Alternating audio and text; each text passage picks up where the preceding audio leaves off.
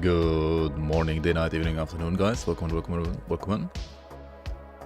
How are you doing on this lovely Monday afternoon?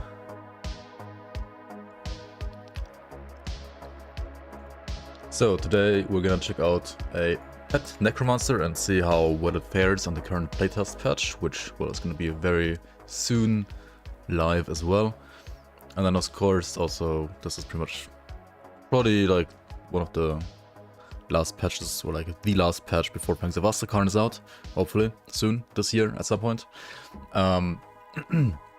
So yeah, we're gonna play Pet Necros. I currently am checking out like what kind of basic like rare items you can find easily. Well, they're not really like that rare because they are monster frequent, meaning they drop from specific monsters infrequently, or rather actually frequently in some cases, even like 100% of the time.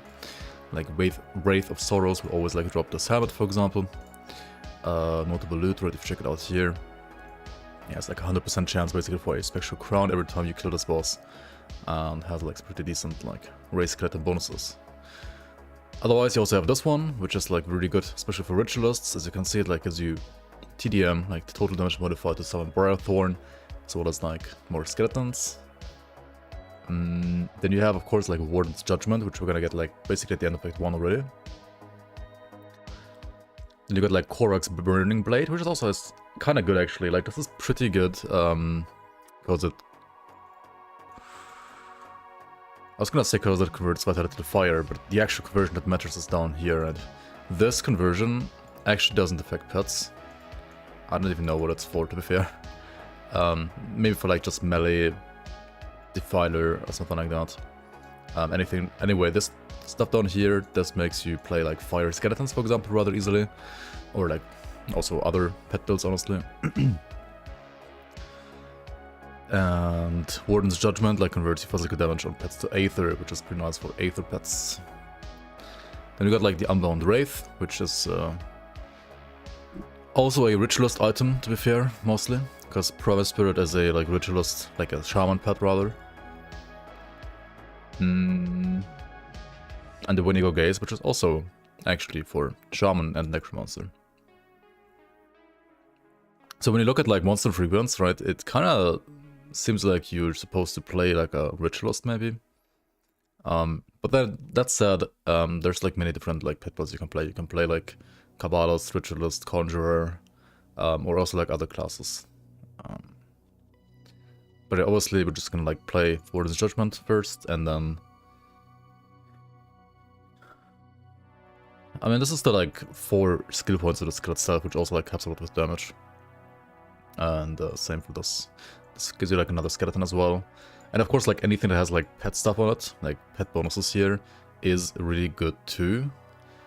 So if you just like write bonus to all pets in here as well, we can also like see other, like maybe like find other green items that, you know, are good for pets that we might want to get. Like Chosen Visage maybe, but then again I guess this is probably going to be better for like skeletons.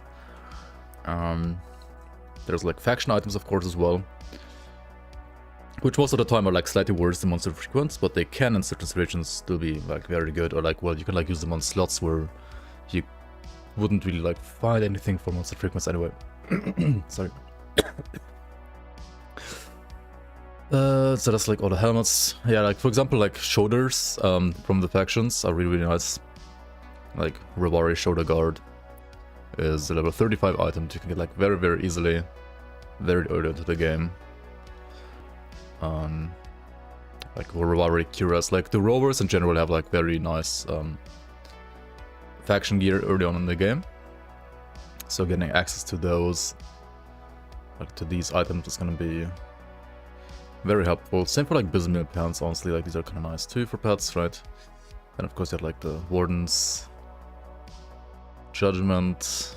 You also have this for like, well, like acid stuff. This is actually another like ritualist item, right? Another ritualist item. Voridor, Theus, Zapli, Buhor, Bwinjarin, Travis O'Brien, Lynn, welcome on guys. Hello. Playing pets, yeah, I know, right? I must be sick or something, right? This is I'm not actually real. I have to be fake, right? Then we have a Bargold's core item, which is kind of nice for like ravens. So not really I want to play. Something I want to play here, I think. I'm kind of like looking for a better offhand because like I mean this offhand is okay, I guess, but it's not super crazy. But then again, I guess there isn't a better offhand really. At least not like during the leveling phase. Endgame, of course, there's like legendaries, right? I'm not like really looking at them right now. Because I want to build this character with items that you can get like right away, very easily in the game basically. Bloodsworn Signet also really good, like ring from Karos and like Karos Dalmartian, like it's the same boss, right? And it's currently the only ring with pet bonuses, which might change in the like, you know, expansion. There might be like more items coming. Also like Zara's Pen is pretty nice if you're like playing Shaman, Pet Shaman at least. Hellhound's Crest is more like for Hellhound. We're gonna play this one, right, when you go gaze. And then augments, etc. The Raven mod on Bargol's core. So Summon Familiar has like an attack where he shoots like 3 projectiles, I think it is usually. So this one adds another 2 of them, which also can shotgun. Actually no, it's 1 by default. Yeah, it's 1 projectile by default only apparently. And I thought it was 3 by default. Okay, anyway, it's like 2 projectiles. Actually no, oh yeah, wait, it's oh yeah, okay, it scales, right. I was like, of course it's 3, it's even 4 later, okay. Even 5 at max, okay. Okay, so the projectile amounts that like this guy can shoot out scale with levels. And Bargol's core like also like adds even more on top, right? Like 2 more on top. Criminal veteran, I mean certainly not a pet veteran, I guess. And then you're also gonna see like it has like 18% weapon damage. That's like basically the like whatever weapon damage the Raven itself has, which does not like it doesn't mean it's your weapon damage, right? It's not like the player's weapon damage, it is the Raven's own weapon damage. And it has like 18% by default for this skill. However, when you use this item, it basically gets boosted from 18% to 21%.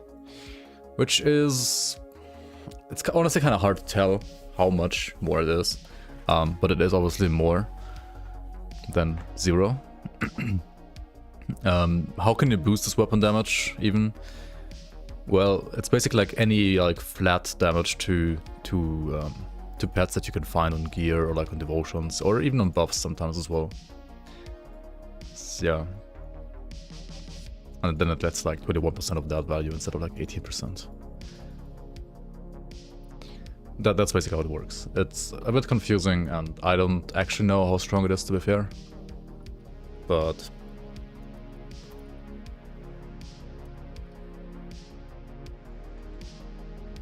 we'll see. We're gonna play a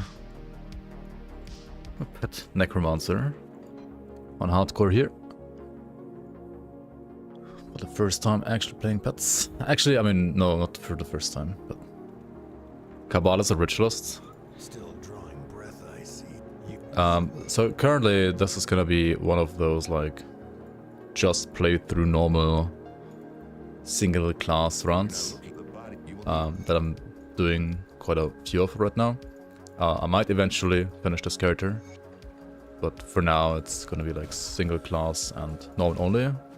So we're gonna like do everything on normal difficulty, as I mean you pretty much always should. We're like starting out at least like new, and at the end of that we want him to like we want the character to be like ultimate ready. Now how well that's gonna work for pets, we're gonna see. Like I have honestly like almost no experience with that, so this might be kind of like a learning experience for me as well. I mean I've played like pet builds in the past, but I've not played that many and it's been quite a while, and also I know like what to look out for to make like non-pet builds ultimate ready. But I mean, I guess I'll see like how hard it is to also like balance out like pet resistances on top of like player resistances. We'll see, we'll see.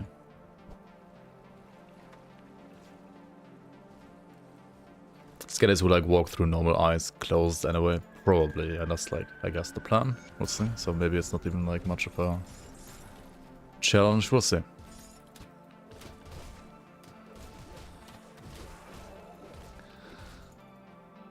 I mean, at the end of this, like, in the next episode, basically, I do wanna at least, like, get through some of normal to, like, see how it feels like.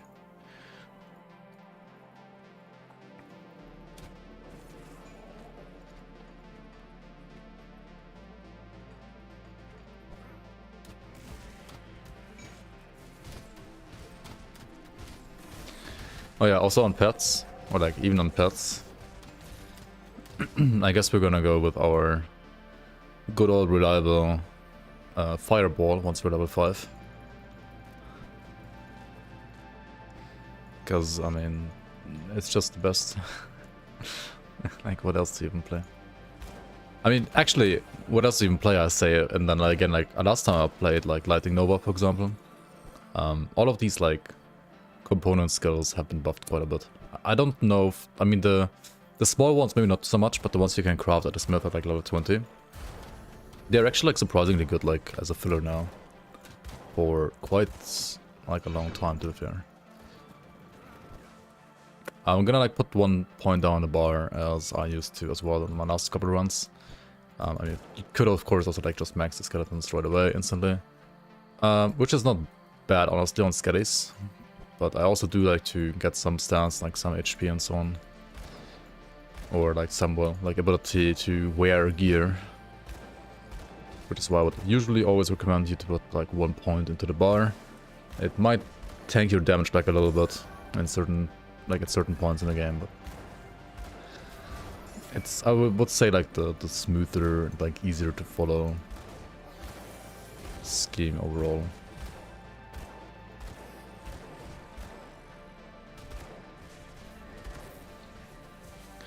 Maybe I should just like slap with a one-hander here for a bit until I get level 5 with a fireball.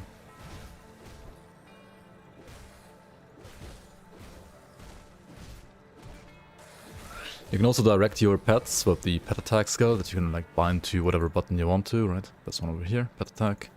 Then you can like make them move around or also like focus on a specific target. Right. Which is, well, gonna be a must use eventually. Okay, we are level 5, which means we can use the Francis's gun.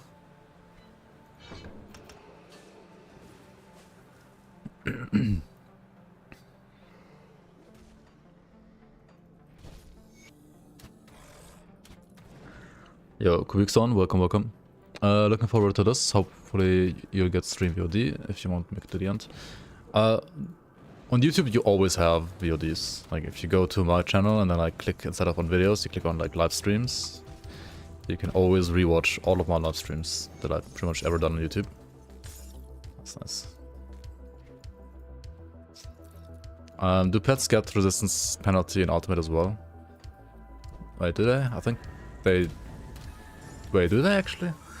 I'm kinda actually confused myself. I think they don't, right?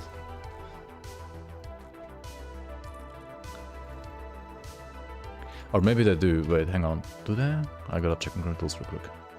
I haven't played pets in so long, it's actually kinda unreal.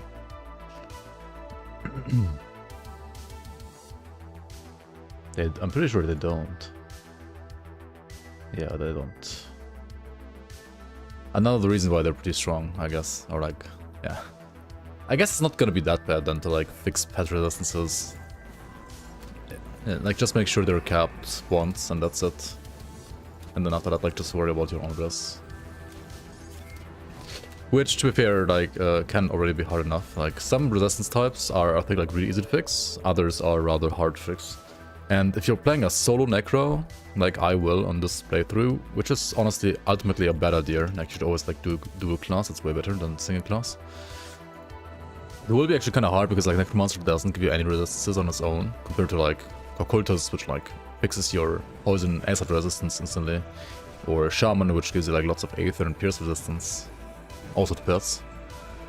Solo Necro is kinda like painful defense-wise compared to those two classes. Which is also why it's like very good to, well, combine Necromancer with either Occultist or Shaman. Especially when playing pets. Do they have all the resistances that we have, including physical? They have all of these, yeah. Yes, pretty much. Why doesn't Necromancer have some vitality resistance? Let's be real. Actually, he has some down here. He even has... Oh wait, they added this. It has Wit and Chaos even now. Okay, never mind, I was lying. This used to only have vitality resistance for the player, but it now has Wit and Chaos Rest for pets as well. Ooh. That's so nice. Fuck pets, work on.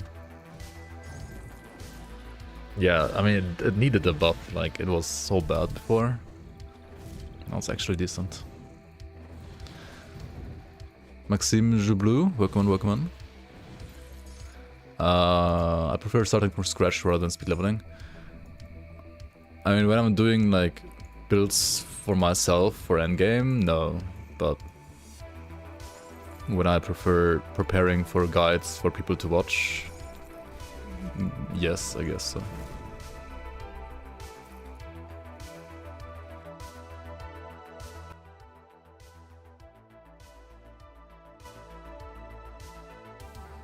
Can skeletons survive endgame? They can. Also Notkin, welcome on. What build am I doing? This is just gonna be like pet necromancers, so mostly skeletons.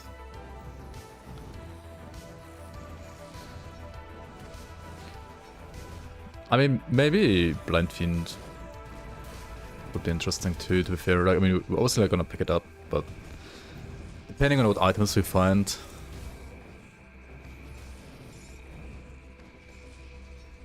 Maybe we play it like as a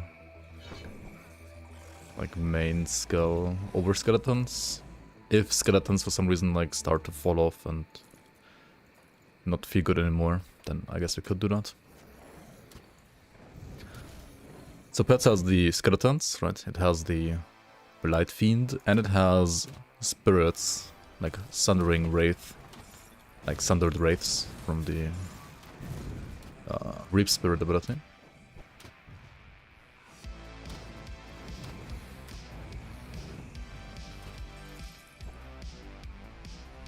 In theory, welcome on.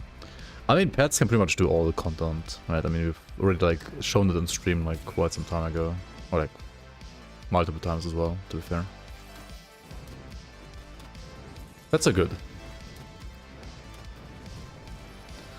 They're not necessarily like the best for like speed running or speed farming stuff, but I mean, I don't think like the usual like pet player is like looking for that in a build really. So like they're not like bad, right? Like speed wise, they're still fine, just like slightly worse than like some of the like super sweaty and stressful builds to play.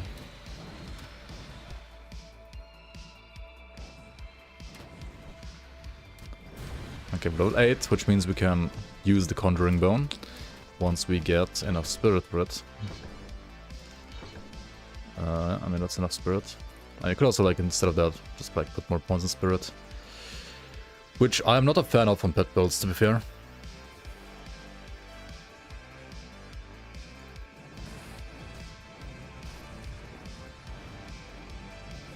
And spirit gives you energy, like regeneration, as well as like magical damage, which in this case would actually like boost my fireball, but on the other hand,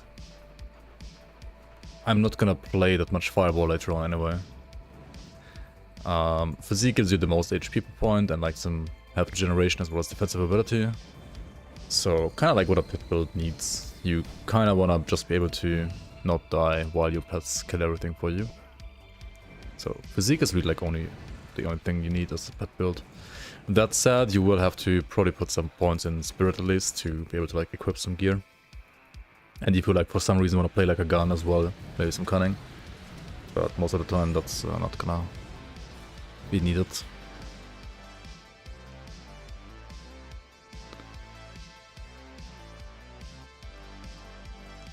But maybe may choose Necro over the other pet classes. Honestly, the only reason why I'm playing Necro right now is because I haven't played it like in quite some time.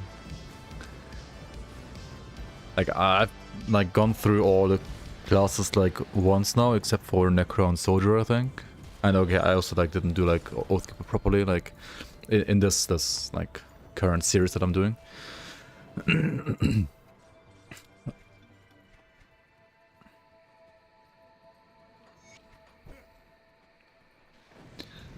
But Shaman Pets is great too, and will probably be played here as well very soon. And like Occultist Pets are also very good, of course.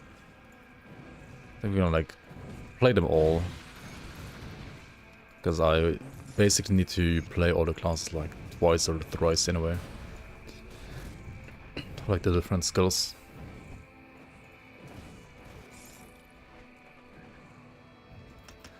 Trying to find a Necromancer this guy, but didn't find any.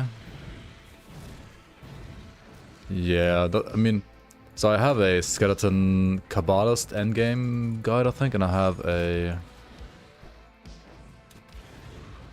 like Divider as well that I made at some point. But those are kind of like old.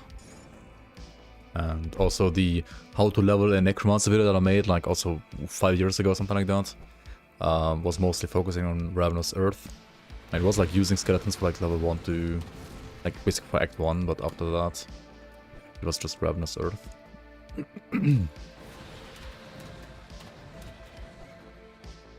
And that's also like kind of like the reason why I'm playing what I'm playing right now.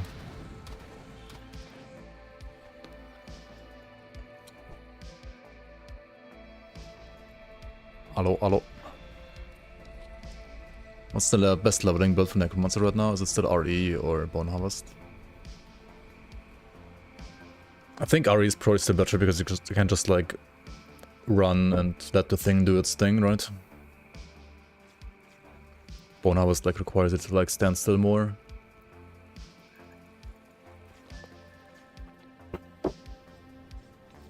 And Bone Harvest is like Force Wave without cooldown, right? Since you can't have 0 cooldown Bone Harvest, at least early. Okay, I mean, I guess like once you get like 0 cooldown Bone Harvest, that might be stronger. Kind of like one of the things that I want to try as well on like Necro. Like I want to play this one, then like one caster, and one Bone Harvest guy. Which, well, Bone Harvest is like technically a spell as well, but it's like very weapon damage based, so it kind of like plays like a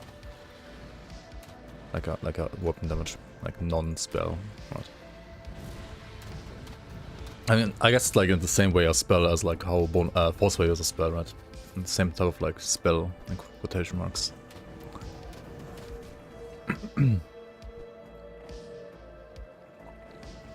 Yeah, you would dual wield the like bone scythes, whatever they're called, from the guys in Mountain Deeps.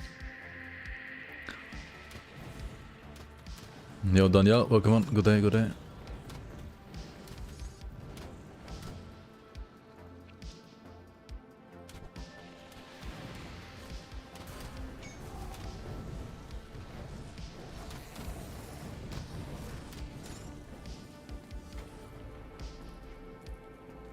Okay, after Shambler we're gonna go back here, I think. Otherwise I will be out of room all the time. Let's put some physique. It's like the stat we wanna get anyway, right? Okay, let's go like this.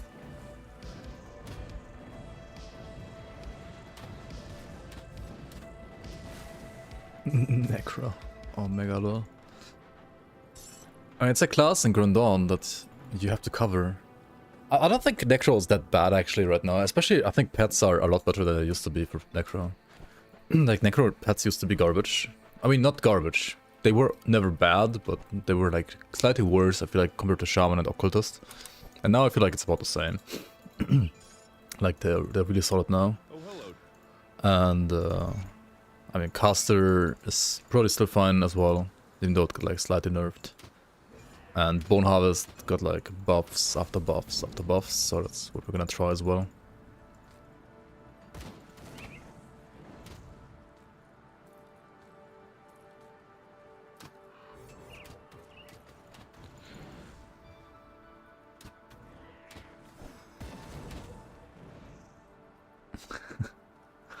Frozen, oh my god.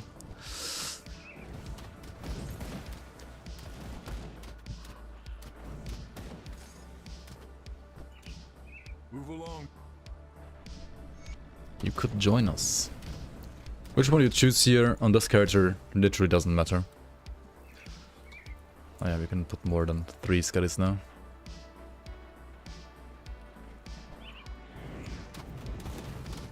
And I wanted to go back, right? What am I doing? Oh well, guess we're going for one more, like Riftgate.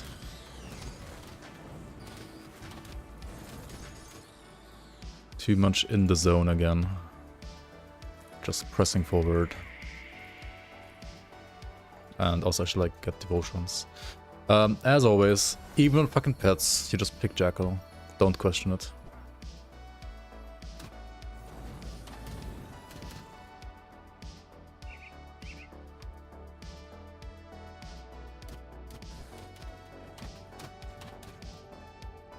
Your body's using Druid of Frozen, he's killing Ravager up and down, man. Fresh Veteran start, no stash.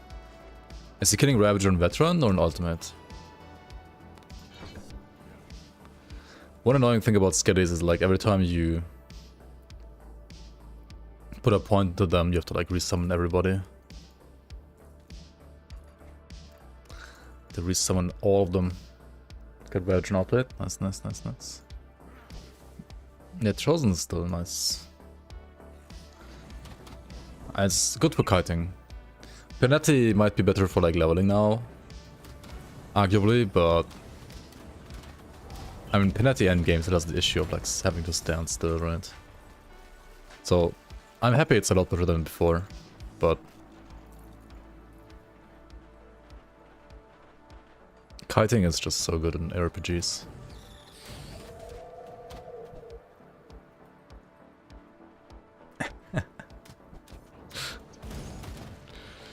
People are hating on Necro, man. Like, Necro's not bad, it's just annoying to play sometimes. But I think like melee Necros are actually harder or more annoying to play than like caster or pet Necros.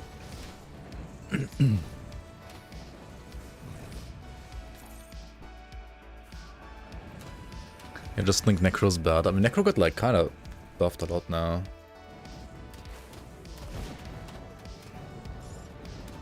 Which I would still not say it's like S tier. I mean, it's definitely better than before, but it's not like insanely better. By the way, when you play Undead Legion or like Necromancer, like you put points in Undead Legion, make sure you always put like points until like another like threshold, right? Where you get like +1 summon. I think it's like at 1 point, at 3 points, and at 6 points you get like 1 more skeleton, and then I think it's like at 9 and at 12 as well. Which would mean you kind of like need to like put 3 points per level there, which means you can't really put any points into your like attribute bar, which kind of sucks, but oh well. Hello, hello. Did you find some Flammkuchen? Welcome and scrub. Just started a 200 melee / skeleton death knight and it's been easier and more fun than your warlock. That's nice. I mean, death knight is very fun, for sure, yeah. And if you like pets, I mean, I wouldn't say death knight is like a great skeleton class, or like great pet class in general, but it's okay, I guess. And soldier like always makes it tanky, and you can't transition into like other non-pet builds that are also very good for endgame. Not yet, what?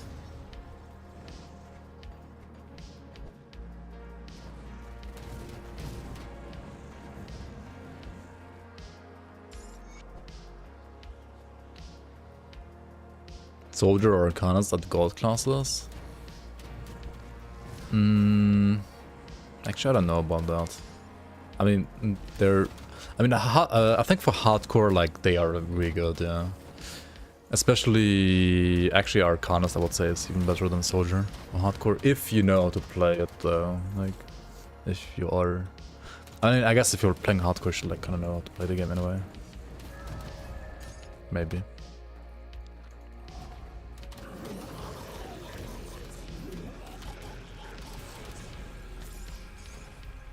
I don't know, I think, like, Demolitionist is really, really good as well.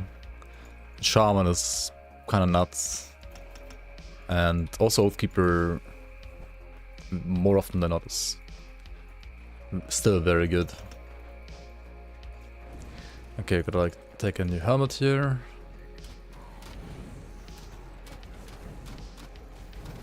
What is this mega for propaganda with Demolitionist? I mean, I like Demolitionist as well, it's just a good class, I think. It's just fun. Okay, but like objectively, I guess something like Shaman is probably better than Demo. I mean, Nightblade is always the fastest class, pretty much.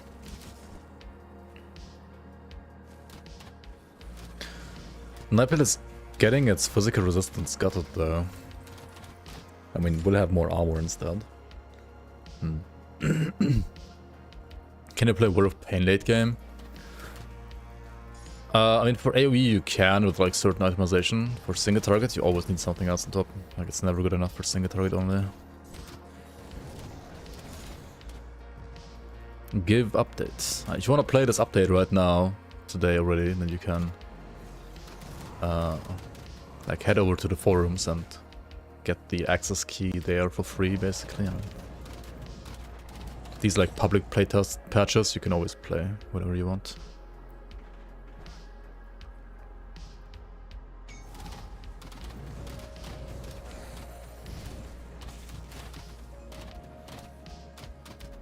Dual Blades has no longer any physical resistance, it only has % armor now.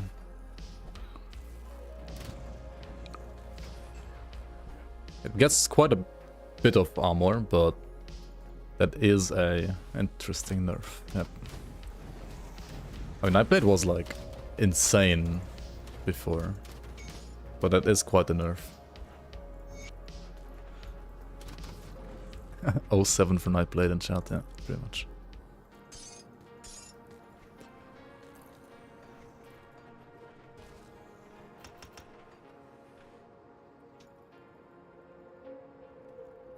Would Oathkeeper and Soldier be the ultimate tank class?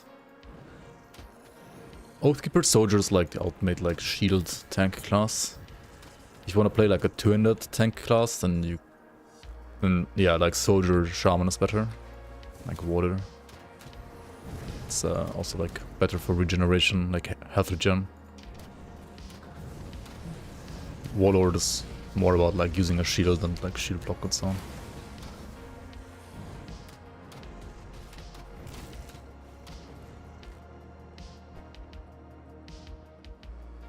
Did I eat the sweet popcorn? Actually not yet, still in my kitchen. I might eat it later actually.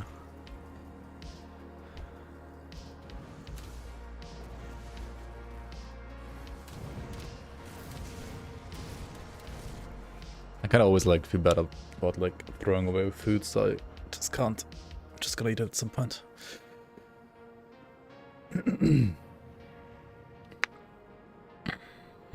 You would like to head to their office and demand an update on Fangs of Asterkarn? Oh, the thing is, right, here's the catch.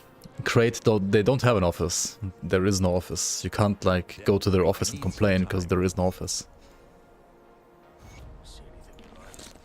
They don't even have an office.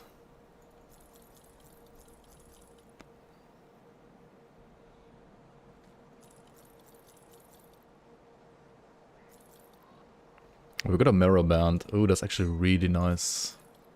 If you find this blue ring early on, it is, for, well, obvious reasons, very good. It gives you like +2 points to raise skeletons, which is great.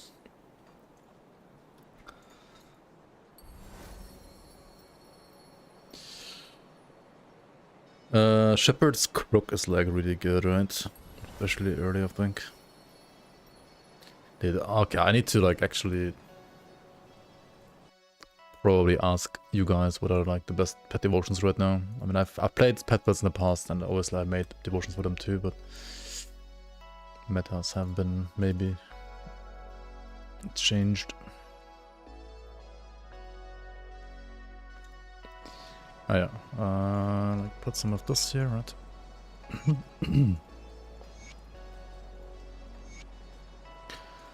Just gonna like put the stuff here to like kind of like show people that you should like use this kind of stuff early on. Don't be afraid to use components.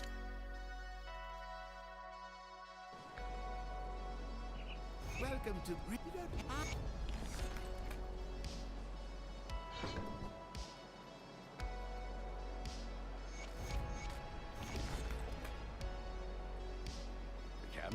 well, since I cleared for this.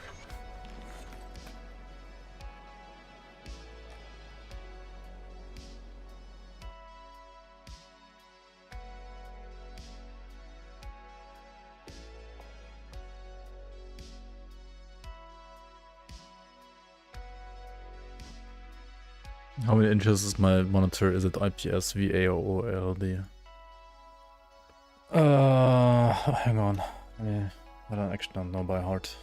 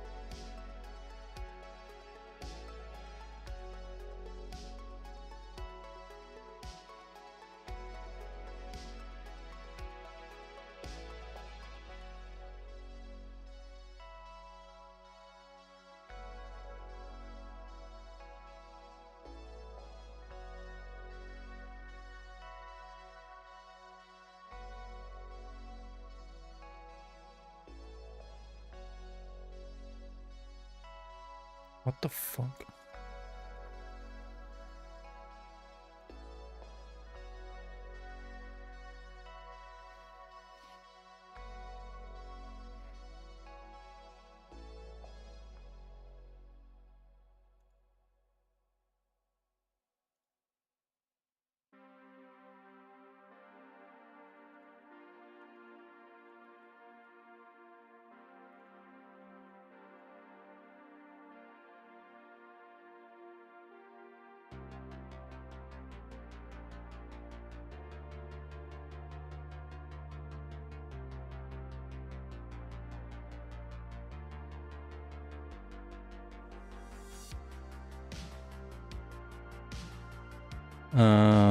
Okay, fuck, I didn't find it, man. I have no idea what my monitor is. It's big, actually, kinda big. It's a 1440p monitor. Honestly, for gaming, I think it's almost too big. But, it's still okay. And, I think it's like better for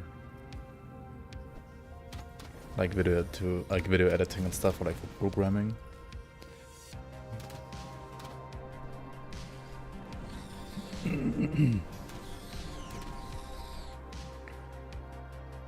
It's dumb to remove resistance from dual blades. Reaper, for example, was already squishy. But the thing is, enemies have less physical damage on the same patch, so it's more like they're buffing all classes that don't have as much physical resistance.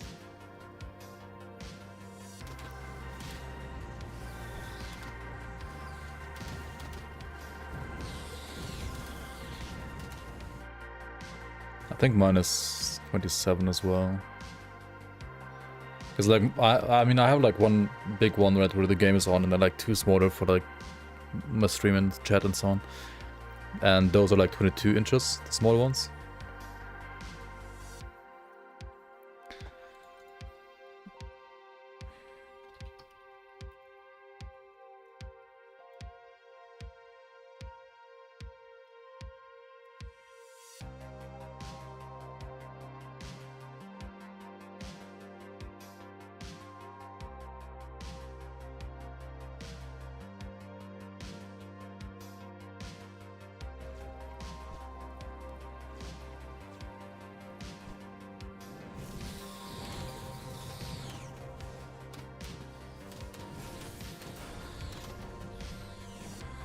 Pets? What? Playing pets on this stream? I know, right? Crazy. Crazy, crazy. Kinda crazy. I would not. I would never.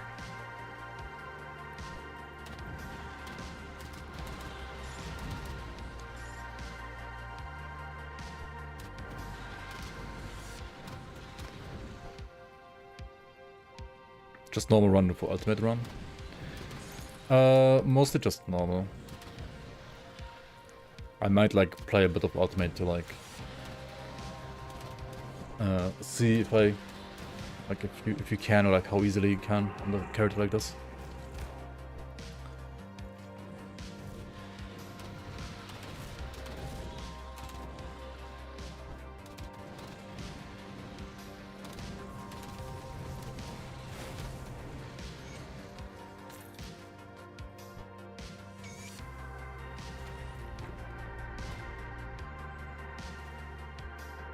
I feel like whenever I'm actually actively searching about like hardware and stuff, I kind of know my stuff, but whenever I'm not searching actively, I have like no idea what I'm even like using myself. Like I have to like look it up again because I don't know, I'm just like thinking about other stuff and then I forgot about it.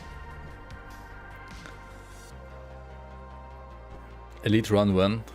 Maybe next year.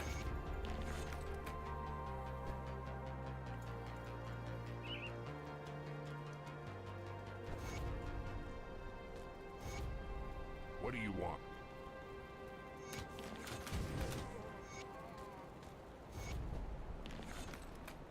What's I? Good, you're back. What am you that good? Good work. There have been warden. Alright, I will end the Warden's life. Let's end the Warden's life. Rest in peace, Warden, Sanch.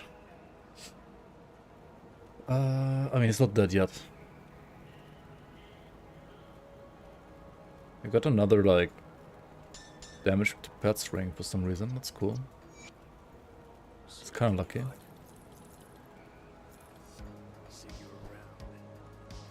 Am I on the Asterkarn playtest? No, I'm on the, like, public playtest.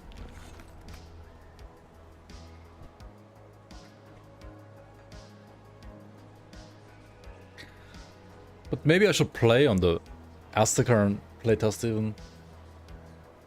To like show stuff like the chaos caddies and so on. That's true. That's true. That's actually very true. Hang on, let me check real quick.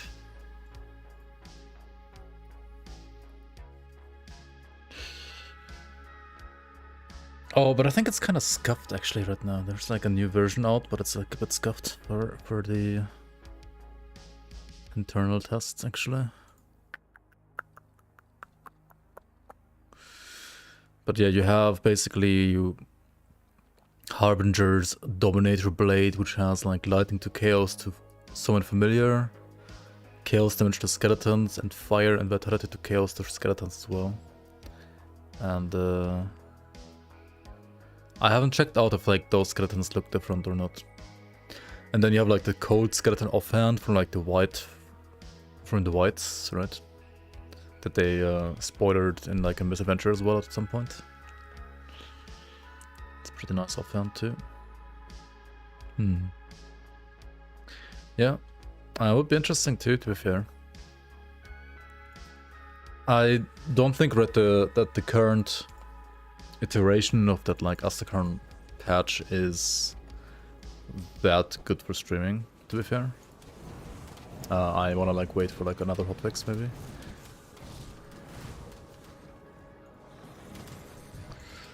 Maybe like next time I stream it's already out and we can like play on the like play the same character on the Asterkarn patch as well. It could be interesting indeed. When is the new expansion out? Tomorrow.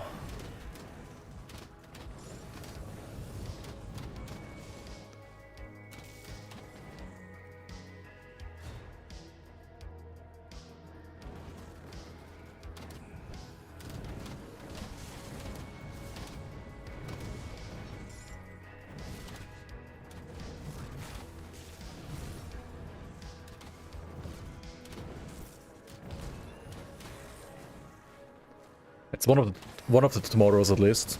It's one of the tomorrows that will eventually be tomorrow. I have no idea. It's gonna be at some point this year. I don't know yet. I know as much as you guys do. Which is basically nothing. About the release date of the expansion at least.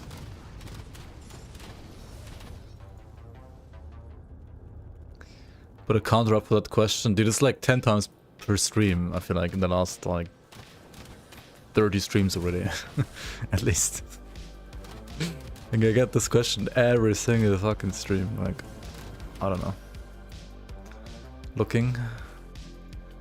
Where are you looking at? No look.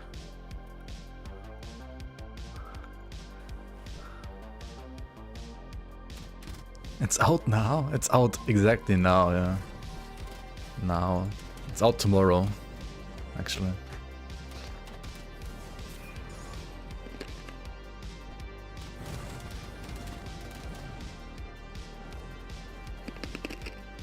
That's too loud, right? Oh well.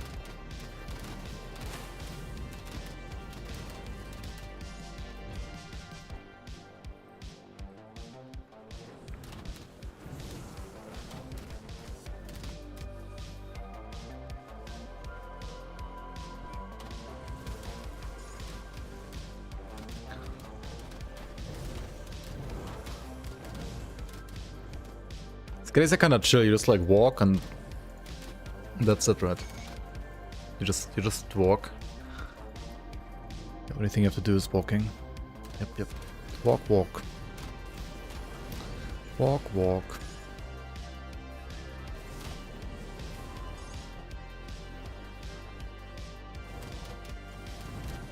The age of misinformation, SMH my head, yeah.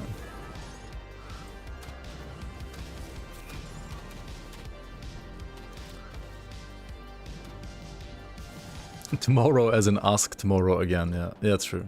Ask tomorrow. The heresy on this channel. I know, right? Unbelievable. Playing filthy pets. What the hell, man? Welcome, Shashishada. How you doing?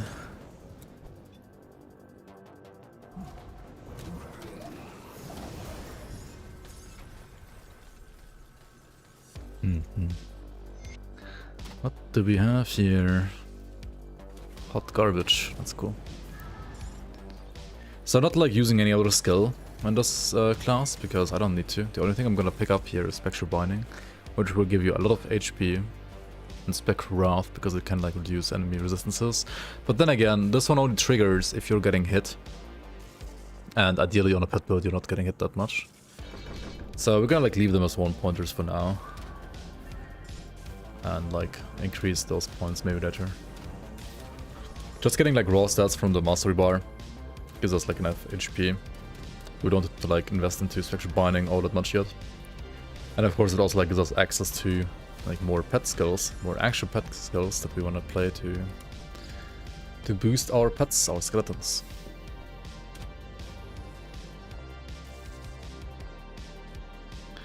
$10 is a low estimate.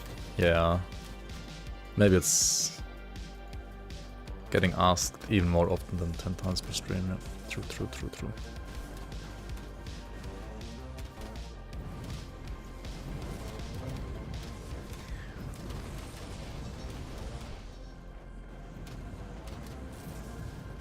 I should just make like a...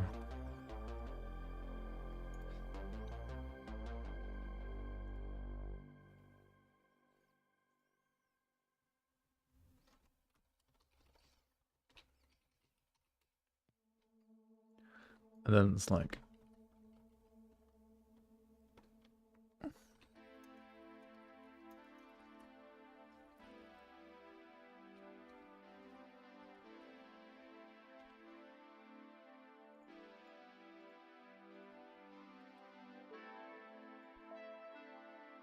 like this, right?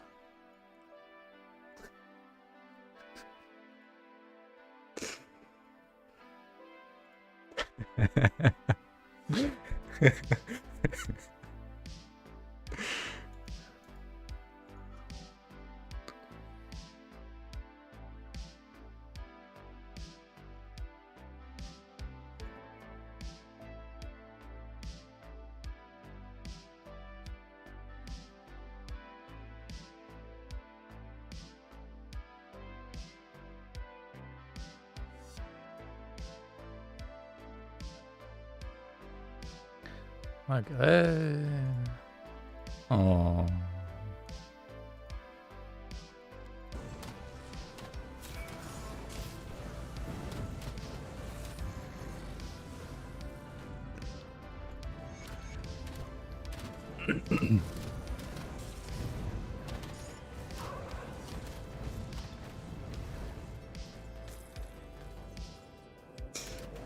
You quit your job if it's tomorrow.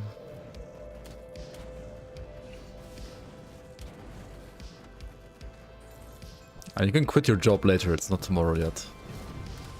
Tomorrow has not arrived yet. Pre-download Fangs of Asterkarn. And you can like pre-order the like I don't know, like big Bacilla pre-order pack, right? With like full-size John Bourbon body pillow.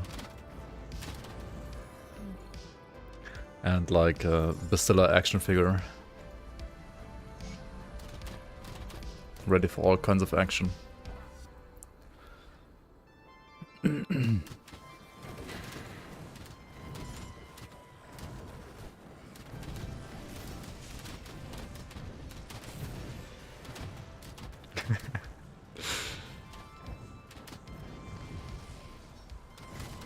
Sending money now. Got him.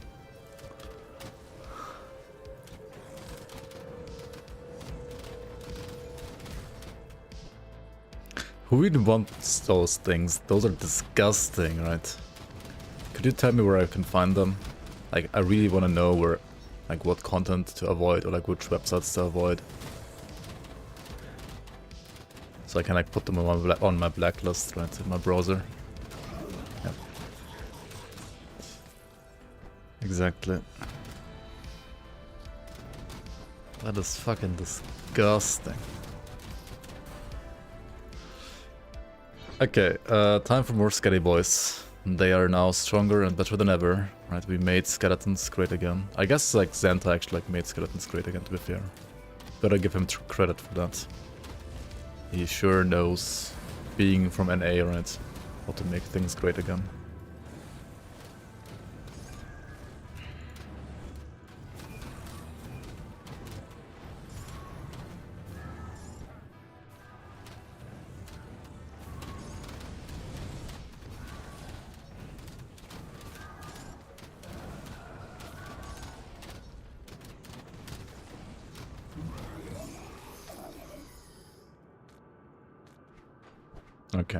Okay.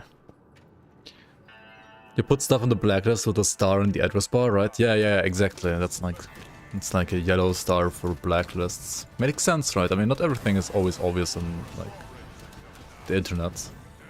Right, some like computer stuff is like very unintuitive, but yeah, it's a golden star to blacklist stuff, obviously.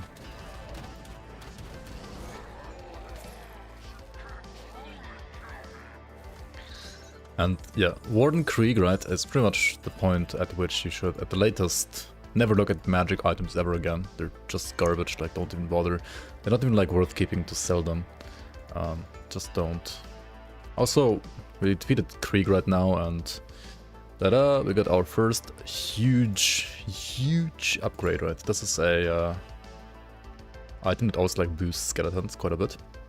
We're gonna play that, because it's good. It is good. Use it. Also, there's like nothing else you can play really, so it's not like you have a choice.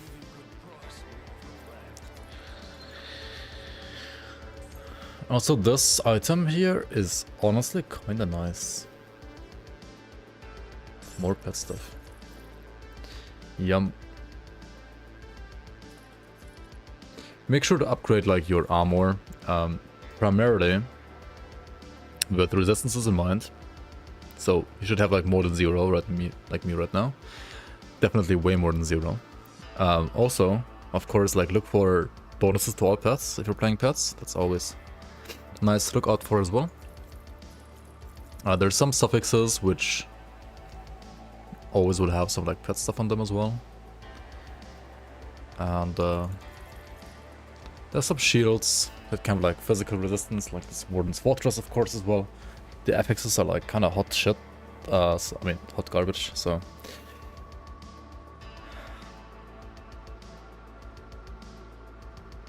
Hot shit would actually be kind of good, right? At least in slang. We go, now that we've defeated Warden Creek, we go to the smith, right? And the smith is gonna allow us to craft a bunch of items.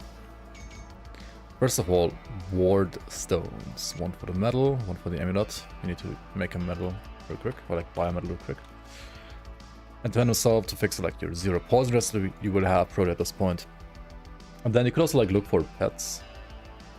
Right, and then you can see here that like some of these like items give you like buffs to pets as well. Some also like give you resistances to pets. Or like damage to pets, right? Because my current weapon is converting physical damage to Aether, you could consider like playing Wrath Stones. But if you just want like resistances, you could also like just play like Imbued Silver. I think like those two are like the most reasonable options here.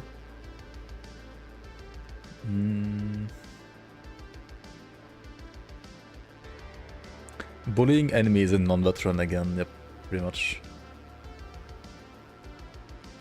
Is there a way to make your minions use all benefits of your main hand? Not really, no. Thank god those Basilla plushies never got sold, who knows what people would have done to them. Maybe there would have been some modifications, yeah, who knows.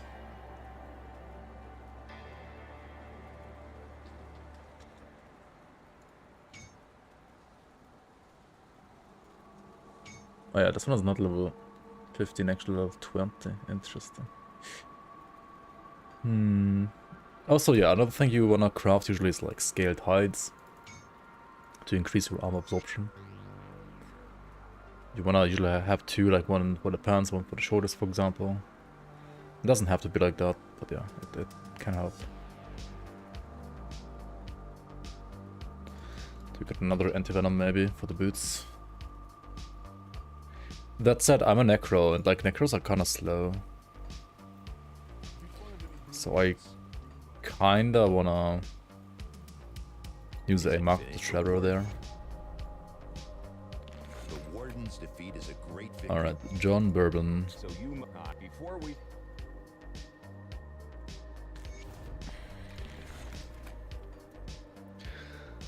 John Bourbon.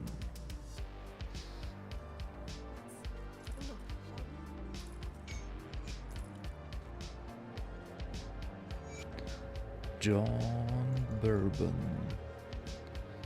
98 is usually enough for leveling, I would say. Wanderers, pet HP. This one has Pierce Rust, that's nice. Another Wanderers. I don't know, I kinda... I mean, you have to, most of the time, like, prioritize resistances over pet stats. At least when it's only like one single pet stat, like just was there on that other item. Right? Here's the fabric. Take it, please. Take it, take it. Oh yeah, one more thing we should craft. We should like craft a relic. Now, I don't think there's like any relic with pet stats like right away. There isn't. So we'll just make an equilibrium for like movement speed and elemental resistances. It's like a classic, honestly, at this point. It's just too good not to play it. Alright, next up we go to the emissary. Talk to him. Do I like that it's random which skeleton I get? Not really. There will be, probably, in the future, ways to influence what skeletons you get. At least more so than right now.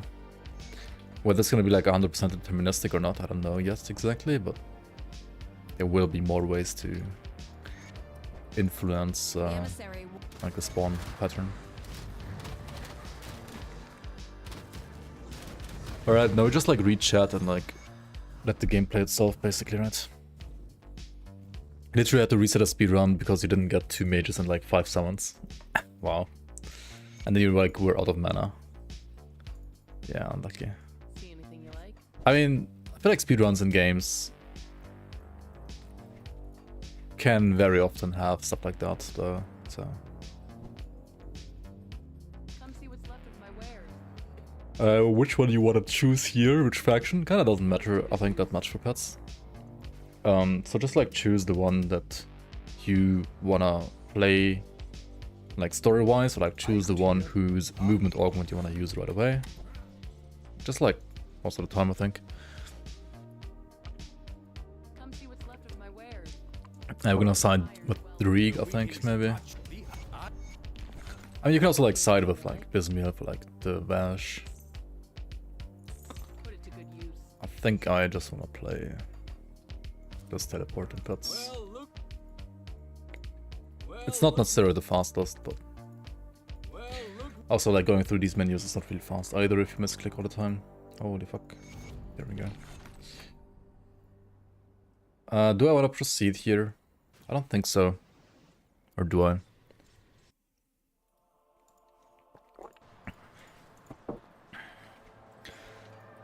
I think I want to get like a medal. Raise skeletons. I want to get like the spectral crown from Act 3. There's a like you can get like Korvak's burning blade in Forgotten Gods, right? Which is kind of nice too.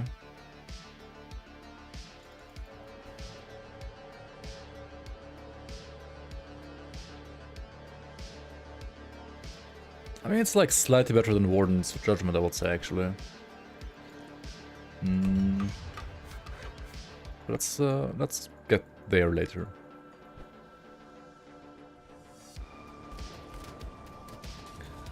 Your heart is calling for Basilla.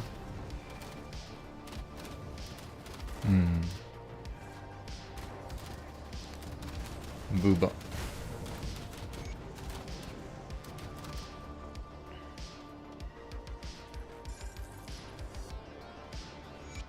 Okay, we got these. And they're just tankier than what I have. We got this. That's also tankier than what I have, but...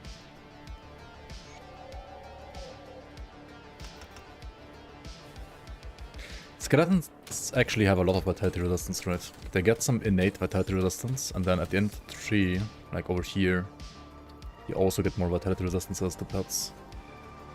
Do I have any pets right now, actually, like any res?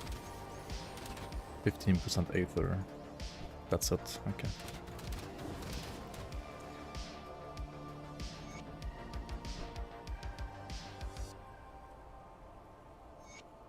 Definitely gotta find ways to get more resistances.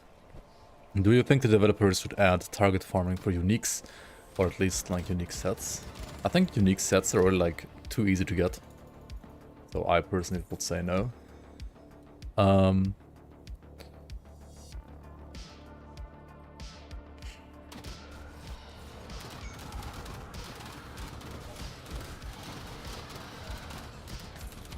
I don't think they need to like remove transmutation, but like just transmutation like existing already like makes getting sets like very easy.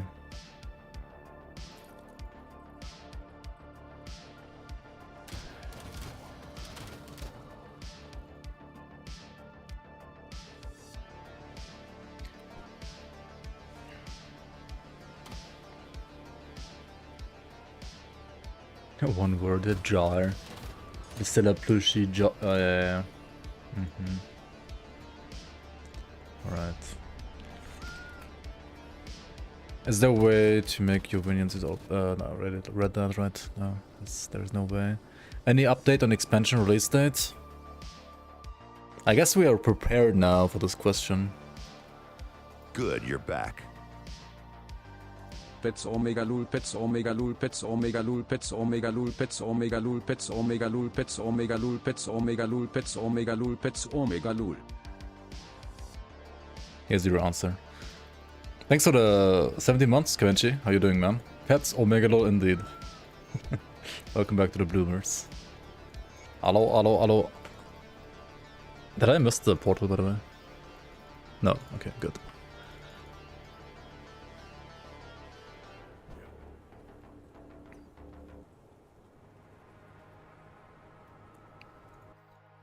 You're stalling RL, playing PoE. What?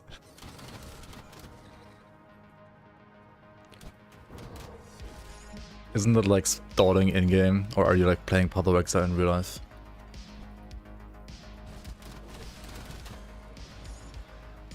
Still saying Exile?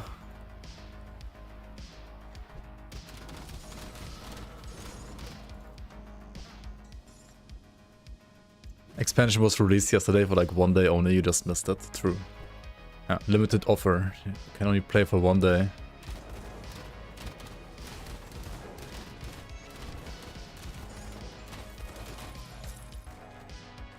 I think my pets are strong enough now. I'm not even gonna like bother with Fireball anymore.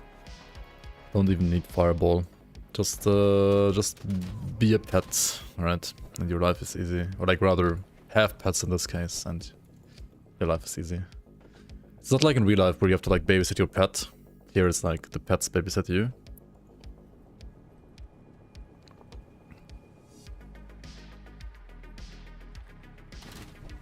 Do I generally enjoy playing pet builds? If I was, I would play them more. I mean, I think they're fine. I don't mind them that much, but I think like other builds are just more fun. Let's say it like that. Full pet build? Yeah. There isn't... I mean, okay, like a normal difficulty, right, like an early game, you can like kind of like do whatever you want in a way in this game. But if you want to like actually min-max a character for like endgame, you either play pets or you don't play pets. Like full pets or you don't play pets pretty much. Like hybrid builds are... Some of them are actually like almost doable, but still kind of just bad compared to like other actual builds.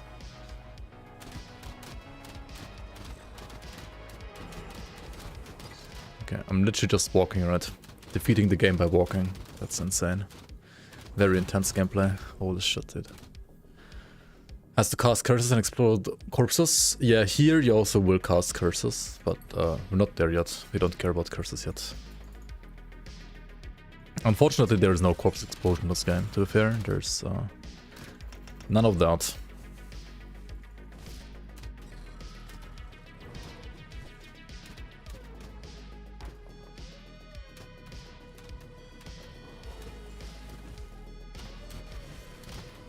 Oh, should I get the Blight Fiend too, right? Another pet. What's better than pets? Even more pets.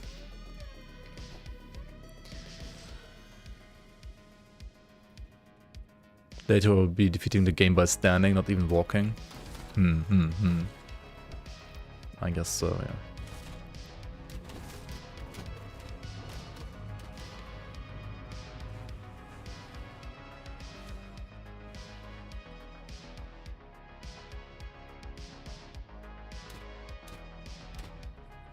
Yeah. Kind of like how they made retaliation damage work in the game, right? You would need to have like pet damage added to attack or something like that. Pretty much.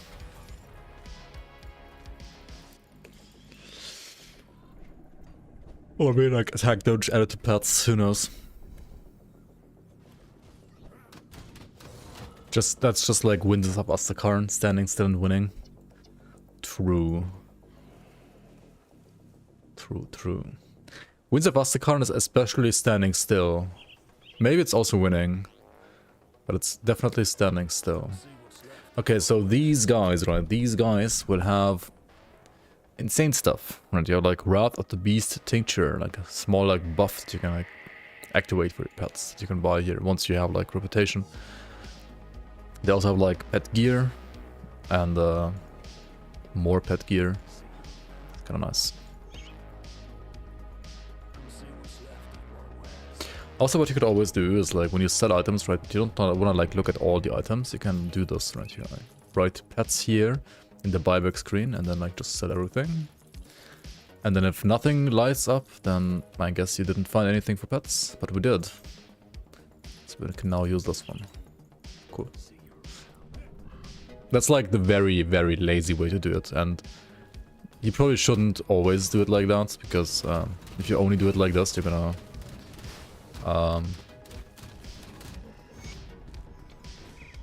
sooner or later like run into like some resistance problems probably. What build am I doing? I'm just doing like lazy skeletons for now. Necro and Occultist. You can do Necro and Occultist or Necro and Shaman. This is just gonna be just Necro for now. I'm not gonna play this character all the way to endgame yet. But eventually. Maybe. We'll see.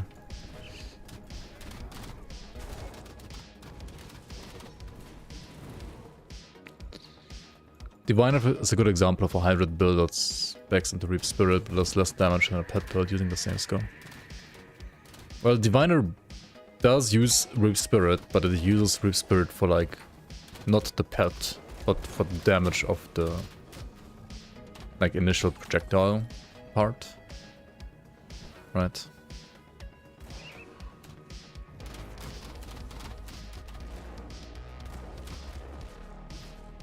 Diviner is not a build really. Can use for pets too? Can it? But then it's like, but then you play like full pets, right? It's not like you play hybrid. You play either or as well. Or not. Like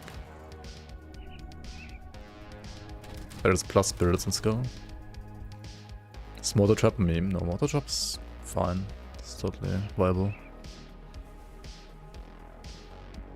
Lost Souls. Lost Souls is great for Kabbalist for sure, yeah. If you wanna play like pet Kabbalist. Allows you to go from 3 to 5 spirits. Want you to focus on the pet aspect too. I feel like if you play like Diviner for pets, you... Well... I mean, as I said, you can't play like certain sets that like pretend to be hybrid.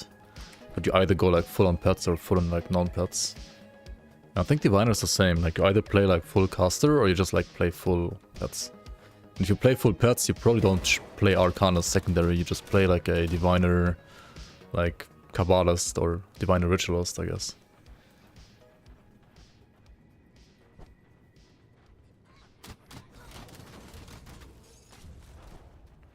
Ritualist in this case, I guess, yeah. So like you can play full pets with it, but you don't play Arcanist.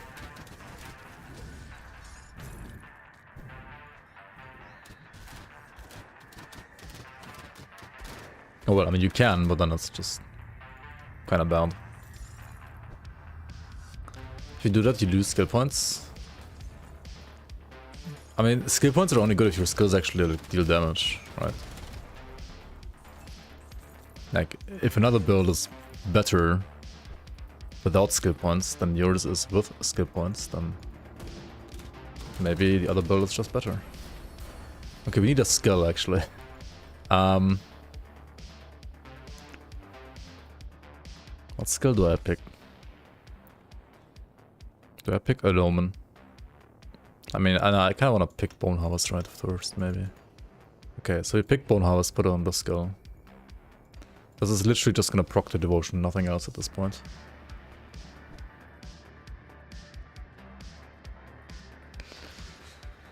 The last armor you didn't find yet, Necromancer's Shroud. Yeah, some items, due to like also how like random drops are in this game. Well, or like in all ARPG. Some items you might end up not finding for quite some time. That's true. At least like the legendaries.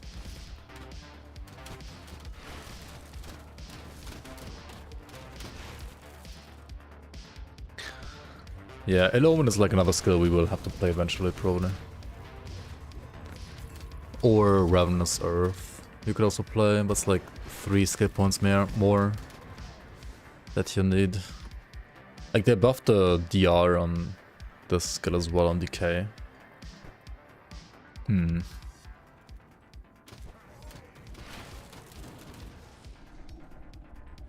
You try to make a 200 ranged pierce tactician according to your guide, but Ungnenborg crossbow doesn't drop from every Smarrowell.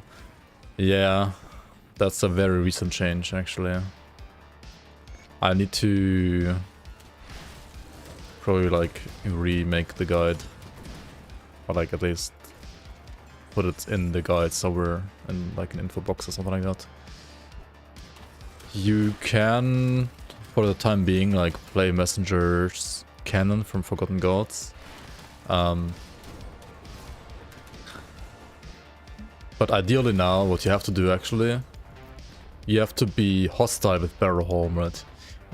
So maybe if you're here only and you haven't traveled all the way here yet, right? Once you get to Barrowholm, kill them, right? You have to be hostile with Barrowholm, and then like in the center of Barrowholm, there's gonna be like a... Like at the end of the center, there's gonna be like a chest where you can get the crossbow now. You can also get the crossbow in Shattered Realm, yes. I think you can like pretty much get all items in Shattered Realm. Actually no, some of the dungeon exclusives you can't get there, but everything that can drop outside of dungeons, like skeleton key dungeons, can be found in Shattered Realm too.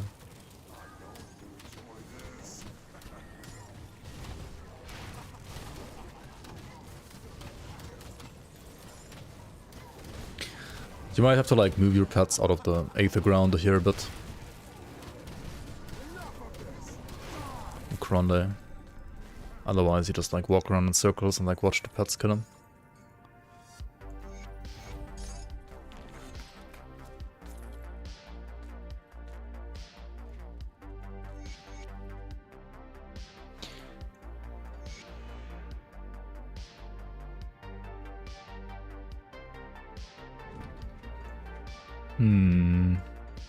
Do I wanna go to the other mine? I think I'm gonna do that, yeah, actually. How did they make that change? I have no idea. I guess they wanted to give people more incentive to actually go hostile with Barrowholm. I don't know. So Cap Yogurt, welcome, welcome. I see you dabbing in the chat. Hello, hello. Okay, let's go to the other mine as well. Actually, before that, maybe like hand in quests. I think an Omen literally only like needs 1 more second of uptime. That's all it needs, like 1 second, and it would be so much nicer quality of life wise and less stressful to play.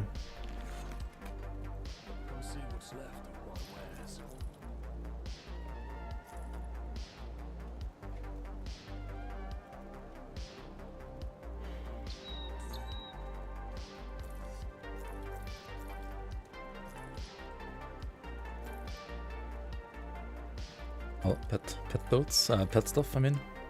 Pet stats. But I'm like losing my own stats, oh well. We got this one with like Spectral Binding now, never mind, we're playing this one for sure. This helmet here, 3 points Spectral Binding means we just get like more HP and physical resistance. We don't care about the 8th dimension Spectral Binding, it does not affect our pets. Because Spectral Binding is only a buff for like the character player itself and not for any allies, unfortunately. But I mean, still nice to have.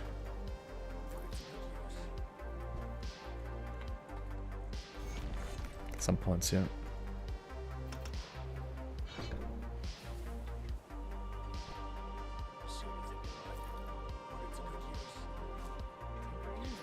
Alright. I kind of want to get another Scale Tide.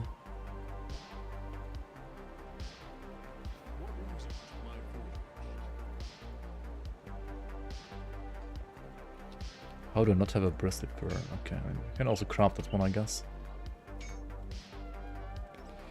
That is weird. Unholy Inscription is a really good component that I want to use here. But how the hell do I still have yellow gloves? Hello? I mean, yeah, it's true. I didn't find any green gloves yet. That's weird.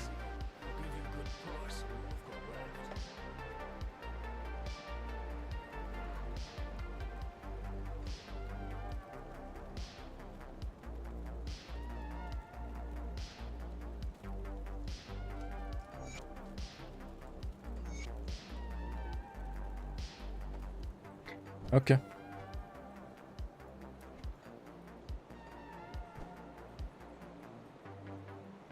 on, friend. Right to business. Nobody. You're looking at Bear Home map as the forlorn seller, the one I should be farming for the crossbow. Yeah, like if you're hostile with Bear Home, there's like a cellar in the town itself that you can enter, and then in there, I think at the very end there's a chest, and that chest can drop the crossbow. Which is weird. But I guess that's how it works. Hello, Mac. Hello.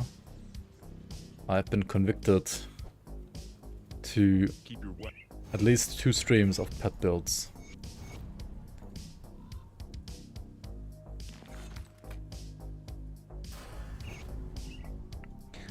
It is what it is.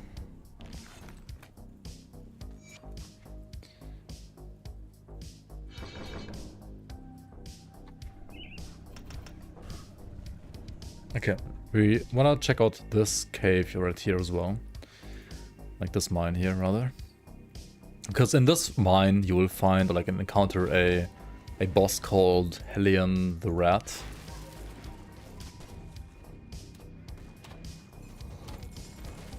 Is it Hellion? Yeah, I guess. Hey. I don't know how to pronounce that guy, like. Helion's Crest. And Helion's Crest is very nice because it does have like some bonuses to pets. If you're playing a Hellhound pet build, like an occultist, right? It's obviously even better. If you're playing what I'm playing right now, then it's still decent. Ideally you want like better affixes though, with extra resistances. So I'm not even sure if I want to play this one right now, but I guess I'll do it. And then eventually try to get some better resistances. Maybe like reform it later. At a later point in the game. No Blind Fiend. No Blind Fiend yet. We're gonna grab the Blind Fiend. I mean, I should have grabbed it like right now, I guess. On the last level. Alien Crest should convert your Hound into an into acid and turn it into like a rat. That would be kind of cool, yeah. True. Rat build. Rat Hound.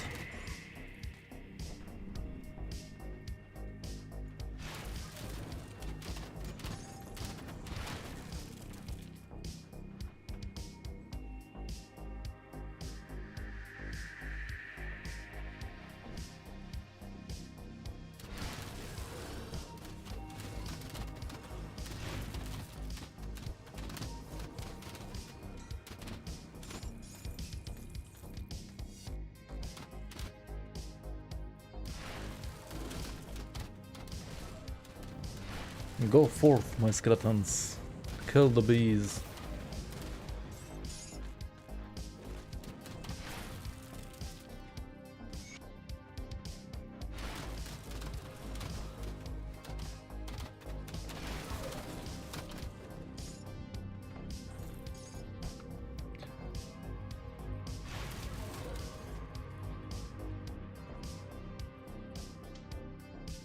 Fangs of Asterkarn is not gonna add new devotions.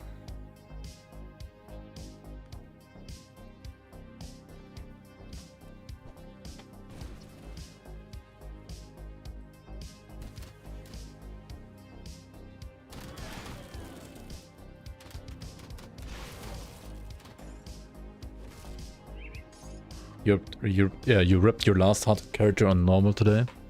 It's been a long time since that has happened. Going to autopilot. Yeah, what did you die to even? I mean, you definitely like can die in this game. Even on normal. If you're not careful. Even though I feel like dying in normal is really not easy. It's kind of hard to die in normal.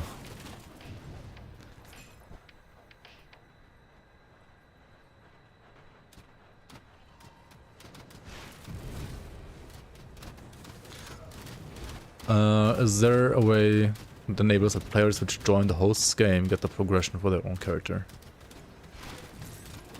Like by you mean like by just joining the game, they would instantly get all the progression that the character they're joining also has already.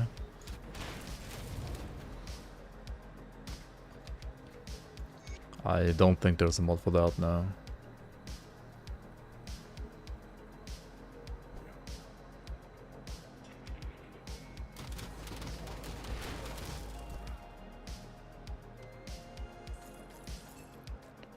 You have to either progress through the story together,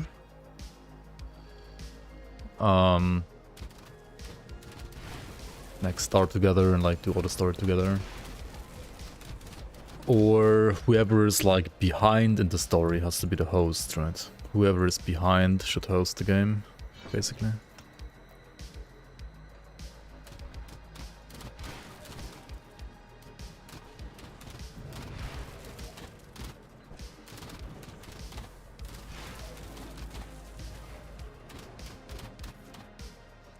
Ismail, welcome on, welcome on. Tell Xantai to add 2 skill coins so we have a nice even 250. What are skill points right now? 248.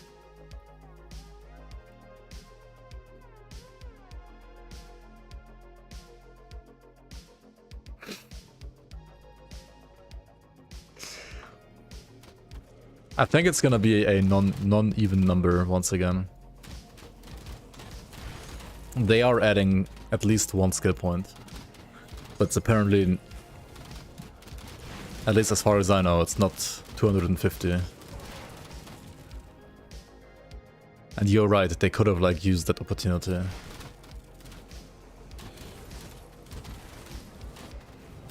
But didn't.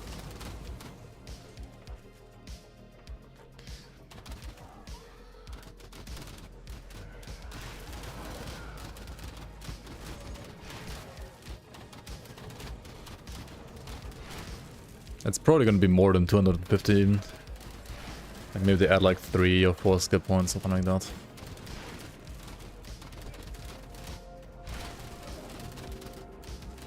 Recently reinstalled Grandon, you're playing one of my older builds. Nice, nice. Glad you enjoy. 251 would be a prime number at least. That's true. That is true, very true, very true.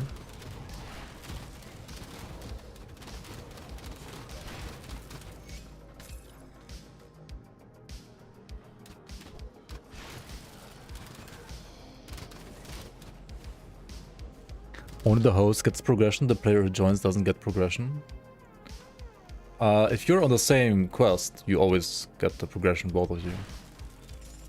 But if like the host gets progression and you didn't, then it's because you fucked up in some way or form. Or because you're like already behind. Like whoever is like behind in the quest, in the main quest, has to always like be the host. And for some of the side quests, like when you are in the same game, even when you are in the same game, you have to like both pick up the quest individually, because like some are kind of like still like per player, which is a bit weird. But you can like complete them both like in the same game.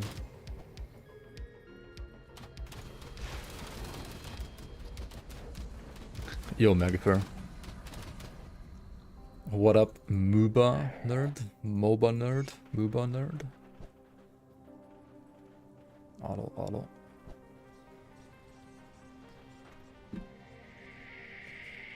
Yo, Altayo, welcome in. Thanks a lot of videos and streams.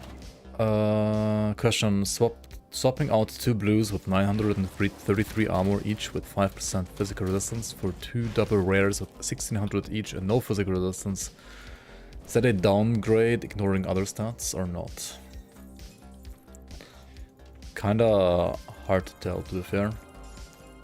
Like, it depends on like how much total physical resistance you already have, like before and after.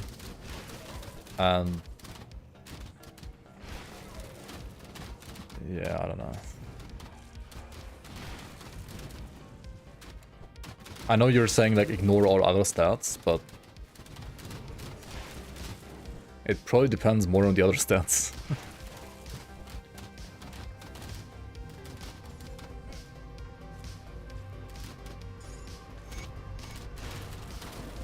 Also, I mean, it depends like against what, right? Like, it depends on like how much armor you have with the low armor piece. How much armor you have with the high armor pieces. Like what the total armor is pre and after, and like what the total physicals is pre and after as well. Very hard to tell, I think.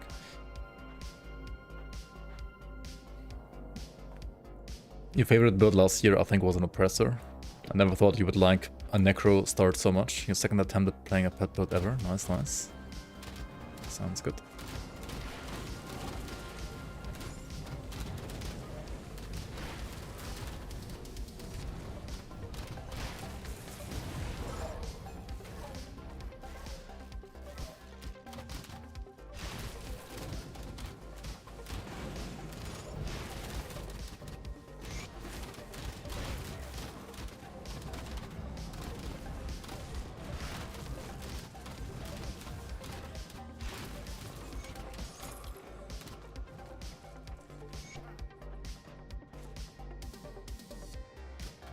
Call of the Grave is like worth at least 1 point, I think, as well. It's actually a pretty decent boost to your pets. I mean, and to yourself, but mostly for your pets. And just press it. It's not like a big mechanic behind the skill, right? Call of the Grave, I feel like it's a very weird skill in my opinion. Like,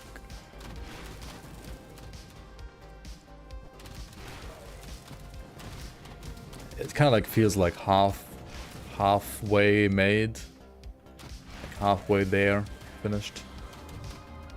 I don't know.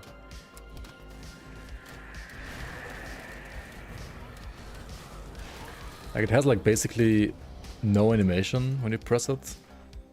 It just gives you stats. Has no audio.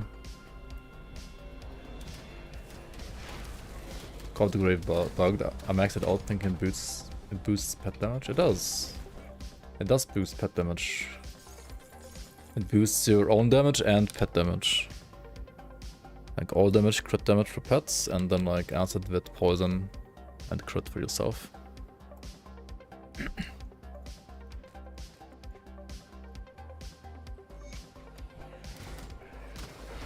Like, it's a fine skill.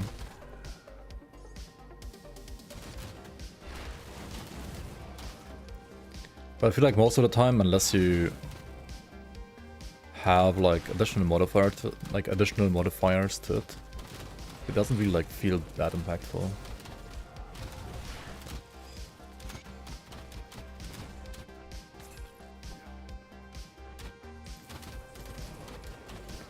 Yeah, I mean you can either like spam it non-stop, like not fighting any boss soon, but if you're fighting a boss, then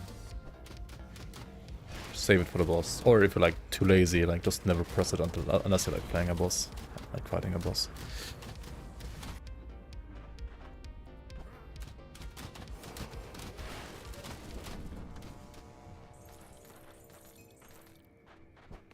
No locket?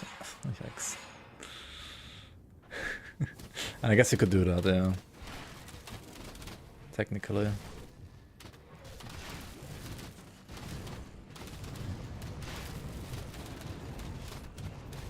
I don't know, it's just like a very underwhelming skill, honestly, like mechanically. I don't know what they were like thinking when they made that skill, like... It's a bit weird. It could have also been like just like a part of the spectral binding line in a way.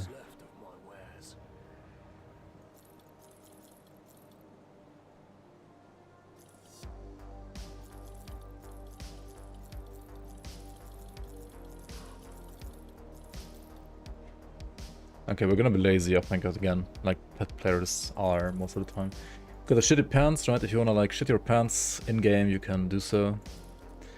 It's very funny, haha.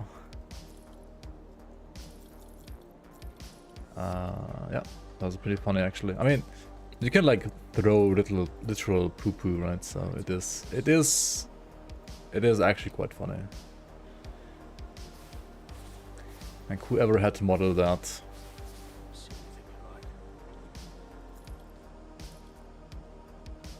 That has to have been a shitty job, that's for sure. Anyway, green gloves though, like please don't walk around with yellow gloves until the start point, like that's embarrassing. That truly is embarrassing.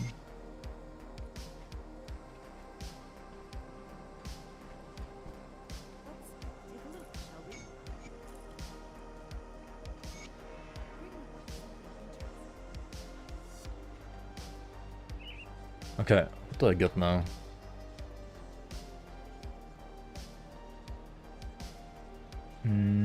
I mean, it depends a bit on like what damage type you go for as well, right?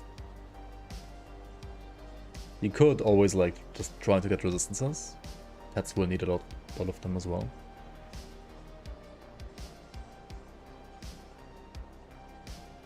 Should spoil Ascended Soiled Trousers. I'm pretty sure there's gonna be like Ascended Soiled Trousers, right? Like no way there's not gonna be, like how, like considering how flippin' popular that item has been over the years. And then you just gotta like shit your pants IRL for maximum immersion. True. You gotta play soiled trousers with soiled trousers. Like while wearing soiled trousers. Skeletons drop fire meteors. Why are they considered physical damage? The vitality damage is little to nothing. The skeleton, like the fireballs, are actually considered fire damage. You just don't see it in game because the game's tooltips kind of suck sometimes. Honestly, it's only like a skeleton problem, like when it comes to tooltips. To know what kind of damage skeletons do, actually, you have to literally go into grimtools because there's like no other way to look at it. And then there's like a setting here. Show all pet attributes and skills, for example, right? Then you can like see, well, all the skills of like the base skeleton warrior. And then what was it again, like tab? You can tab through the warriors if you press tab while like hovering over the skill. So this is, and then by like the names of the skills, you have to guess which skeleton it is. Like Deathbolt is obviously the ranged skeleton, right? These are like the crossbowmen. This one, Fire Shard, are the mages. And now you can see the actual damage of their skills. And that is fire damage.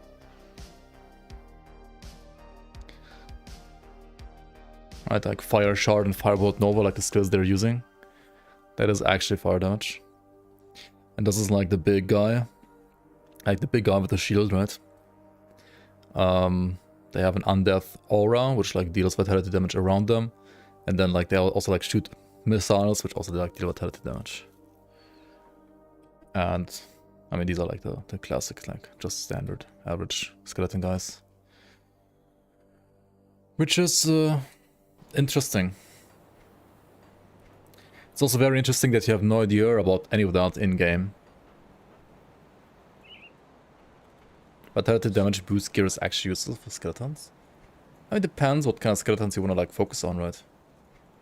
Also like depends on like how you convert your damage. See you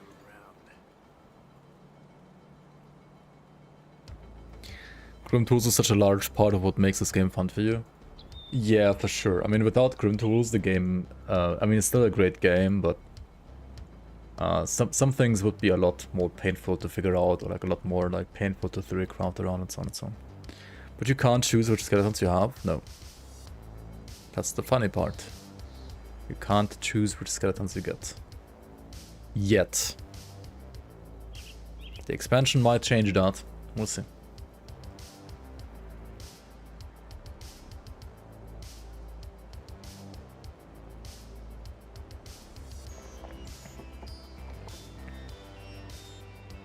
Might, yeah.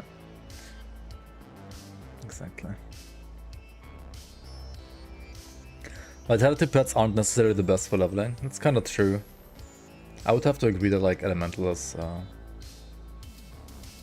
or bleed is, I mean, bleed is like very good if you're playing like conjurer. If you're playing a like necro, I would say either fire is really good, or I wonder like how good Aether Skellies really are. I feel like Aether Skellies have this weapon, and then they have like a whole lot of nothing for a long, like, for a long time until they get like to their endgame gear. Whereas something like Acid, this guy, like Acid Fat Potato, as well as like Acid Barthorn, for example, they actually have like better gear for leveling, like a bit later into the game though.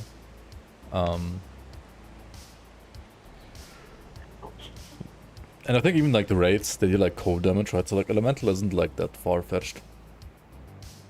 They also deal Vitality though, like... Vitality shouldn't be that bad, but I do have to probably agree with you guys that most of the time Vitality feels a bit underwhelming. At least before you get like certain endgame gear. Like Vitality pets have been like the strongest at a certain point in the past.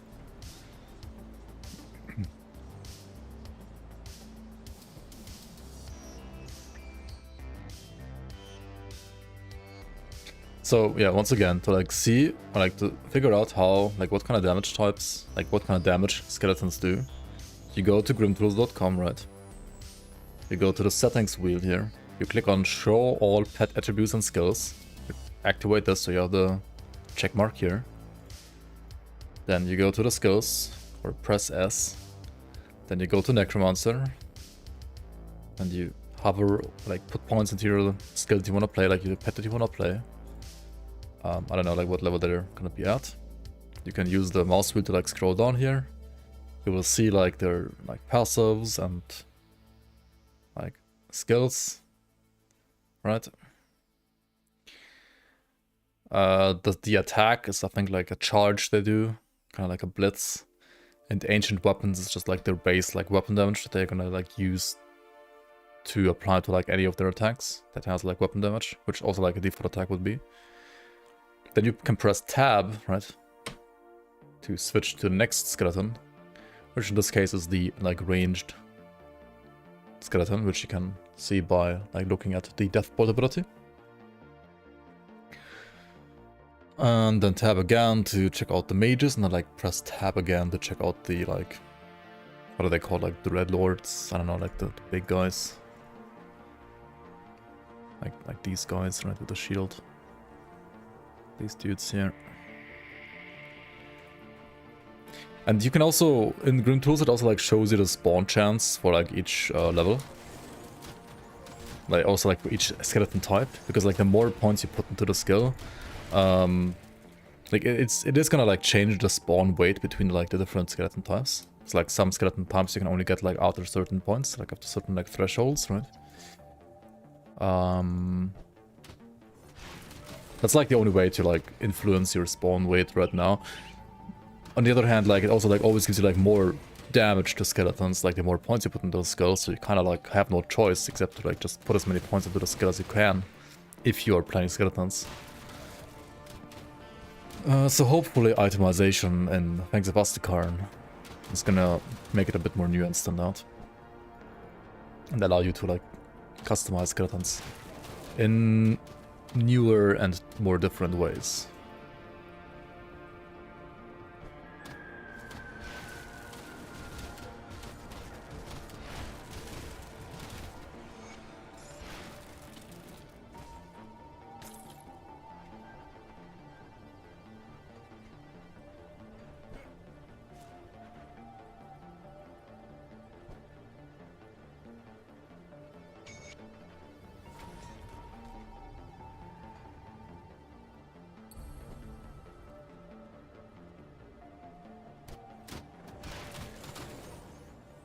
So I'm picking up the Raven Devotion next because it does give me like pet stuff, as well as green affinity, like green devotion affinity, eldritch affinity, which I need to unlock the Rowan's Crown.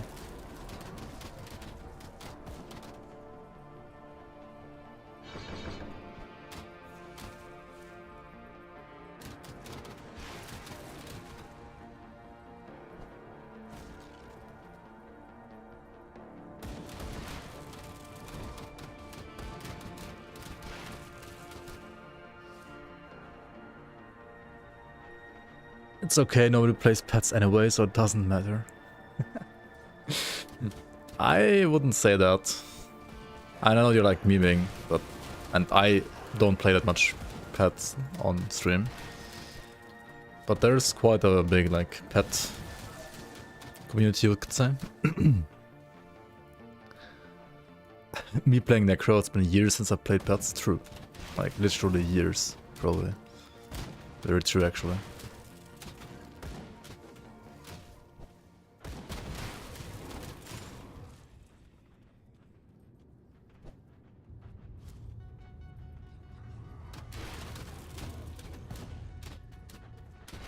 Even as Patsico Conjurer.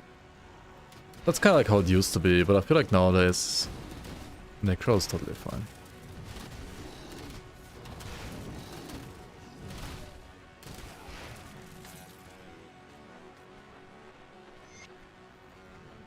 Necro like finally got a series of buffs. Pet Oathkeeper leveling. I mean the Fireball leveling.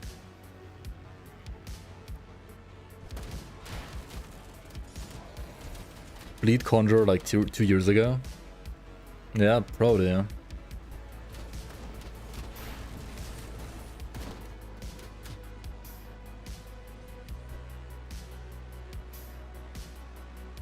Well, if it is, I came upon these.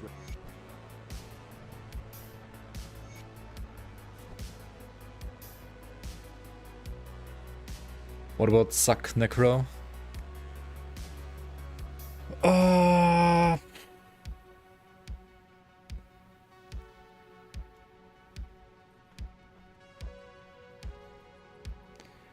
I would say Suck Necro is... I don't know. I mean, you have to stand still to suck, right? And get down on your knees as well, maybe. But... I don't know, I don't think it's like... I mean, maybe it's okay, maybe I should like try it again.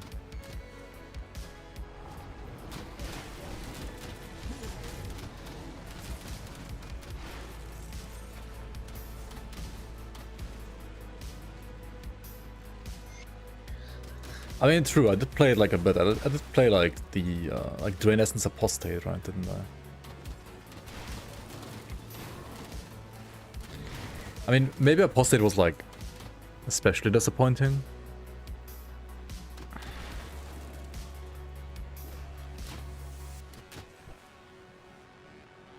Like, it does feel good. Like it, okay, like it does feel good compared to what it used to be. Like when I played the Apostate as well. Like for leveling early levels and so on, like it actually feels playable. I would say it's playable, yeah, but like I don't know, actually good. Not all too sure, to be fair. Compared to other options, I guess it's fine though. Like playable is good enough compared to what it was before. I'll take whatever we have now for sure. Maybe like the weakest build I ever played on stream, kinda. Like that's the thing, right? Like it's playable, but it's on the other hand it was, I don't know about the weakest, but definitely like one of the weakest I've ever played. So yeah, which is partly because I chose Apostate. If I'd played like a Reaper, like Cold Reaper, Drain Essence, or maybe even like Aether Spellbinder, for example, it would have been better probably.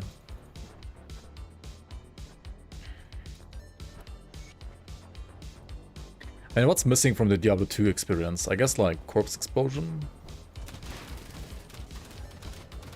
I don't know what else is missing, to be fair.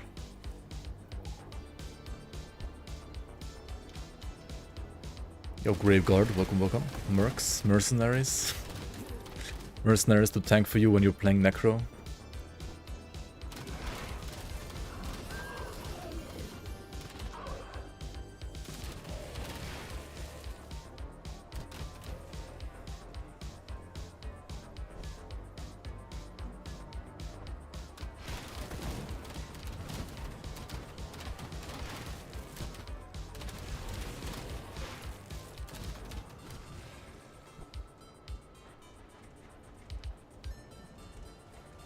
Soul House is going to be a very nice boost for our pets, like giving us vitality damage and all damage. like percent all damage and flat vitality damage, which is gonna be added to like any weapon damage. Golem's tanked. I mean, the Blind Fiend is kind of tanky too, right? You can kind of turn him into a tank as well for you.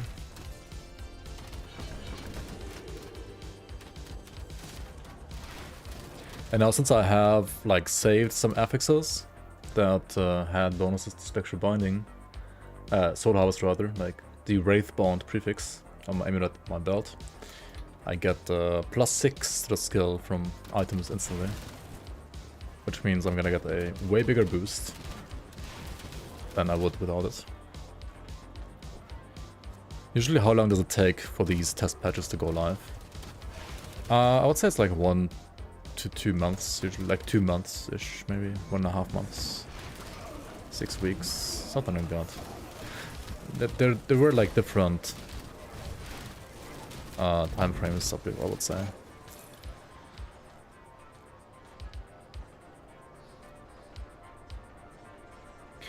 Like, so far the patch seems very small, but they might add like some additional new tech for Fangs of Asterkarn into that patch as well, which maybe isn't ready yet.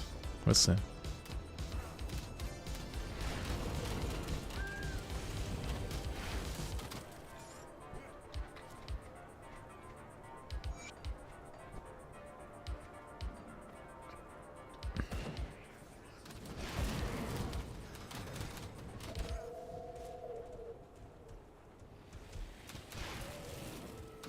I mean, maybe not. We don't know yet, right? This might be all there is for this patch. There might be more coming.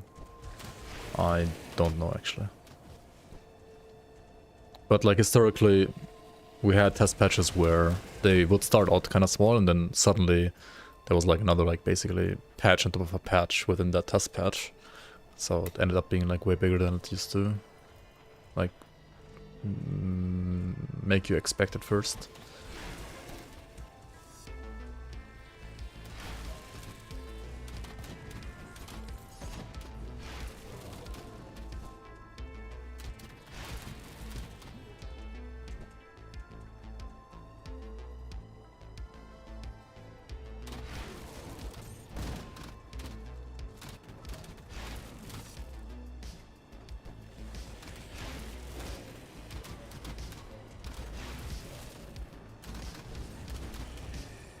How bored am I right now? The more bored and the stronger the pet build.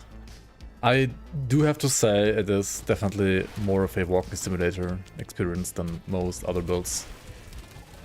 Which some people will like, some people will say it's boring, and I am generally a bit more in the boring camp.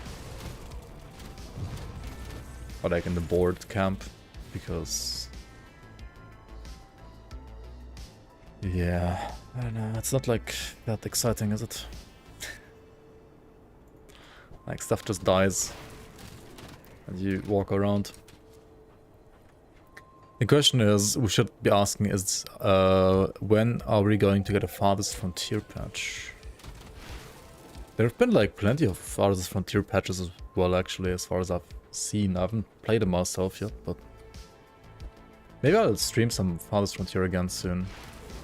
They actually added a lot of that to the game now, like a lot of stuff to the game. Like a new tier and stuff, and some other mechanics. I think like religion is like a thing now. Some new mechanics.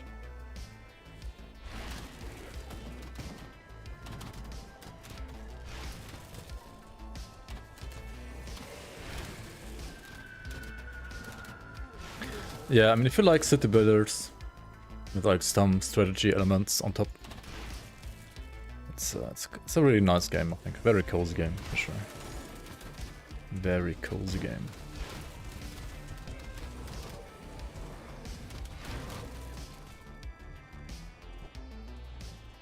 We found the cave that is not marked on the map.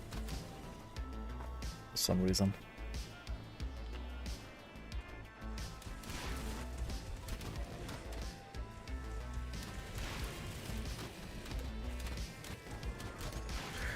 These caves that are like not marked on the map, but like not really that hidden either, do you feel like they, like it feels good for them to not be marked on the map, or does it kind of feel like it's basically a bug? Like I'm not so sure myself sometimes. Like, does it feel good as in it's an interesting like gameplay mechanic to have them like purposefully hidden so that you don't find them as easily on the map? Or do you feel like it feels more like a bug?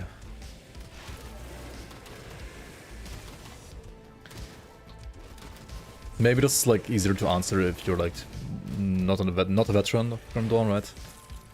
If you are rather new to the game.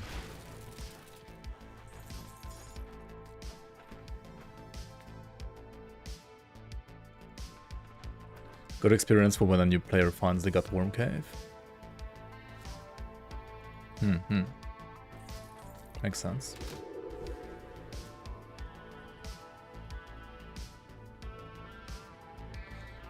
Am I hyped about the upcoming LA League? Honestly, I think it's like... I mean, that one and PoE 2 to 0.2 patch are like the two biggest things we're getting, I feel like, between February and like May or June at least, probably, for ARPGs, so I think it's really nice to have that for the time being.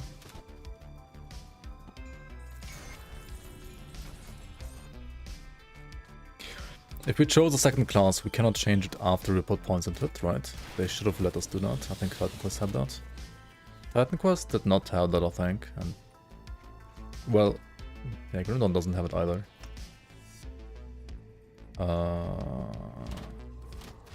There are, like, if you really want to do it, there are, like, third-party tools that allow you to do it. Like GT Stash, I guess, can do it.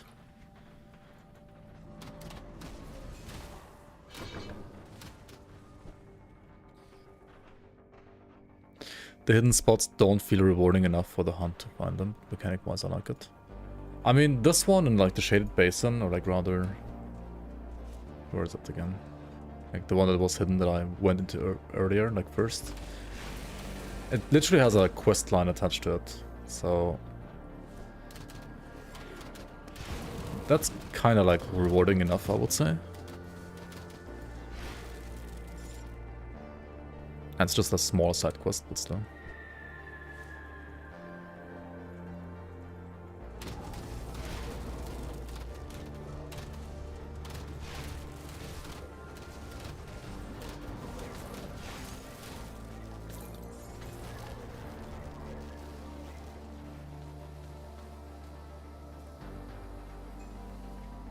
I know, I'm full. Enjoyed it once you were able to find it fairly quickly.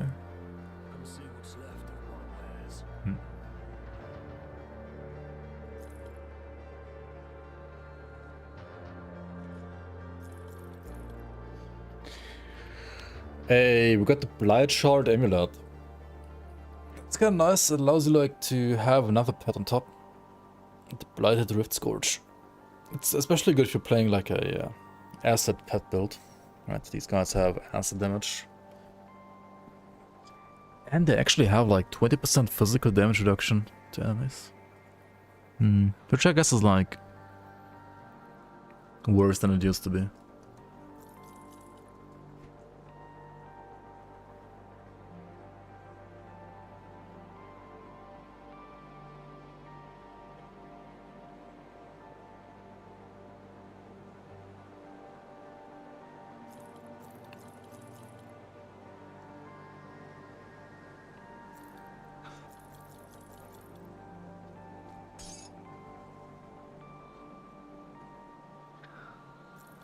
Steel Heavy Axe of Binding. I mean, unfortunately, we can't play that item.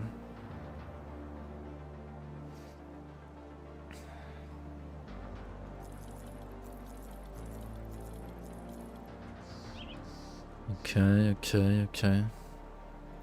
Like right pets in here again. Caged Souls, or of the Untamed.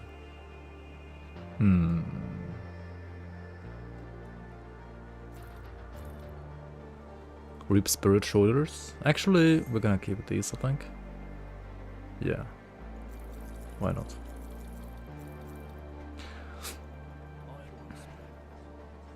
Also, like starting around this point, you wanna get some vitality resistance in your rings. Like soul shards or corpse dust, at least. And I could also play this one, I guess. Let's do it. One more pet. One additional pet for us. Bring me back something interesting.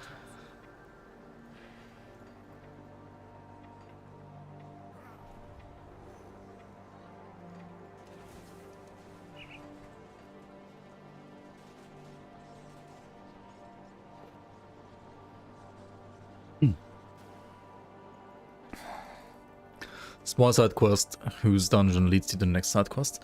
Yeah, I really like the connection between the two. That's well made. Like, you find the first one, you get like rewarded basically like twin-oneing the stuff. Okay, maybe like we put some different music. Maybe I'm like less sleepy then. Like pets,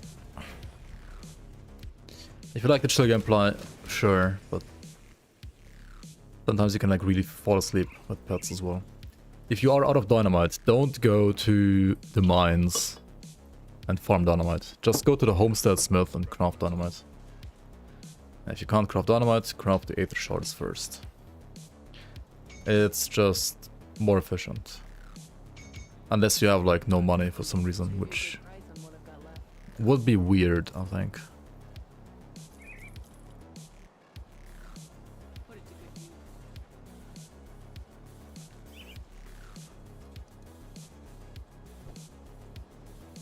Maybe I should like make a cup of coffee as well, yeah.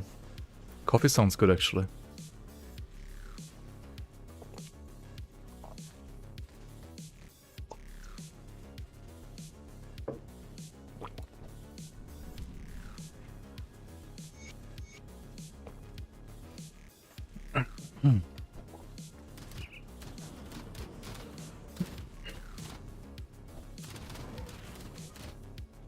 Craft dynamite doesn't open dynamite chest. Oh fuck.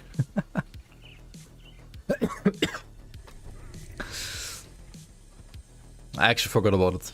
Thanks, Gent. What the hell? Open up. Ancient Heart, Beloved Thorn. Oh, okay, okay. Dude, these are so good now for materials. I mean, they always have been, but I feel like even more so now. First time playing the game, yep. First time Grim Dawn player here, my bad.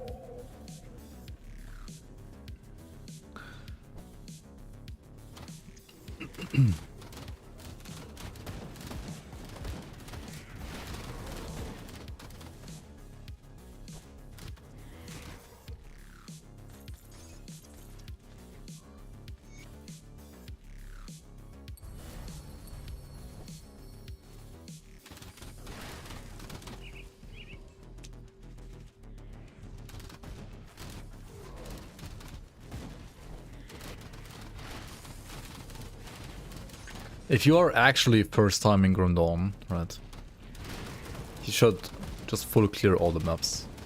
Take your time, full clear every single map.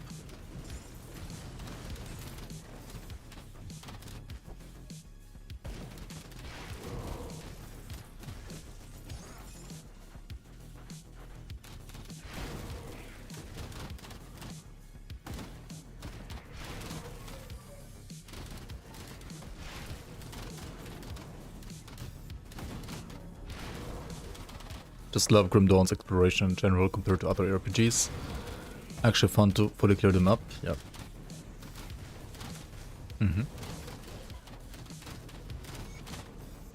I mean, yeah, it's really nice. I think there's always some chest or some side quest or something else that you haven't seen before in some like side area. Or well, like in some corners of the map sometimes as well. And sometimes not, but more often than not there is.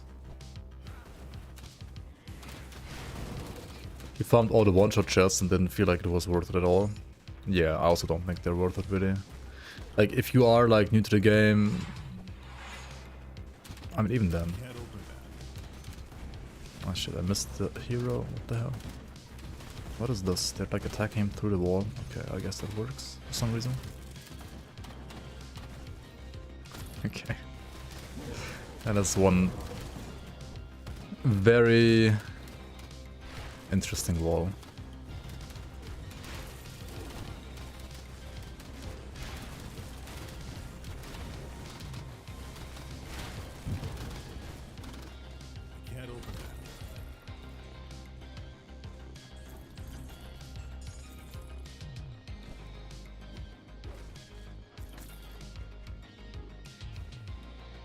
Shit, we have to like hand the quests first, right?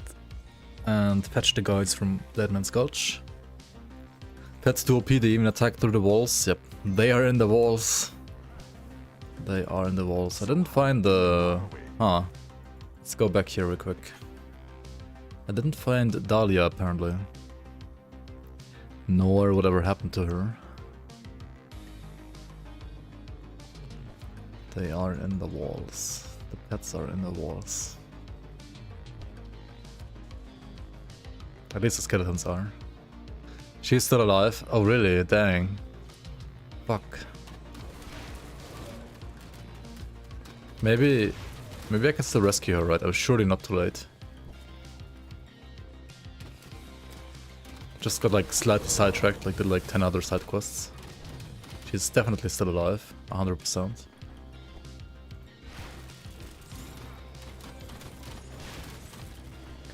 Bozeman's Folly. They all say I'm insane for taking the caravan through the deep road. The only thing that's insane is paying bribes for those smug bastards and controls of Smuggler's Pass. May as well pay the Imperial tariffs.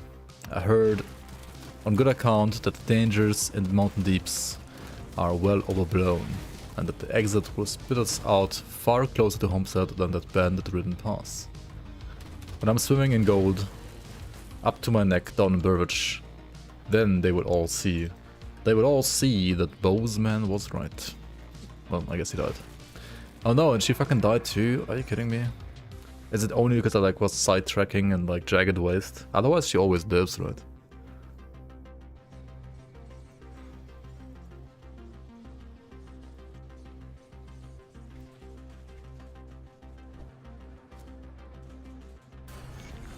So how good? You gotta like speedrun, right? If you get to her in like the first 30 minutes of like starting your game, she's still alive.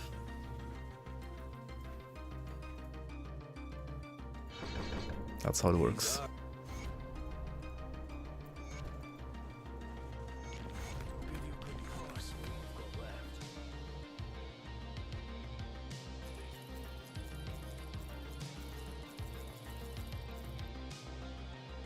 Actual pet offhand? Okay. Let's go. Actual pet helmet? I would lose like resistances though. And the spectral binding stuff. I don't know about that. Okay, if you are about to head into Blood Grove, which we would be after like amalgamation, and you have 0 chaos resistance, you just instantly die. So this is not good. We need some more chaos res.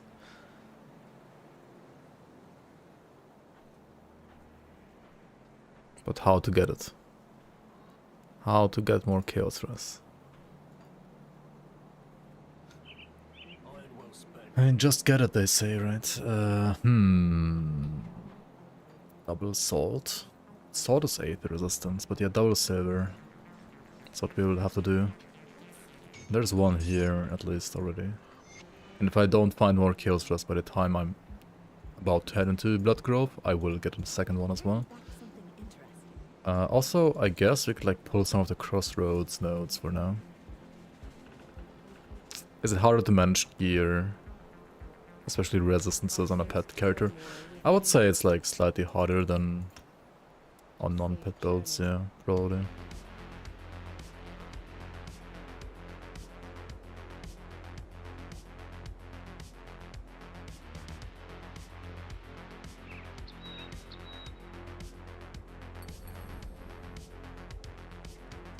Right, let's get the crown at least. It's not really like fixing resistances, but it is damage.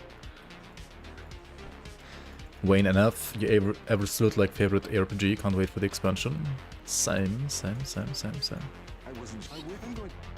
I'm going to check. Actually, I forgot about these guys, right? I have to like hand in their quests too.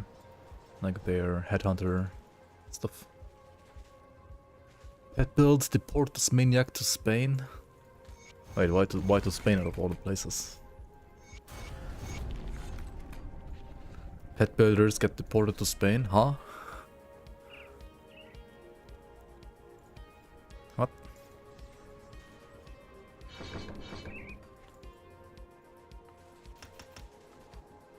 Spanish pet builders.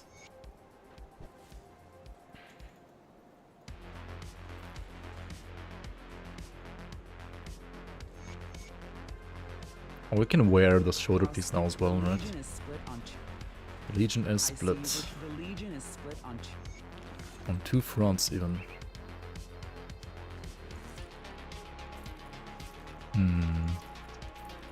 Oh well. It's pet stats though. Sure Necro? Yeah, for now, for sure.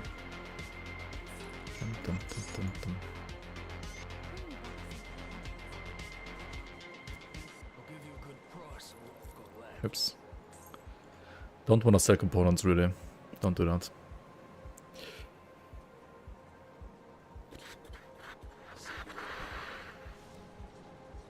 Okay.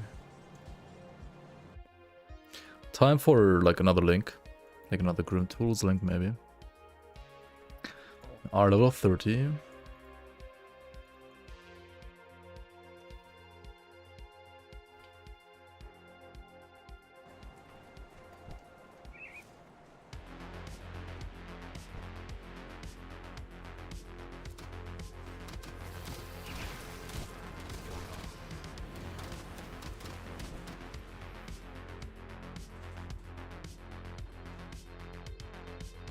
Answer Discord?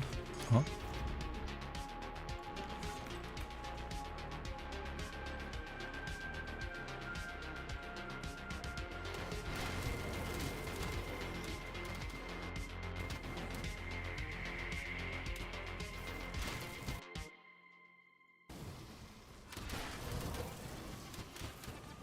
Oh shit.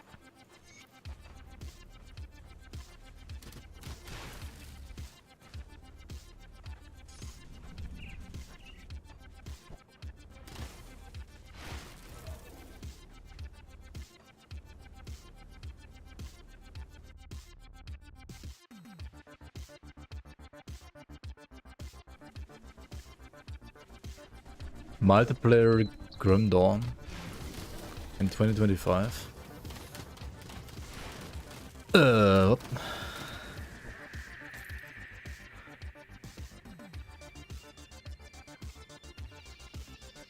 Oh yeah, answer what in Discord? Are you talking about this Discord or that Discord or the other Discord?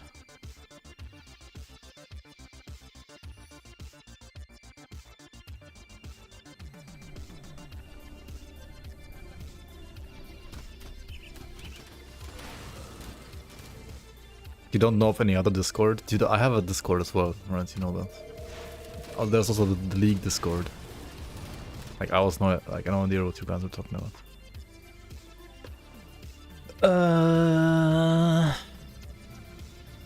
Yeah, what's the challenge though? Right, true.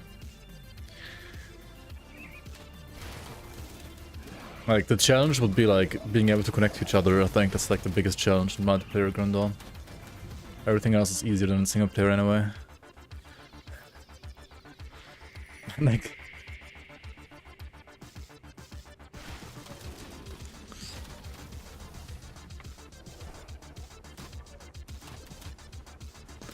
That's literally the hardest part about the Grim Dawn multiplayer, right?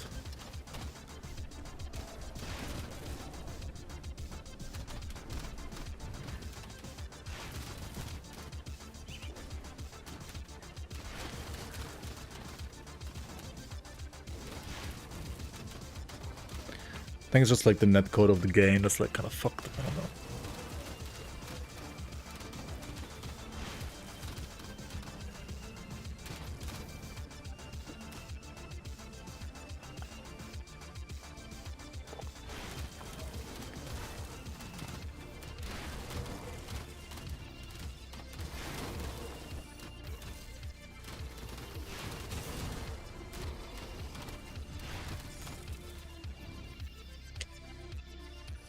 Like an actual like challenge mod. Like one that starts with Grim Dawn and stops with like season 8, for example. Yeah, that sounds good.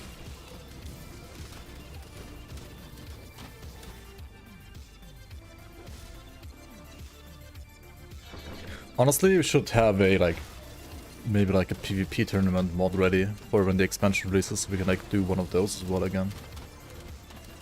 That'd be fun.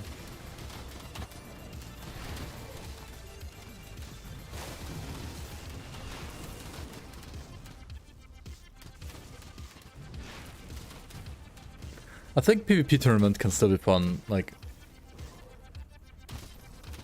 at least for like people that haven't played it at all before, that aren't like really like frustrated by like past net code experiences, right?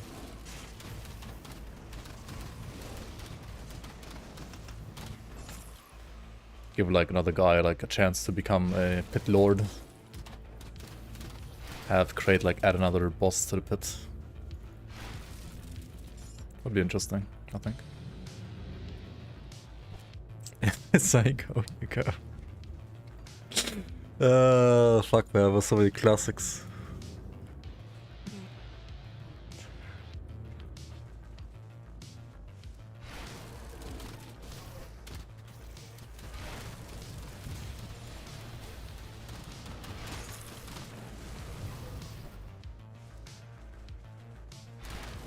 My top 3 CRPG games. What does the C stand for in CRPG?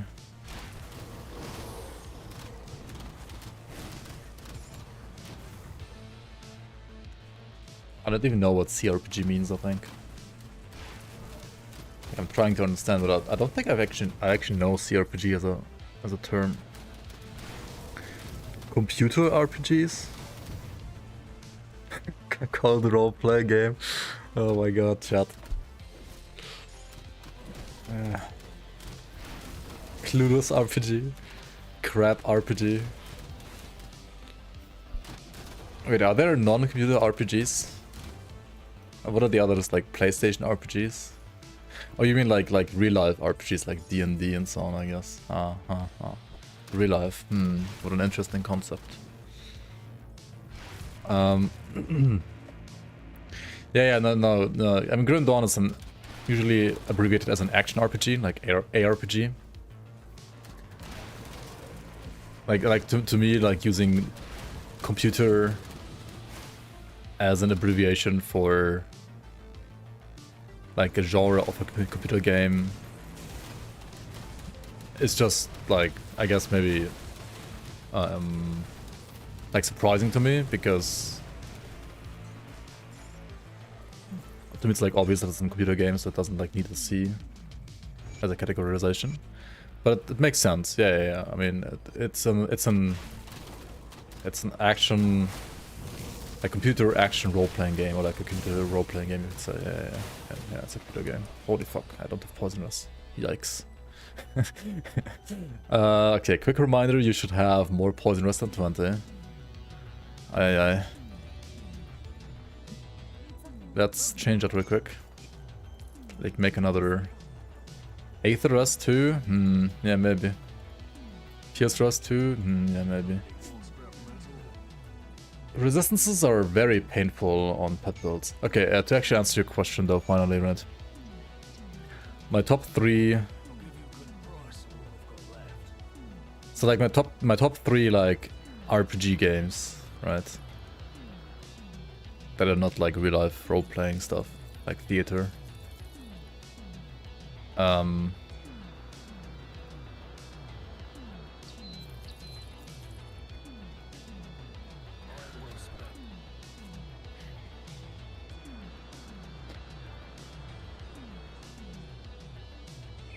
Okay, what are RPGs and like there isn't like pretty much almost every computer game an RPG in a way.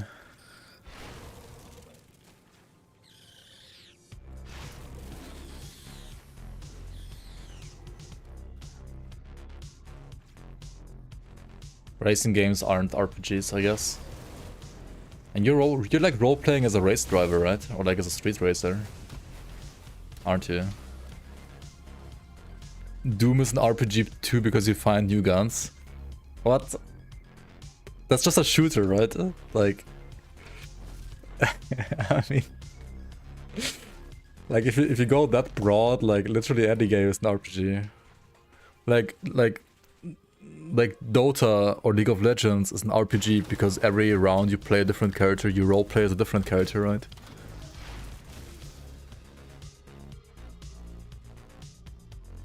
CRPG was often said. I've like literally never heard CRPG as a term before today, actually. So, excuse my ignorance. CRPGs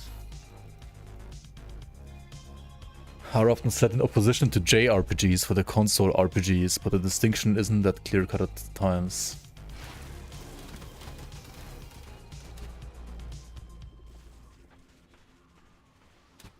Baldur's Gate 3 is a CRPG. But if C just stands for computer, like, doesn't it like literally, couldn't it be like anything? Imagine if in Dota if people actually like roleplay their characters. Just that type of RPG. Okay. I mean, I guess my top 3 would be Baldur's Gate 3, Baldur's Gate 3 and Baldur's Gate 3 because I pretty much never played a different CRPG other than Baldur's Gate 3.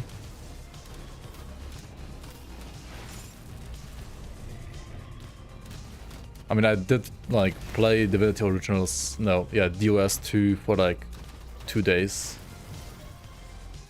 Like to warm up for Baldur's Gate 3. Which is a good game too. No Gothic? Wait, but like, Gothic is not the same genre, right? Like, oh my god, chat is so confusing to me. Like for you, right? Marion, you say like Doom is in CRPG, you say Gothic is in CRPG because they're like computer roleplay games because they're like roleplay games where you like you play them on your computer, right? And then Twitch chat is kind of like saying they are more like story-driven, like CRPGs where you like control a party, and like RPGs where you like, control a party. It's all like a Baldur's Gate, right?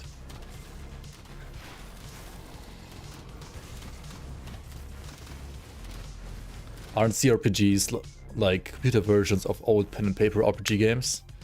Yeah, that's true. Okay, that makes sense to me too. Which then again would be only Baldur's Gate for me, and nothing else. Like Doom is just a shooter game, right? Like an FPS game, like a first-person shooter. That would be like the genre.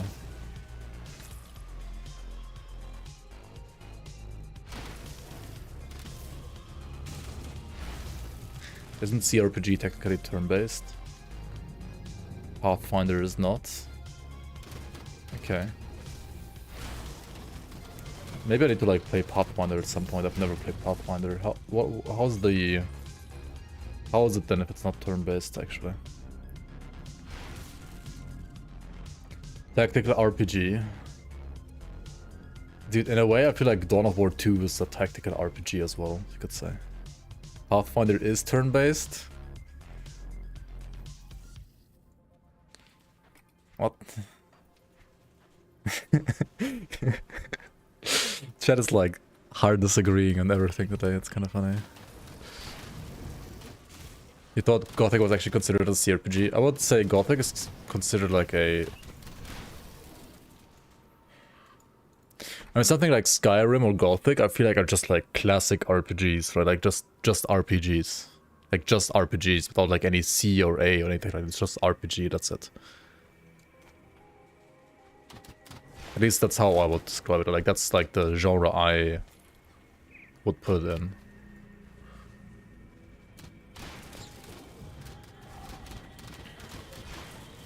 And something like Grim Dawn and Diablo, the term like ARPG also is something I've only like started hearing like a couple of years ago, to be fair. Like back in the day, they would just be called like hack and slay or like looter stuff, kind of, I don't know, something like that. Or like maybe like they would have like double tags like RPG and hack and slay, something like that. Hack and slay. I don't know. I feel like hack and slay, just like, for example, like, at least, I mean, okay, maybe like German labors are like different, right? Like hack and slay and jump and run instead of platformers, right? Like, I know in the US or so, I feel like many people say like platformers, right? For something like Super Mario. The word platformer, like the genre platformers, is something I heard like the first time, like, a couple of years ago as well, like for the first time. Because like here they're all just like called jump and runs because you jump and you run, right? But I mean, platformers also make sense because like you jump from platform to platform. But yeah. Hack and slash, hack and slay, hack and slash, I guess, yeah. True, hack and slash, I guess is more common. Piss and shit instead of MOBA. Are you guys shitting your pants? Because you don't have components on your gear? Please put components on your gear, by the way. Daily reminder to never have a single piece of gear on you without a component. Please always use components.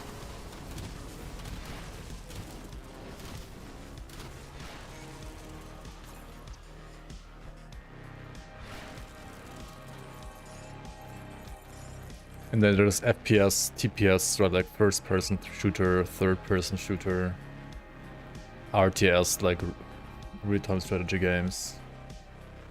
And then there's like tactical, like, or like turn-based RTS and so on, or turn-based shooters. Like tactical shooters. I don't know. Second person shooter. I mean, if you suck at like shooter, right, you always only see the POV of like getting shot in the head yourself, I guess. I guess those are like second person shooters, right? And somebody else always like shoots you.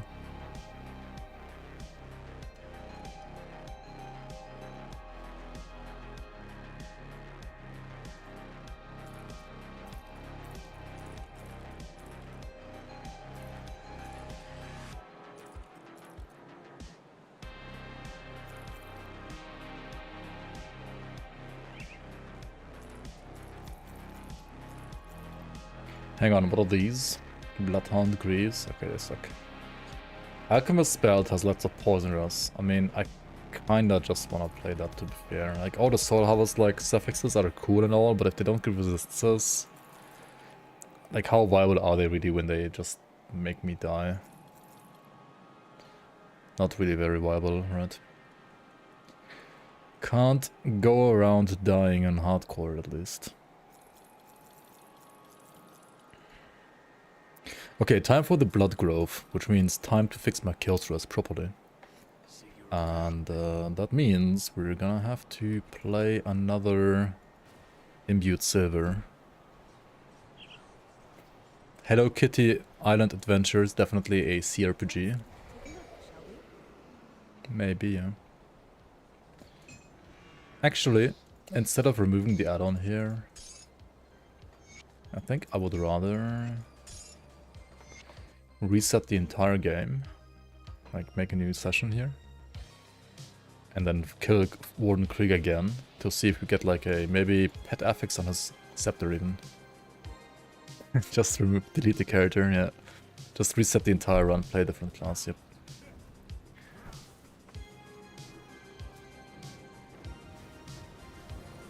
Go next.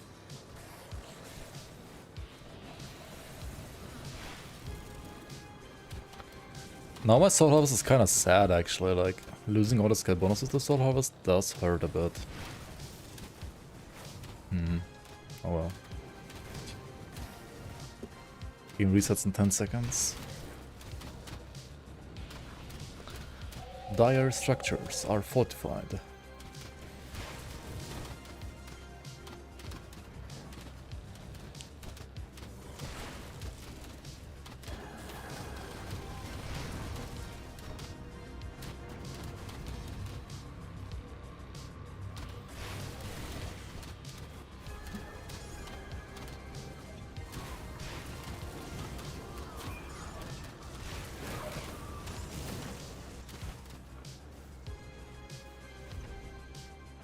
Okay. I have a 33 Krieg. Come on, drop me a good weapon.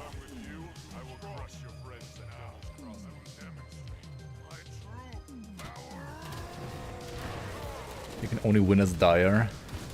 That is a dire victory. Literally. Hey, with another item. Yay, it has higher Aether resistance for pets. Yay, the player stats still suck. Fuck. Do we try again? Let's try once more. Maybe get like an actual pet FX. Or does it have like Aether bias instead of pet bias? I wonder.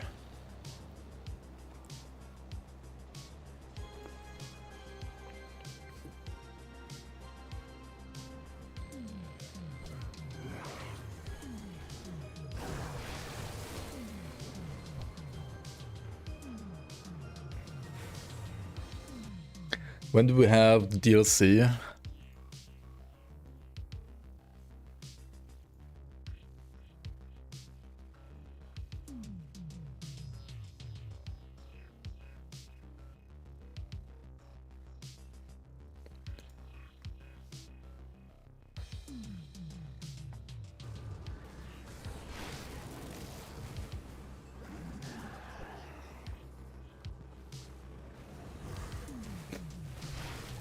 Welcome in, Lord Come 666. That is one of the names of all time.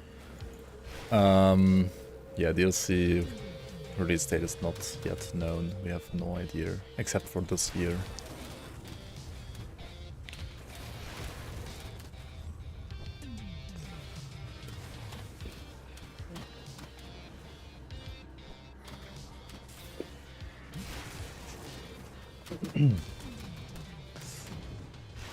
Kingdom Come Deliverance.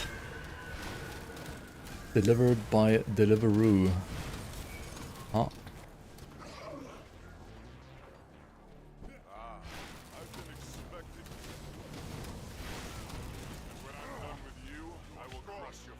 Why the fuck would you name your game like Kingdom Come, right? Like Kingdom of Come or what? Anyway, Mage Storm of the Aether is also no pet affix, right?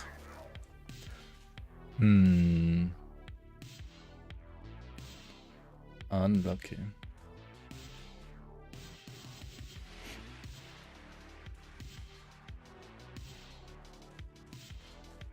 Anyway, we got any new item that's like at least slightly better than the one I just have right now. Earth years, Mars years, or Saturn years? I don't know what kind of like date format Karen uses, or like people of Karen use.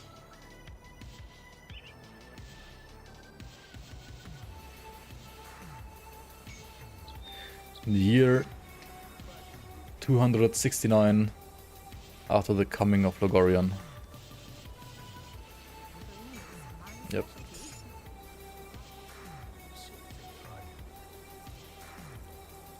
I mean the summoning. Cairn is Pluto's moon. Right. Makes sense, makes sense.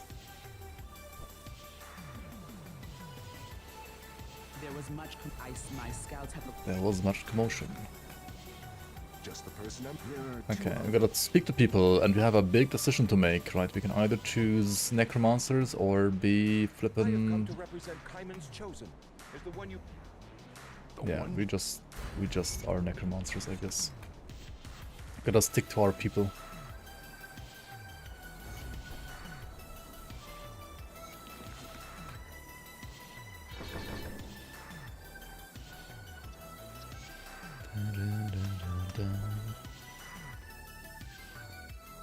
Galactic rotations.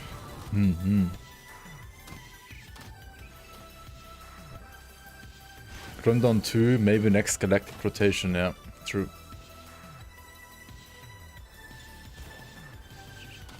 It's only a matter of a couple of light years, don't worry guys.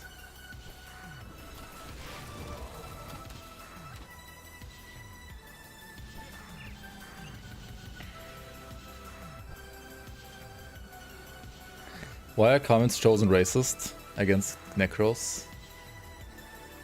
I mean, why are people racist in general? I feel like there's many people that are racist, and there are many reasons why people are racist. But most of those reasons aren't like actual, like, proper reasons. But they still are racist, right? CNC. Oh yeah, CNC is Command and Conquer. Command and Conquer. Which one? Like which games? I don't know. Are they all like still fine to like worth playing? Are there any like new good Command and Conquer games? Or is still like Red Alert is like the pinnacle of Command and Conquer gaming?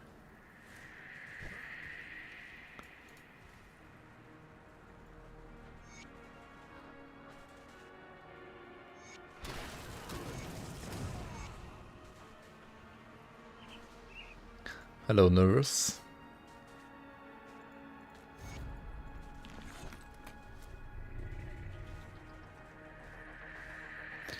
That's true. They will tolerate necromancers in their own ranks if they didn't know you are a necromancer at the time of like entering, siding with them, basically.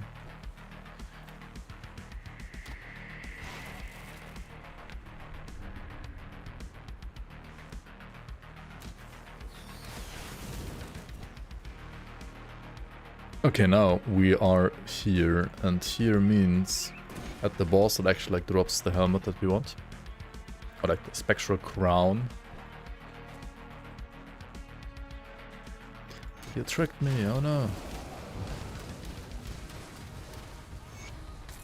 Joke's on you. And we even get a suffix, a pet suffix on top of the untamed. So overall, very nice. The problem though is we lose again. Even more resistances. Which sucks.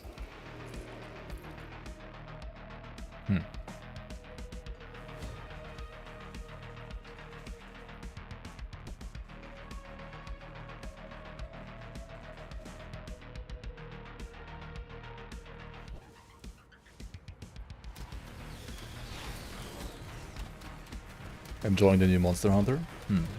Nice, nice. And Monster Hunter is always nice, I guess. I've never played a game called Monster Hunter, but people always say the games are always, well, they're like solid.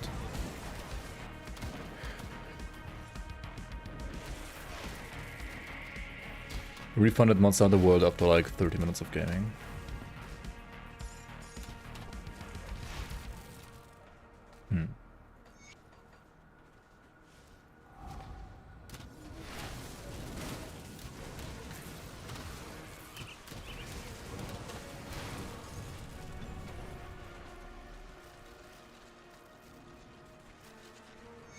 Here it runs like shit for most people.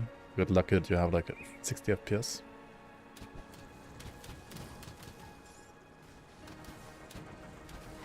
Okay, here in the Blood Grove, right, we're looking for a couple of things. As a Necromancer, you will have to be part of the Death's Vigil, so you will always have to like look for Markadar's remains. Also, you want to like get 5 of these like insignias from the Black Legion. You want to get the Farmers, and you want to get the Shrine here as well.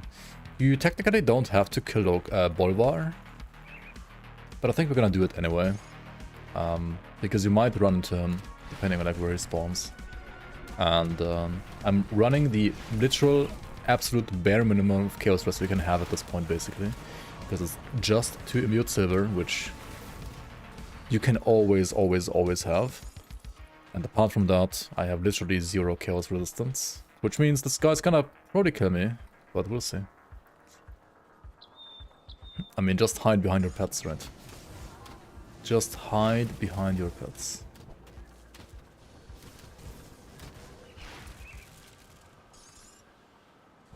Okay, where the hell did he spawn? Maybe here? Oh, there he is. Yep. Okay, just instantly use the potion. And just let your pets kill him, yep. Nice.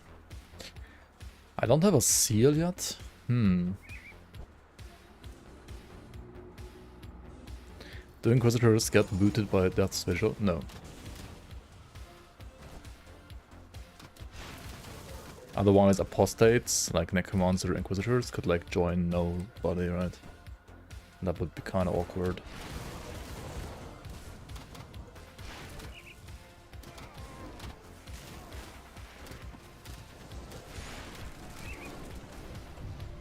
Like, Death's Vigil will like comment on you being an Inquisitor and will maybe not like you that much, but they will still tolerate you. And they will still be fine with you being in their ranks.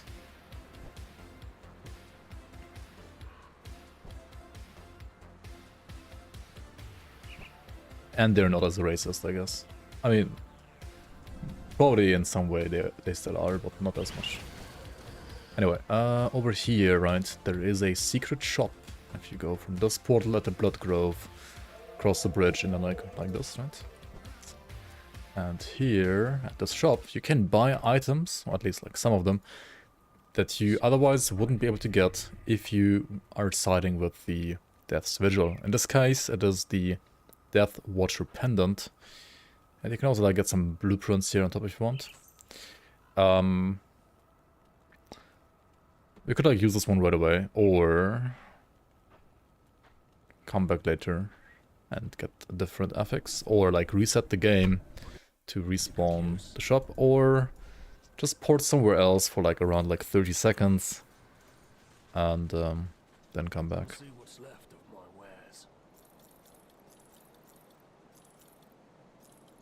Like either resetting the entire session or like porting out for like 30 seconds will respawn the vendor and thus like respawn, like basically like restock his inventory as well. It's the same for all the... I already have this. Why did I even buy it? Whoops. It's the same for all the shops actually.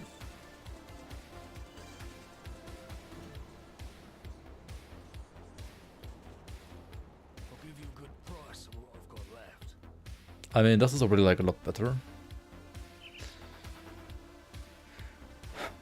Do I still want to play the Rift Scuttler? I feel like maybe it's not... I mean, it's okay, right? The guy, he's okay. He's okay.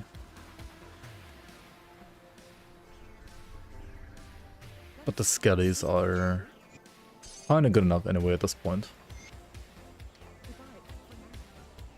Where are the rovers? The rovers aren't respected yet.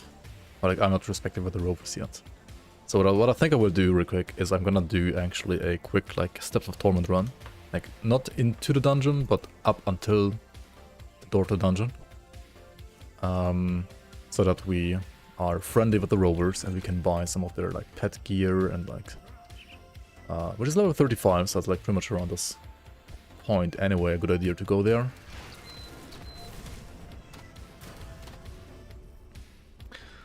Greetings from Cuba. Nice, nice, nice.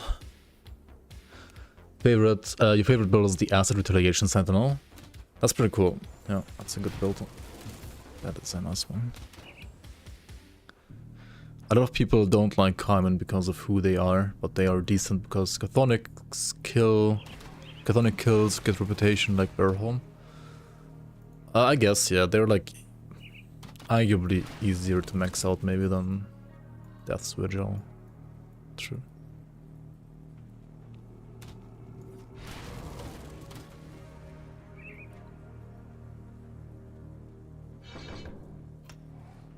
Also, we got like all the way to Master of Death now, which will give me more vitality resistance, which I kind of don't even need right now because like some of my items have arguably too much of that. More importantly though, it will give me damage to my pets, OA and DA to myself, and vitality and chaos resistance now as well for pets.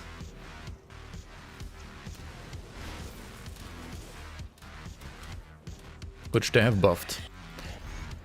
It didn't give any resistances in the past. Like for the pets at least. Get some more resistances over here. Some more chaos stress for myself, some more elemental resistances for pets. now sitting at like 56 chaos because of my like immediate silvers, 28 aether, vitality, 11%. Tear still 0, poison still 0, and then like elemental 33. I would definitely need more poison resistance and pierce resistance, which occultist would give in the form of poison resistance, and shaman would give in the form of like pierce and aether resistance. But yeah, Necromancer doesn't have any of that. They will have to like find devotions or gear to fix that if you play solo Necro like me right now, which I really wouldn't recommend the long term.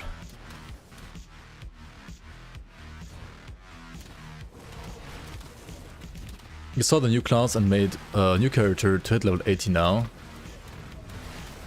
but then you're realizing there are no items like fitting your build yet. Gets you better weight for the add-on with Ultimate Run.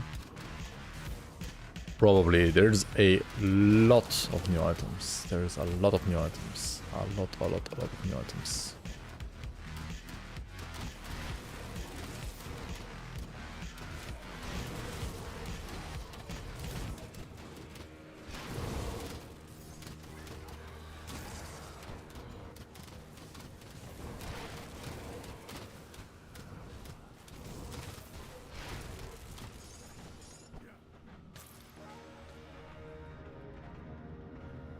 It is rumored that Grim Dawn will have WASD controls. Is this true? Okay, so about WASD.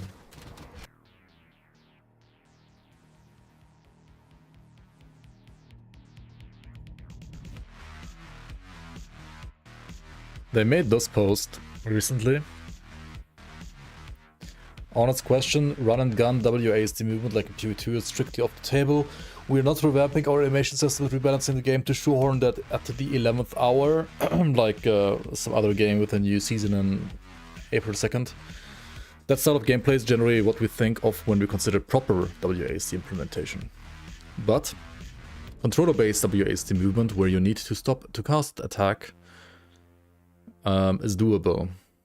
Is that what the community is looking for? Question mark. And they're basically like asking, hey, or like saying, hey, we can't do like strafing style WASD, like, you know, moving while channeling Aether Ray anyway.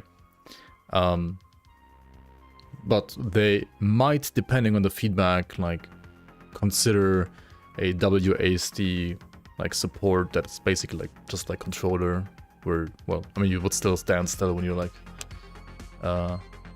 attack stuff. And they've had like this post here. Wait, why is there no link to this? Hello, URL? What the hell? What's wrong here? What's happening?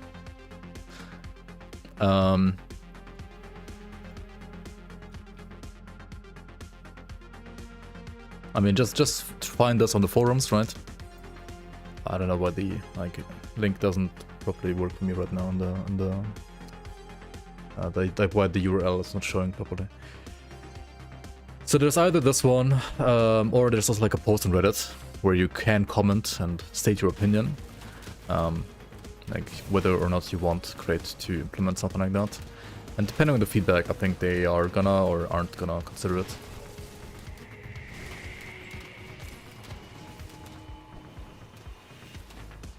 I mean, I personally would probably never use it if it's not for like strafing style stuff, which I think would be only really like needed or like cool for like channel abilities like Aether and so on. I think other stuff getting strafing would also make them like probably too OP. That said, obviously like there are some people that might enjoy that, so I don't wanna like tell Crate to never implement it, because there might just be like enough other people. And to be fair, holy fuck, I need more pure stress. I have 10%, thanks. Hang on a second.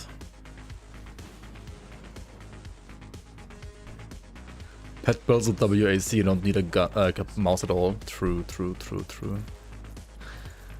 The thing is, anything that basically gives us like brings more people to play the game is nice, right? And if there's like gonna be more people playing the game because of WASD support existing, I mean, I don't mind that.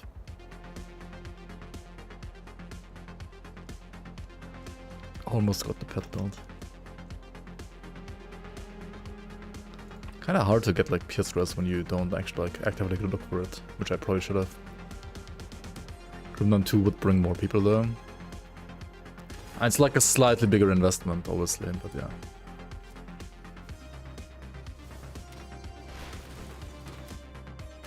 I mean, I think if Crate, or like whenever Crate does Grim Dawn 2, obviously that will have WASD support.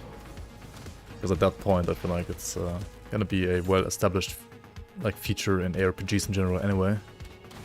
So not having it at that point would kinda, you know, be bad.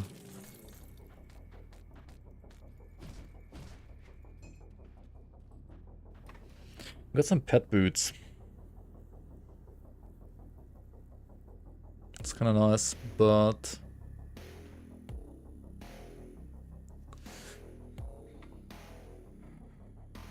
why do they always have like the wrong wrists? It's unlucky. I'm gonna save them, like maybe I can like squeeze them at some point.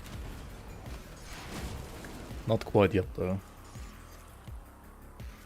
Which pet build would I recommend for a new player? I would either recommend, honestly, like Necromancer, Shaman, Occultist, right? Those three classes.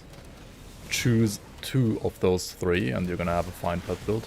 I made a Conjurer, like a Shaman Occultist playthrough at some point in the past, which it's pretty good, I would say. But the Necromancer combinations are, I would say now, also like equally good.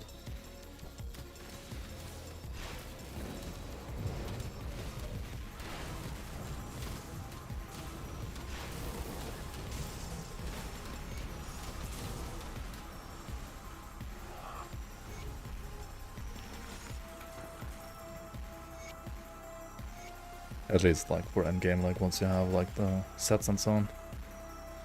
The MIs for Necro aren't that great though, that's true. It might be like a bit harder to like get a Necro going earlier. But it's not that bad, like it's still fine as you can see here, I would say. I mean, right now the game is not really like hard and challenging at level 35 though. But... Okay, so we are respected now with these guys. We can buy some blueprints. And I wanna buy like some of the pet items as well. Like chest and shoulders maybe. Rovari Cuirass has poison vitality resistance. I mean also like very high pet resistances actually. And this one for elemental resistances. I think both are actually really nice, really good. Let's use these 2.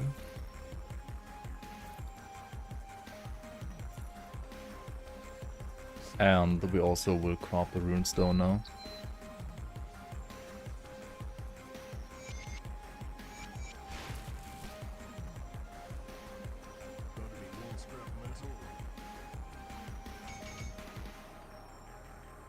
Which we are barely managing to do here. Now runestone is an insane component at this point in the game, because it gives you like 36% resistances, like 12 poison, 12 aether, 12 elemental. That's really good at this point. Okay, are we getting more pierce resistance somewhere, anywhere?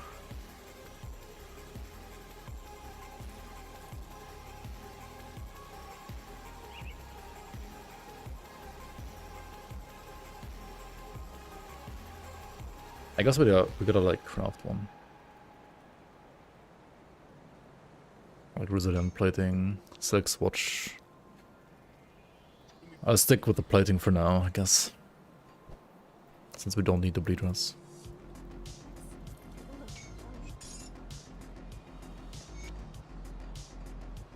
And then also like play a Golos ring.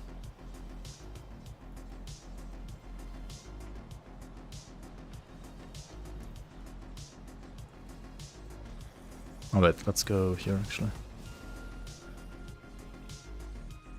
Yeah, people might like it for accessibility reasons. That's pretty much where my stance is as well. Like, I would, like, the WASD that they can implement, I would probably never use myself. But, yeah. Just having, like, more options for people, I think is still nice.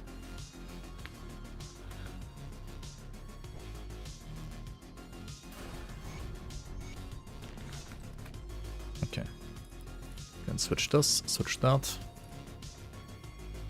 Put like a resilient plating here. Maybe I like put one here as well, to be fair. Like armor absorption is obviously like very good to have, but you also gotta get some resistances at least, and having like only 10 or 25% is really bad. Livestream is gonna give me like another 20, which is okay too, I guess. Not insane though.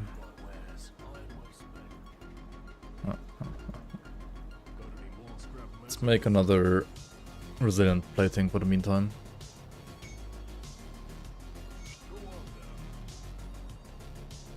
And proceed here.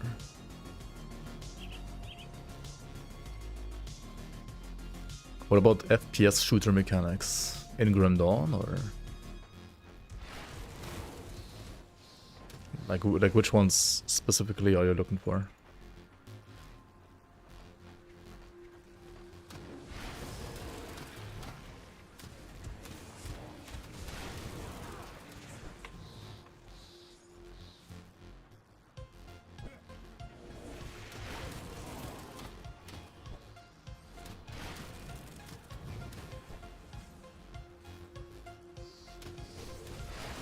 Like a first-person mode for Grim Dawn. I mean, if you play the like camera from like the camera mod from DPS, yes, DPS, alongside. Oh wait, no, DPS yes has like the WASD implementation already like as a mod, alongside like a camera mod. Then you can kind of play Grim Dawn as like a third-person shooter, I guess you could say, or like a over-the-shoulder kind of shooter, right? Which might be worth like a controller playthrough. I think like playing it with like keyboard and mouse was like horrible, but like either WASD or like controller would be kind of nice. I think I would personally like prefer controller actually at that point though, because of like camera rotation as well and stuff like that, right?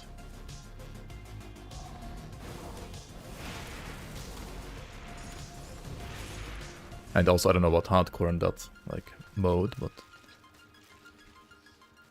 maybe you should play that a bit on stream even. Is that something you would like to see? Playing like the DPS, yes, or like the camera, like third-person style Grim Dawn a bit. The one thing about it that would bother me, or like would bother probably like everybody, is like there's no proper skybox, right? There's no proper skybox. So the sky is just black. Which, I mean, is fine usually because you don't like see the sky in Grim Dawn.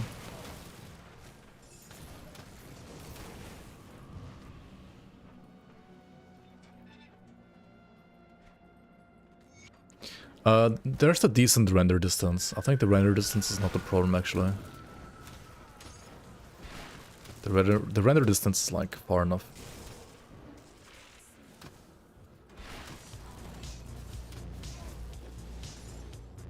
At least from what I've seen so far. I mean, there might be some places where it's not far enough. We might figure those out, or like feel those out whenever we play.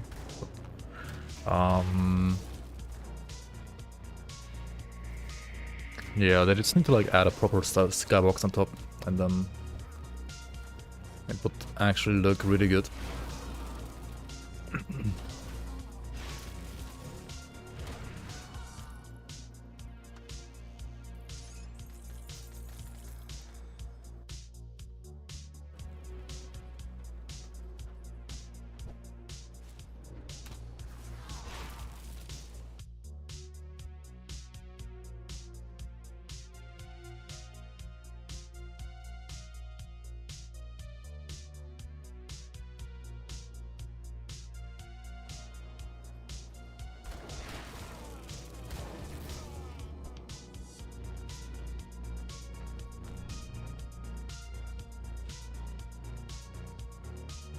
So like Witchfire?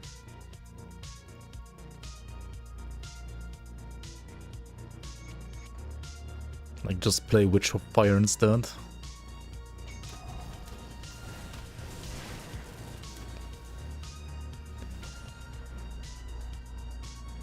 I guess, yeah. Hello Zarya, bye Zarya. She's a boss, she can be scary, but I guess we're playing a pet build, so we just wreck her face. Can you snipe Krieg outside of his arena by just opening the door? That would be funny if that works. I don't think like the projectiles have that high range.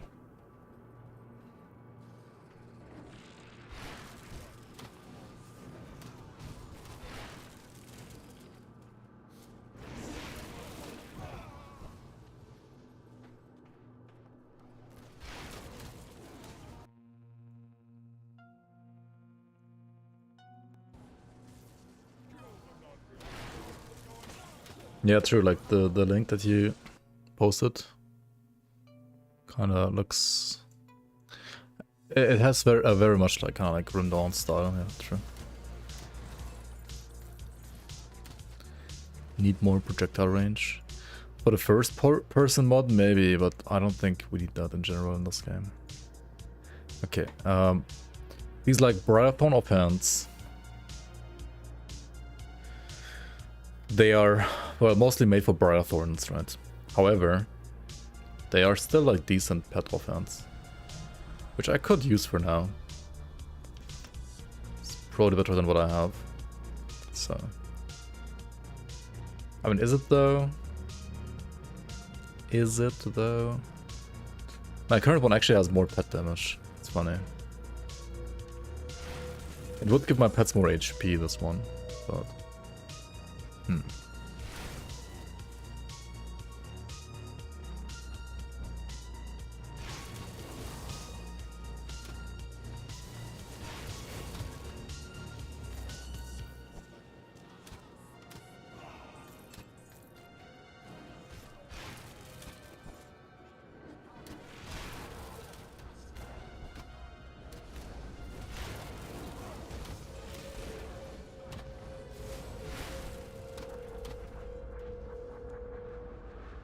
Gotta go, keep it real, enjoy your videos a lot. Thank you so much for the kind words, man. We'll be expecting builds with the Berserker and boss points in the Senate mode. Yeah. That will... I'm expecting that from myself as well. So that will definitely happen. Definitely.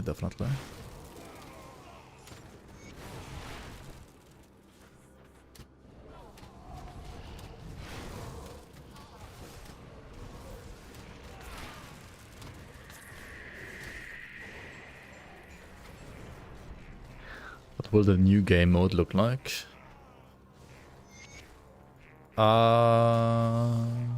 So it is basically the entire like ultimate campaign, and Senate mode is kind of like a modifier that you can tack on top of it, kind of like Veteran.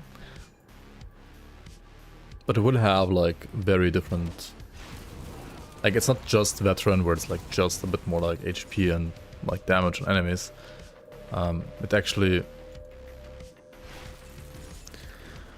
will have like kind of a lot more events going on basically in the world, like a lot more like farming opportunities, a lot more like challenges, harder like ascendant mode only bosses as well.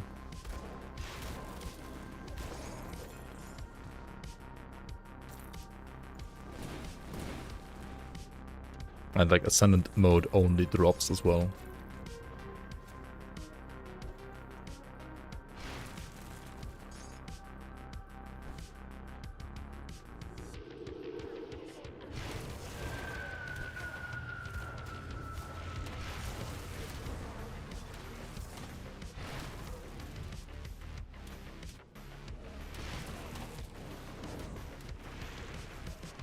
GG turning into a new Blizzard.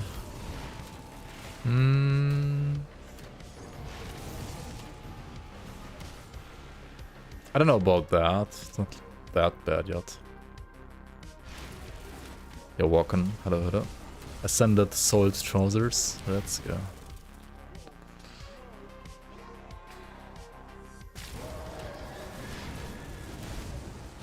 You're welcome. See you around.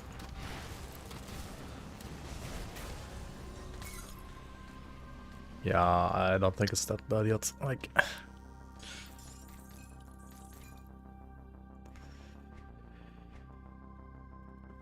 so we got the God of String that I wanted to play, and then this guy and this boss right here should have dropped me a ring too. Am I blind? No, I'm not blind. Well, I guess I'm kind of blind. This is a pet ring. Right, this one will always have pet stats. And also already has like some pierce stress actually. My Aether resistance is kind of bad now though, not gonna lie.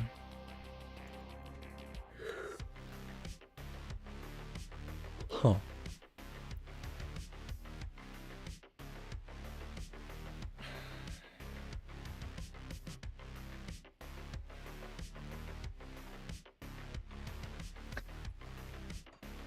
It's fine. For now, it's fine. PoE 2 subscriptions, PoE tokens. Yeah, are there like any...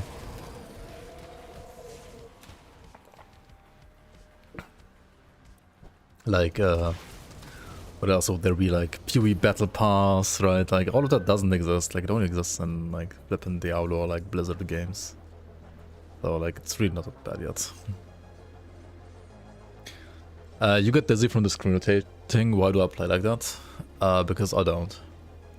And also I play like that because I personally prefer it to have enemies stand, like, in this part of the screen rather than, like, down here. Because the UI, like, blocks a bit, right, of the screen down here. Like, take this house, for example. If you rotate the camera like this, you can see, like, some, like, more also, like, below the house here, right? Whereas here you can't, like, see anything. And, like, if you go to, like, the top left corner, you can see even more. So I like to just, like, have my enemies as visible as possible on the screen, and, like, kind of just, like, having my eyes, well, apart from on the health bar, like, around, like, maybe like this. I don't know, like, more like on the top side of the screen.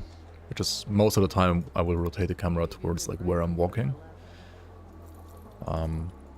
If you're playing, like, Shadow Strike characters, you can also extend the range of something like Shadow Strike or Blitz by quite a bit. Actually, if you rotate the camera to, like, Shadow Strike in the top left or top right corner.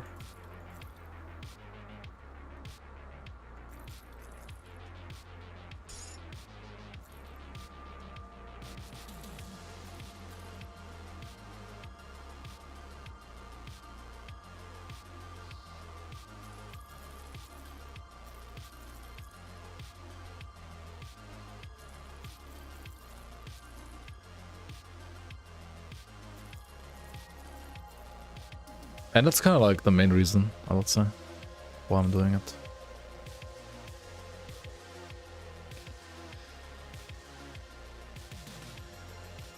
Best summoner class in the game.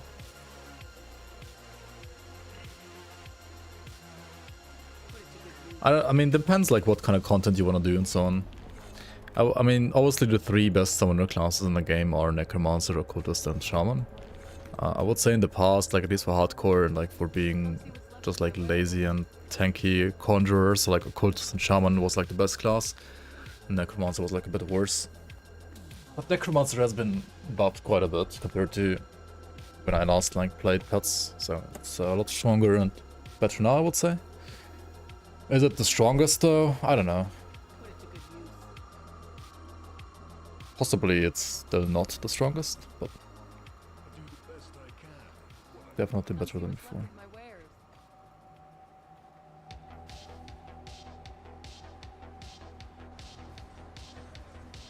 The Petamizer are all kind of complete ass though. I mean, all of the generic ones aren't, they really aren't, right?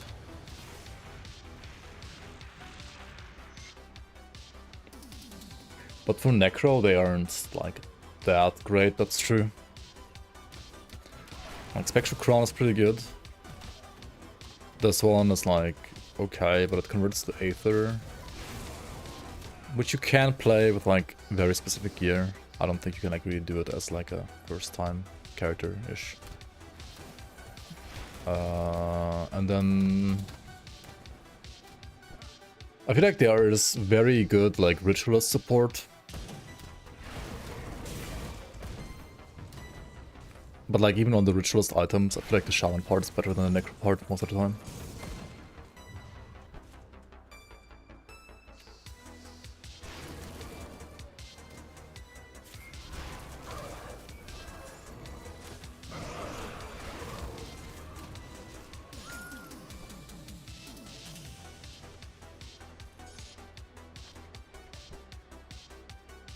Yeah. I think skeletons have like, yeah, also not the best MIs. Probably like still better than Blight Fiend though. Like Blight Fiend is just super undersupported for like MIs, I think.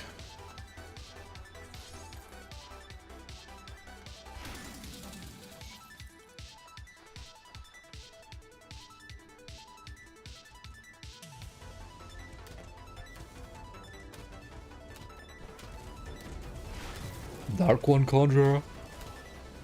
Oh, you can like play Dark One Vitality Caster, and I think Maya also made like a Dark One pet build actually, which is a bit weird, but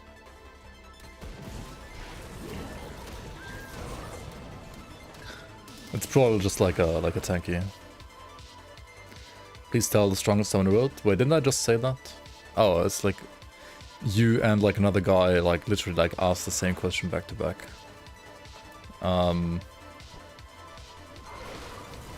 Honestly, I have no idea what's like literally the strongest right now in this very second. But there are like many very, very strong pet builds that are like very close to each other, and they're all either Necromancer, like, oh, like where they're like Necromancer, Shaman, Occultist, choose 2 out of those 3 and that's it. Like the strongest endgame build on this current patch with like the current balance iteration, I have honestly no idea because I don't play enough pets for that. You would have to ask other people that actually play more pets. But right now, like, meta is changing, or like, balance is changing quite a lot, I would say. Bound Wraith. Oh yeah, wait, we're at the hidden path here. I kind of want to like do the rest of the hidden path as well. Yeah, for example, like Bound Wraith, right? Like Bound Wraith is a good pet item, but it has like +4 to skeletons, right? Like it's a really good offhand.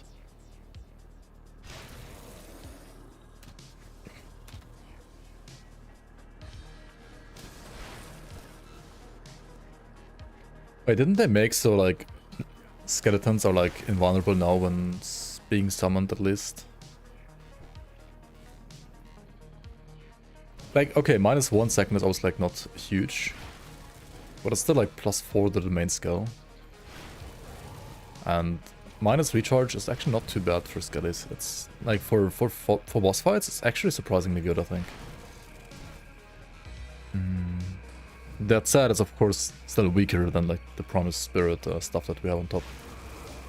Which is what I said earlier, right? Like all the monster freak ones, like there is quite a few of them that I think are for ritualists, and almost all of them, like almost all of them, it feels like the shaman bonus is just stronger than the necromancer bonus.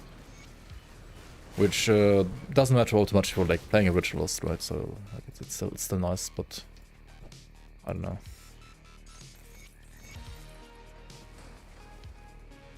Shaman bias.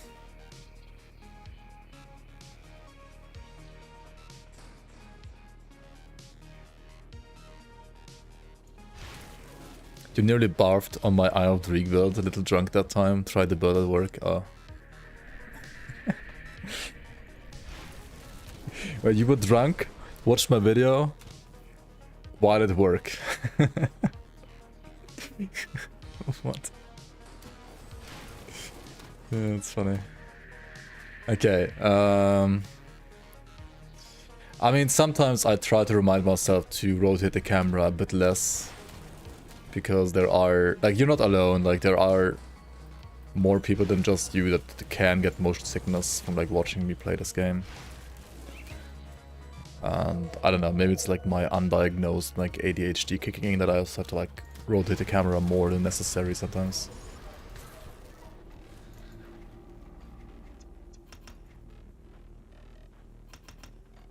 That might be as well.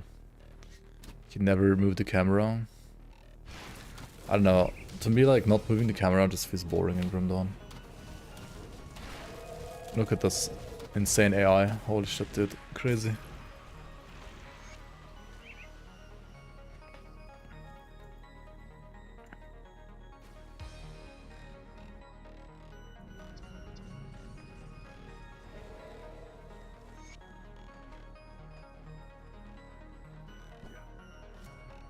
Tape down the... like, play like this all the time, yeah. You have to play IR Reckoning as well. You have to play IR Reckoning like this. Play the entire game like this, yep. Thoughts on Potion Nerf? I think it's fine. Is it even a nerf? Like, they reduced the cooldown a lot, right? I think it is like a small nerf.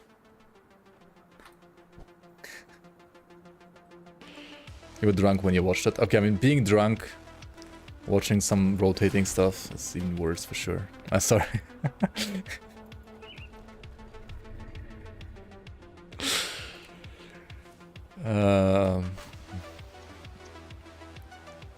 I think the potion thing is totally fine, walking. But I also know what's coming. Right? I mean, just take this teaser.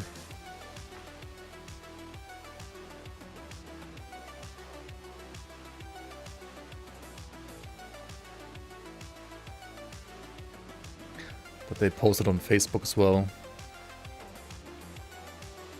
What's really cool, there are over 6.2 million possible potion combinations you could create with the Fangs of Asterkarn Cauldron.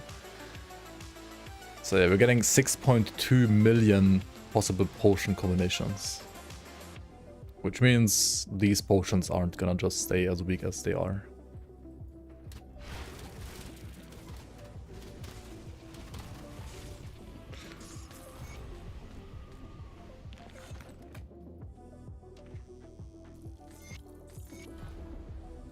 Three useful and the rest will be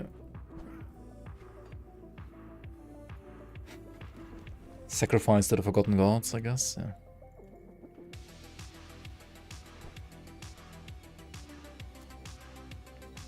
The Blind Fiend has one for Poison Briarthorn.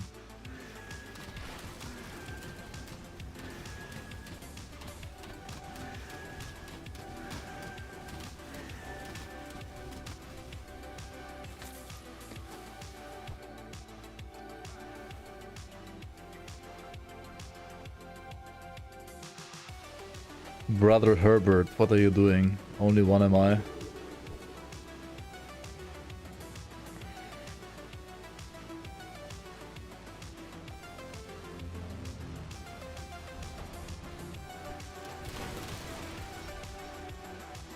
Borderlands 2 had 87 bazillion guns.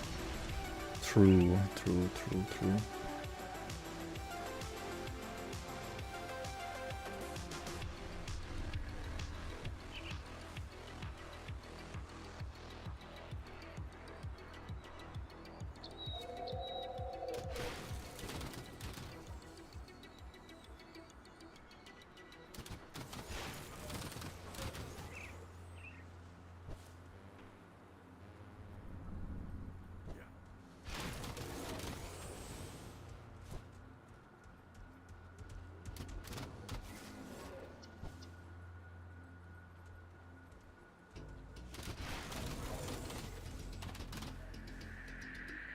Last question, little trouble with Chaos, Ignifar, Inquisitor. Don't know what a good secondary class would be.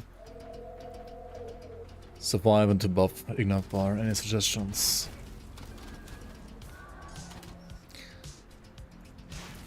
Okay, so like the obvious like Chaos choices would be Demolitionist, Occultist,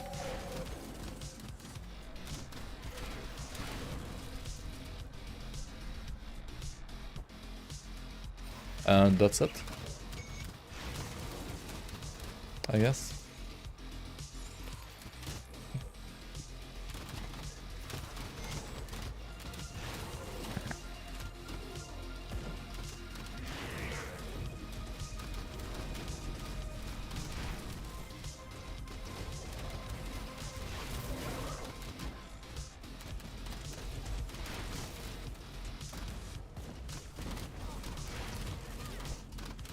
I think Demolitionist is probably tankier.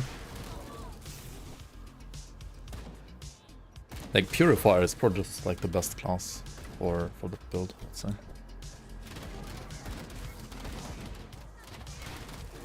I mean, Berserker is a possibility too once the expansion is actually out. Berserker has some chaos support too, but is it gonna be tankier? I don't know. It doesn't have blast shield. And Berserker has like very high base HP. No skill that actually like boosts HP though yet. Maybe there's gonna be some. And what else? What else? What else?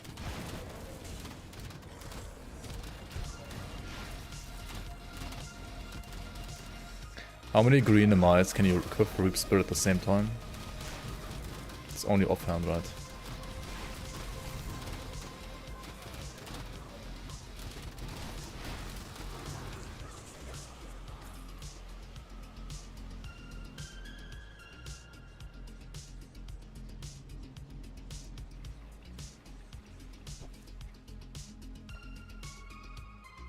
Death David, welcome on, yes.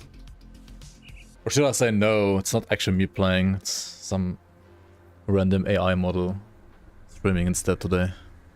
No way I'm actually playing pets, right? What the hell? No way, dude. Okay, let's catch up with these side quests real quick. Pre-recorded, yeah. Pre-recorded, and then I'm just commenting the gameplay from some AI, right? Best and easy build for no-brain newbie.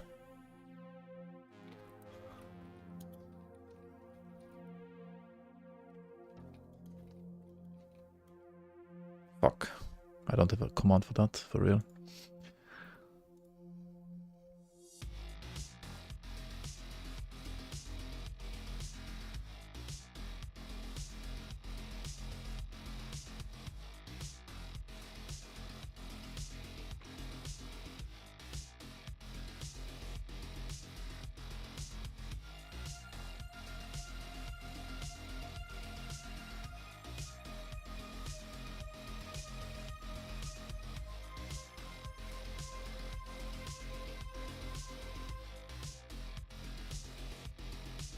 Okay, here we go.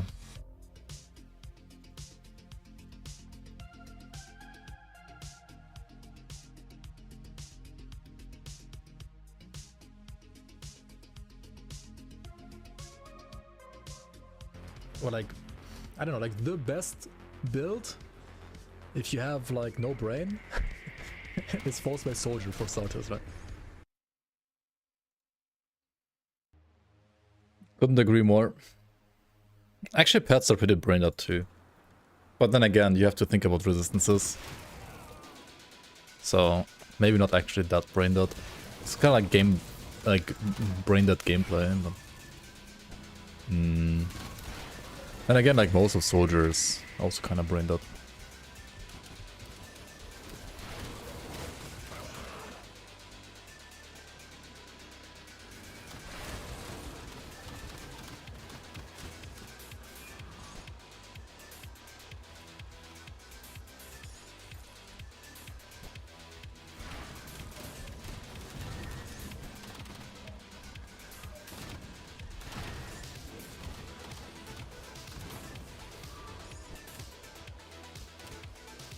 Soldier being brain dead is thematically fitting.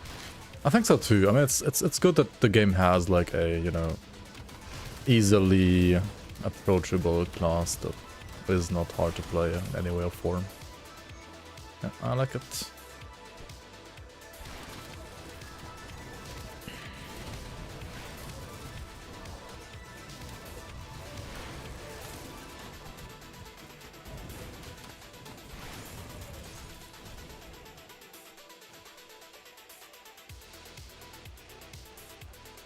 Can be dangerous if crate only gives levels to the soldier.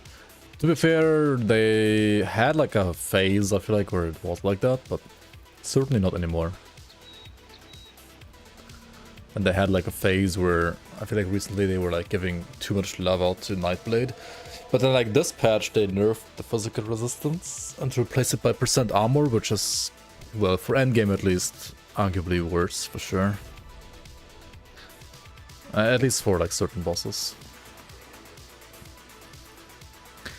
Like rest in peace Witch Hunter, dude.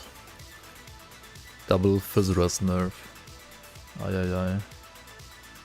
Do I play these pants? I mean, of course I play these pants. They're fucking insane. The Bismuth pants. That's why I do Hidden Path, by the way, right? To get the Bismuth pants. As a pet build, at least.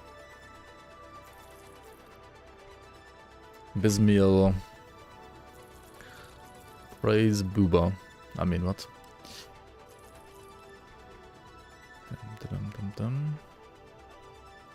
Cool. Hello?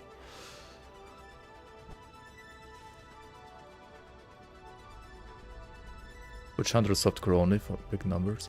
Witch Hunter used to be great for hardcore actually, because of like all the physical resistance you could stack on that class. That's a really nice hardcore class, I think. Not quite as much anymore though, I would have to say. I think. Okay, let's get this shrine. I have still only one left. Yikes. I do need only one for the shrine, but still. Usually I feel like I have way more at this point.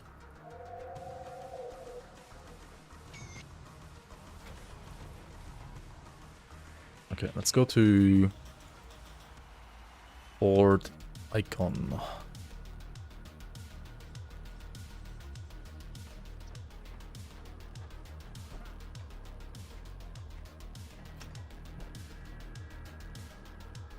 Good. You've arrived. It's very precise. Good, you've arrived. Hmm.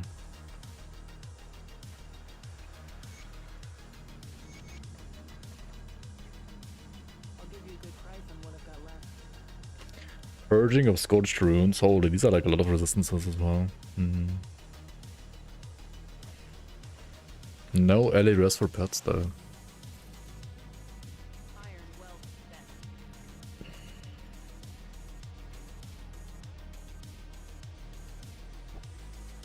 Need something broken down? You say that.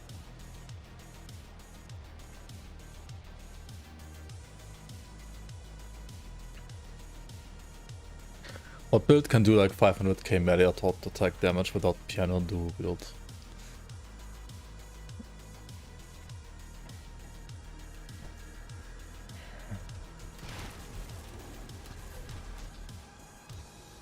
I don't know, like Shadow Strike Dune Fiend maybe?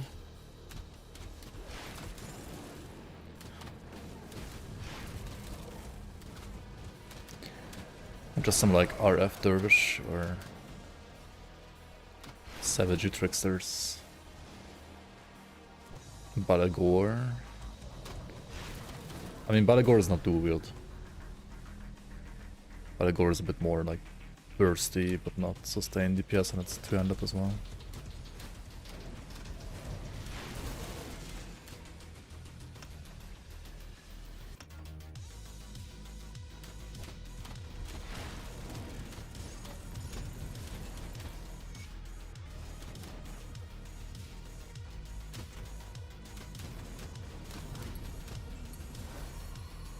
Just like grabbing some resistances for pets now, I think, at this point.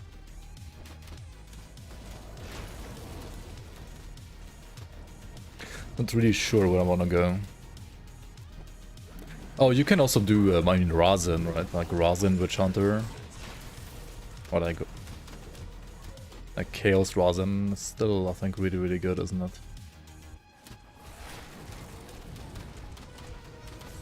Or like the Saboteurs. Fire Strike Saboteurs. A Fire Strike got buffed, right? Dual wield melee Saboteur got like nerfed a bit, but like the Fire Strike still got buffed.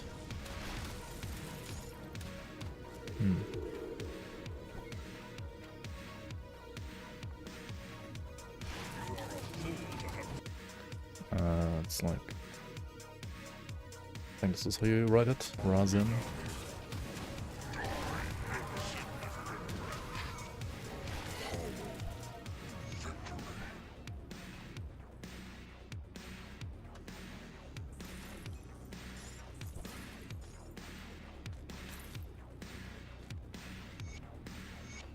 Like Razin Witch Hunter usually. I don't know how active like the people have been with like posting builds lately. I feel like some of the like old build creators have been a bit lazy lately. I mean, I guess myself included. Like the last couple of weeks I didn't like do any like endgame builds or like endgame build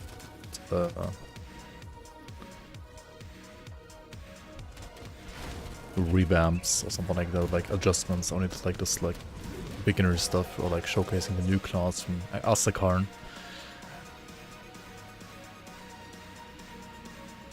I kinda gotta do that as well. Madly posted 18 hours ago. Holy. He is still going strong after all. Has Vindicator totally outpaced Druid for Promise Strike at this point? Totally outpaced? I would not say that. Skelly said dying to the mines, oh well, I guess happens.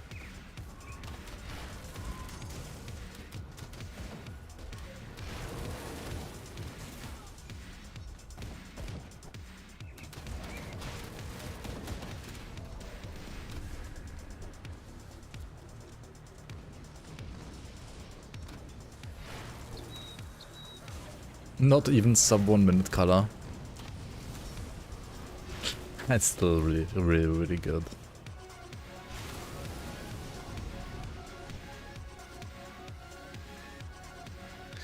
I think Druid is still solid for Promise Strike as well.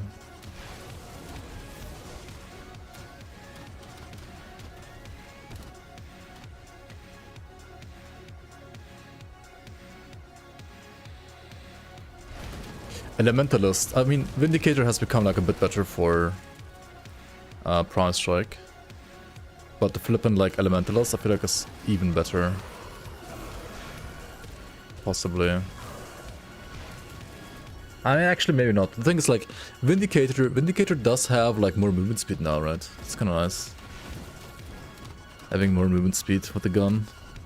It's pretty huge.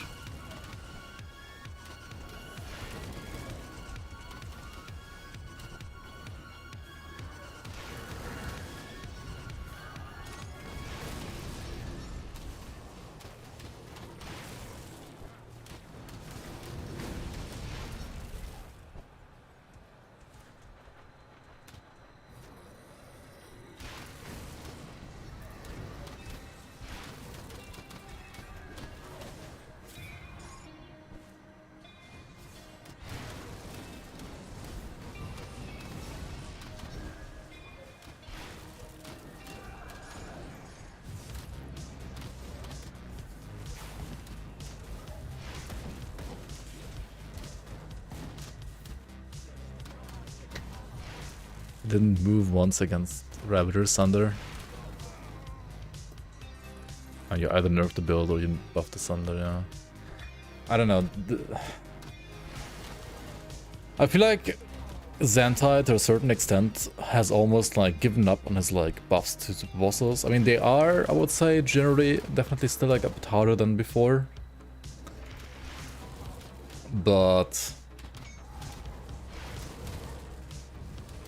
it's almost as if like, yeah, Ascended mode is like the last hope, right? Like he's putting more effort into like Ascended mode and like hoping that will just like fix endgame anyway, instead of like buffing the super bosses in normal ultimate mode even further, I guess. Fair enough, but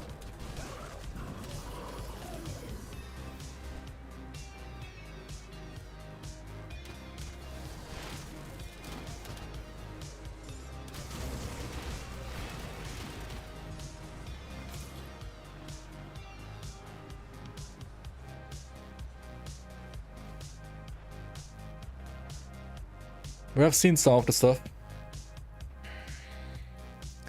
Like the Ascended bonus on like green items, for example. Like non-MI greens.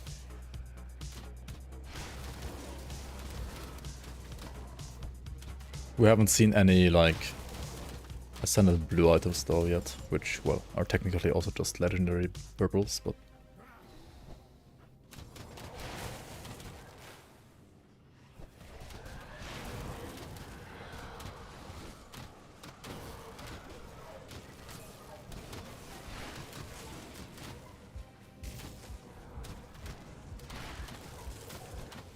We started playing in what? GWD3.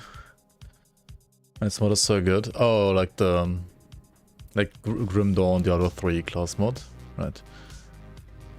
We played a dual wield Necro and Nightblade there, like Diablo 3 Necromancer. Interesting. Yeah, I think the Diablo 3 classes made by Grimer are like really well done. They're really good.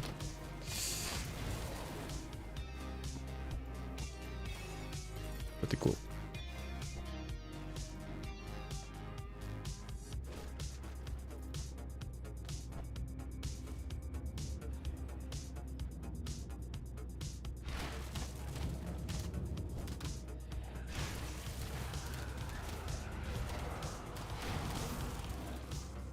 Okay, my pets are like dying too much. Why are they dying so much? Vitality 35, 8 of 45. Fierce 15, poison acid 0, bleeding 0. Okay, so like if they stand in this pool, they just like die, for example. Yeah. Fixing resistances on pets is like gonna be quite troublesome for sure. Probably will have to use devotions for that mostly.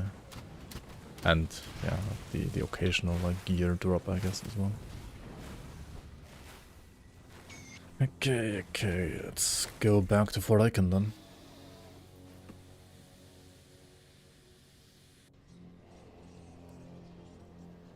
Sandra kind of like punches ban builds even more.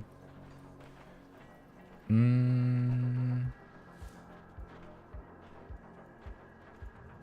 anything you like?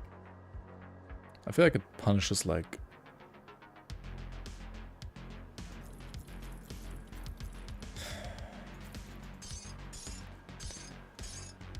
The problem is like it's... Oh, we got Ogna Pesh actually, that's kind of cool. That's a good find. This is a good like offhand to play here. I think the main problem is that well, they wanted Sander to obviously like make bosses harder. They also wanted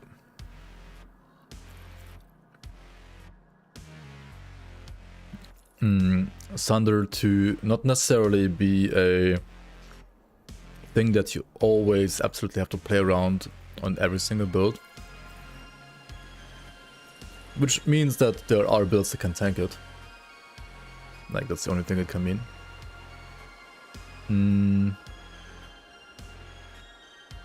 So then you have like the builds that can tank it, and the builds that can't. The problem is often that like the builds that can tank it because of like leech mechanics. At least in Grim Dawn. And then, because of those leech mechanics, it's not only like the build that like the same build that can tank it, it's also the same build that's gonna be fast at killing whatever boss, right? So, and leech is like heavily nerfed compared to what it used to be. I feel like it is definitely like noticeable, but it's still like really good.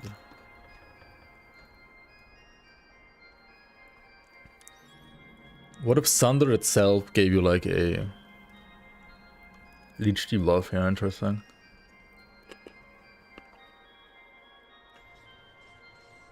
Took you long enough. The cult of it appears that the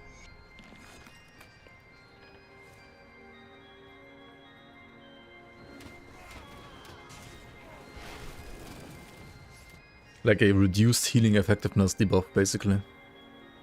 I think that works. I don't think you can like target leech directly. Maybe you can. And maybe you can actually. I would have to check it out.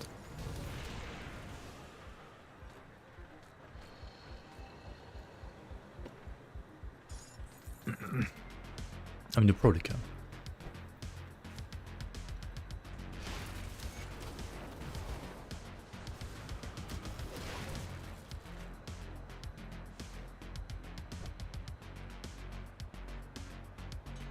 No, Grim Dawn has leech resistance as well. That's true. But some leech numbers on like some builds is just like way too high.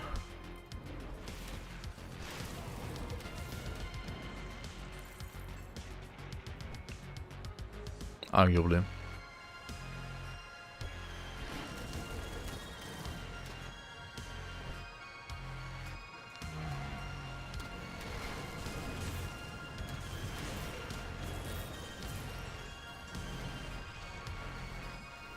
Do you have a video of like the spare binder, for example, that didn't have to move a single time?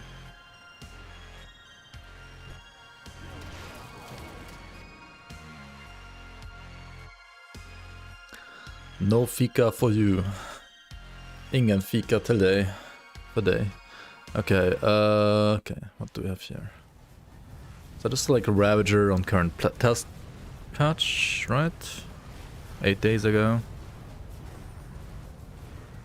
And yeah. Oh, this build doesn't even have like consistent leech, right? What the hell is it even? Oh, is it Reap Spirit that has like so much leech? Oh wait, they added leech to Devastation as well, right? What do you mean no fika? That's the name of the... Oh, you can't see it. It's the name of the build's creator.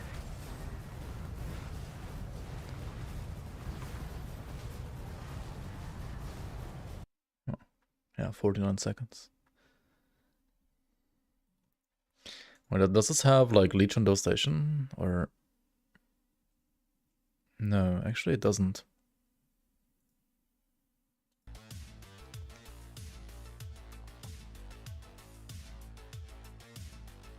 One way to summon Swedes, exactly.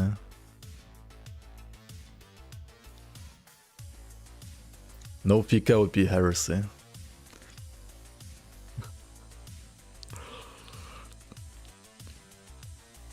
Okay, where the fuck is his actual leech? Hello?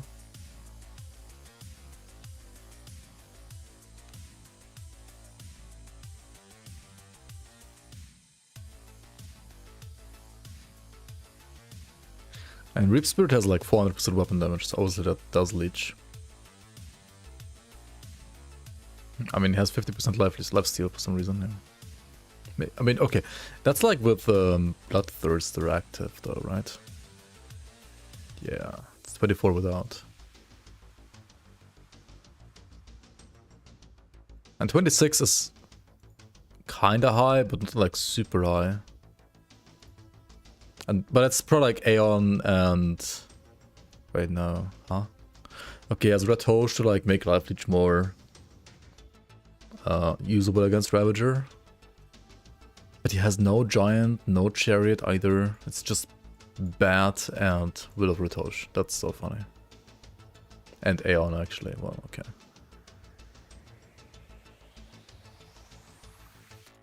That's really funny actually. Like, what the hell?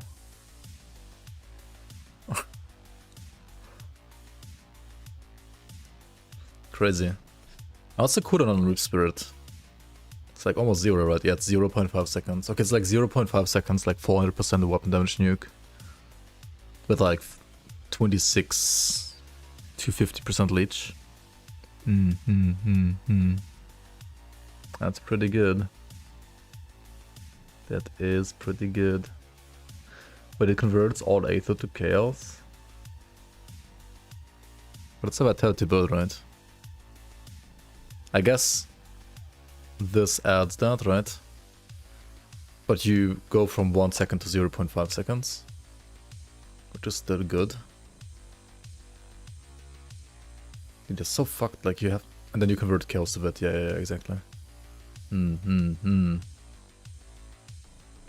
That's funny. Did you convert all chaos? No, right, just 60-ish. I mean, 15% leech from the weapon is like really calculated here. This weapon just has a lot of leech, yeah. Like, this weapon is kind of interesting. Just using this weapon for vitality, Rip Spirit. Yeah, it's like mostly just like them trying out this weapon, I guess, and realizing that it's actually kind of insane.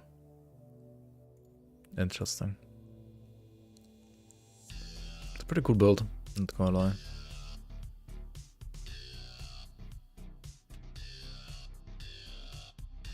The Aether is still chaos, like he's losing a lot of damage to chaos. But it still like doubles the amount of casts you can do, which is like basically 100% damage modifier. It makes the leech more consistent because of that as well. And you do add some chaos damage, which is partially like converted to vitality at least.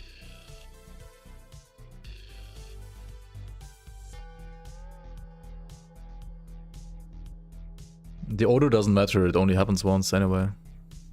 In this case, like you just convert the Aether to chaos and you convert the unconverted chaos to vitality.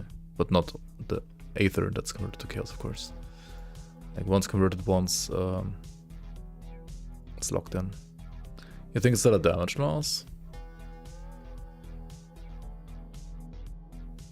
I mean, there's maybe just like no other option. Like, what's the other option?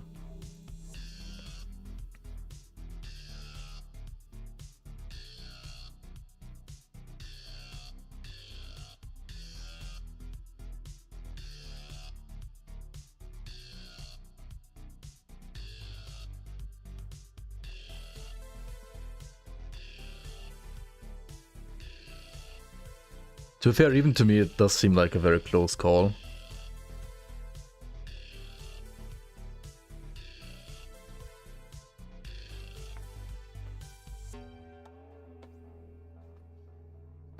Anyway, interesting and strong build for sure.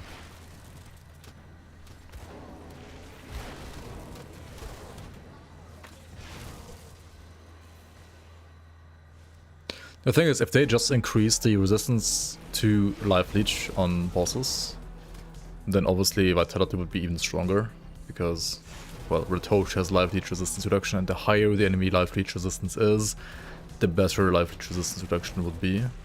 So maybe the solution would be to nerf life leech resistance reduction on Retosh, or, well, just nerf that build in particular, or add something like minus life leech to like Thunder debuff and so on. Yeah. Many different options. Doki, welcome in. Just started the game with a Witch Hunter, like it very much, but it's weird that I have to auto attack. Are there no skills for ranged attacks in these two masteries? And it depends what kind of build you wanna do, right? Like, Witch Hunter is either a Dreeg's Evil Eye caster. You can like use the Dreeg's Evil Eye skill from Occultus to like cast a ranged attack. Or you're pretty much playing a melee character most of the time, which would either play dual wield and like around the Night Blades, like dual wield stuff, like the stuff up here, or like Blade Burst and Lethal Assault and like Shadow Strike stuff, and then like use the Occultist class more as a support class, like just this stuff and like this stuff here and like this line as well.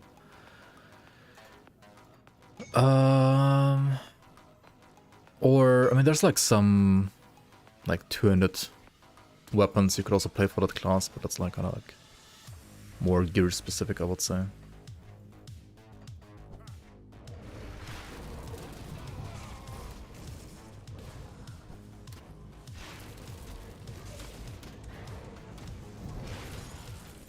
If you wanna like shoot with a gun, Witch Hunter is generally not really the place for that, like the class for that. There's literally like, there's one gun in the entire game that's like good for Witch Hunter pretty much. So at least you can play it technically, but unless you find that gun, it's just not good for guns. Like it's either eyeball, caster, or melee.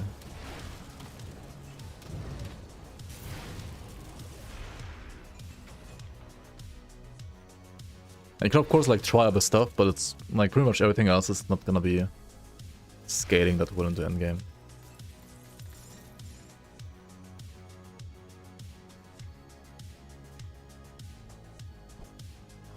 Yeah, I meant the Amaras's Blade Burst gun, not Harbinger. Harbinger is not good on Witch Hunter, yeah. ABB gun should be good though. Acid ABB gun. Which requires the, like, Ashes of My Mouth expansion. And drops in the Udenborg.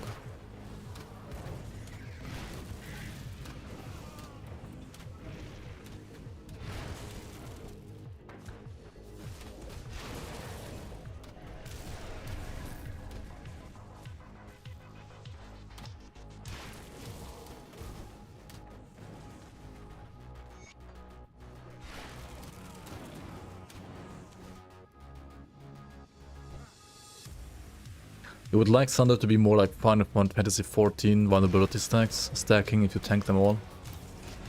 Like a stacking debuff. Yeah. That could be like another way of doing it as well. Like it ramps up, it can like generate more stacks.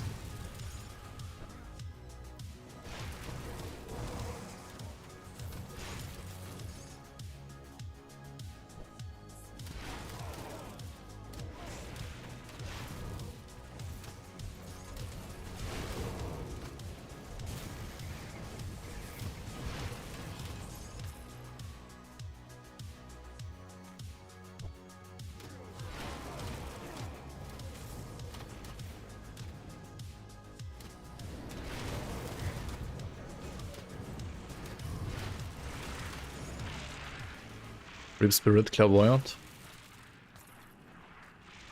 Oh, the Clairvoyant wand, I mean. Maybe, yeah. Did I close it already? I think I already closed it.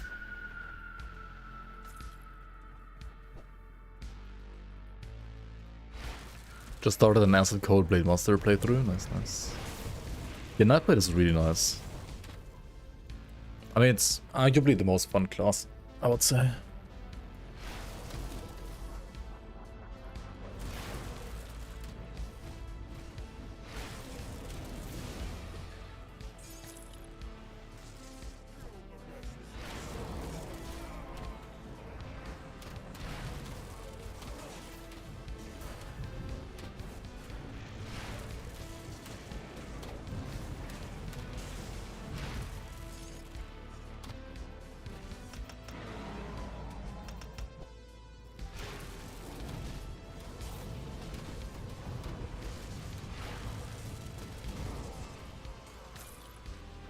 I mean, so far Skaddies are still not really dying all too much, which is nice.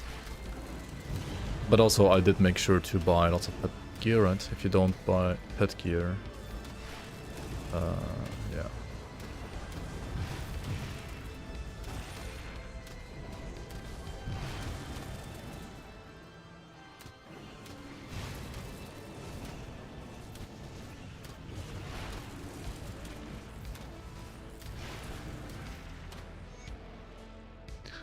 Alright, Lugosi died. I didn't even have to like resummon a single skeleton, right? Oh, my fat boy died though. The potato died. But I mean, he's only like one pointed, so... Can't really tank all too much.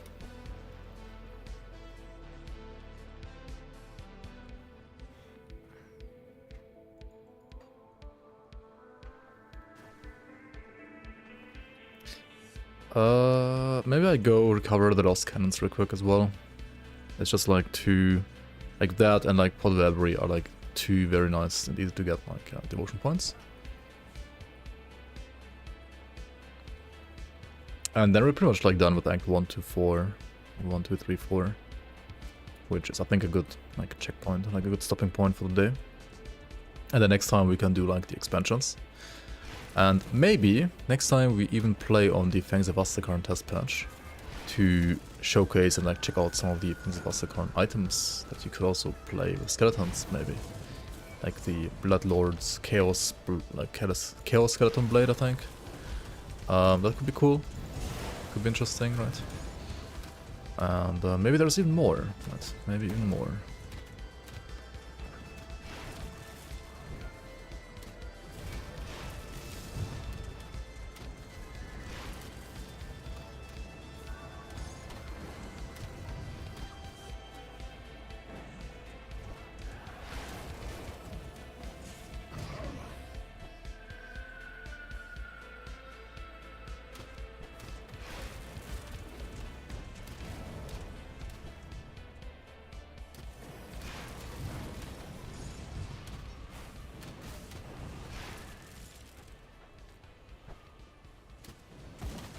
Also a little bit curious about the like White's Channeler offhand as well as the Harbinger Blade. How they influenced skeletons, like do they actually like convert them visually as well? Do they change like their maybe like spawn distribution of like different skeletons? The spawn weight? Could be. Maybe even all of it. Who knows?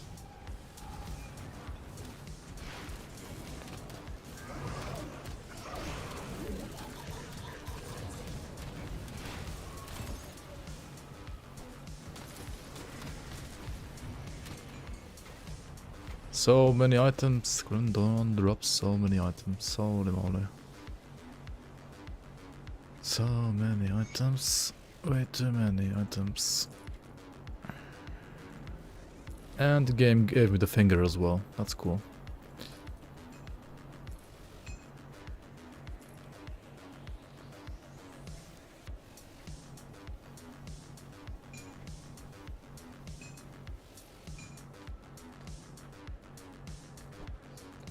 Dominator's gloves. Dominator's prefix is a pet prefix, so that's kinda nice. Where are they? Here. And celerity gives you constant speed, which is no resistances, so that's kind of a bummer. Also, Dominator, for some reason, at this point, is no resistances on the prefix yet. What the fuck? Wait, doesn't it also like give you resistances later on? I think it does. Maybe not anymore.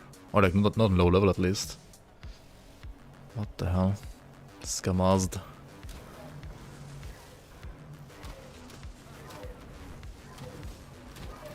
Okay, even more items. Even more items. Even more fucking items. Even more items. Even more items.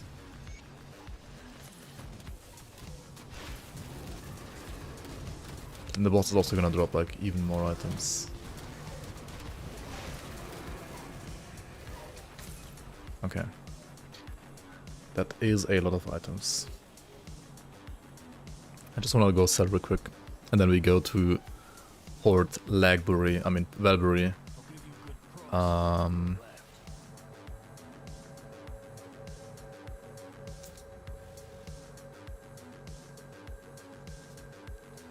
Man, Marrow Band is also like very nice if you get it early, but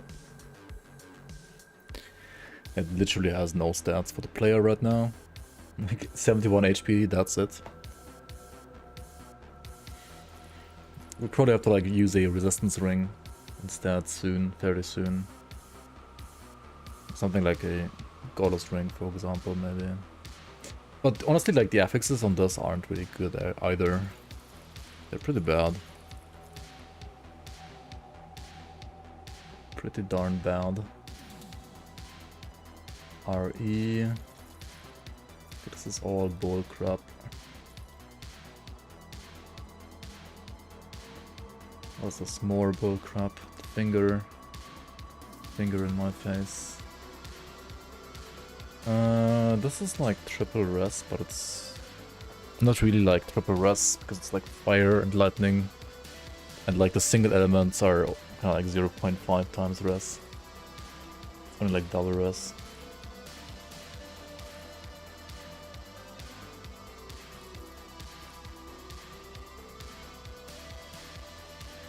If this item had resistances, it would be so nice and I would like instantly use it, but it doesn't, so.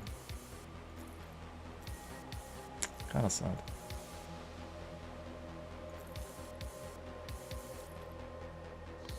Kinda sad.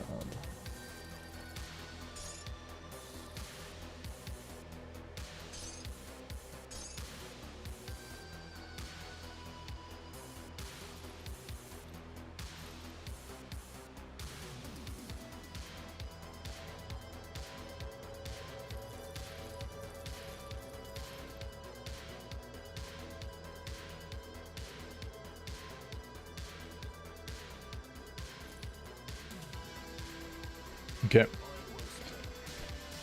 Let's head back.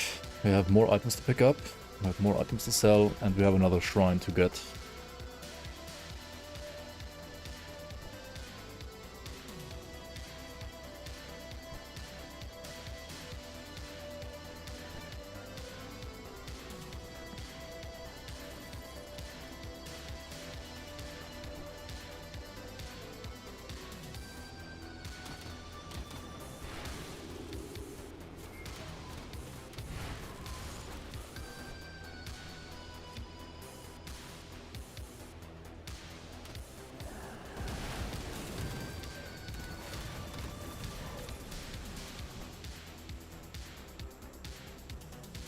Need even more bags than Fangs of Asterkarn. I don't think the game needs more bags. I really don't. A bigger stash, yes. More bags, I don't think so. It needs bigger stash and less loot, honestly. Or like less trash loot. Less like green items dropping, probably.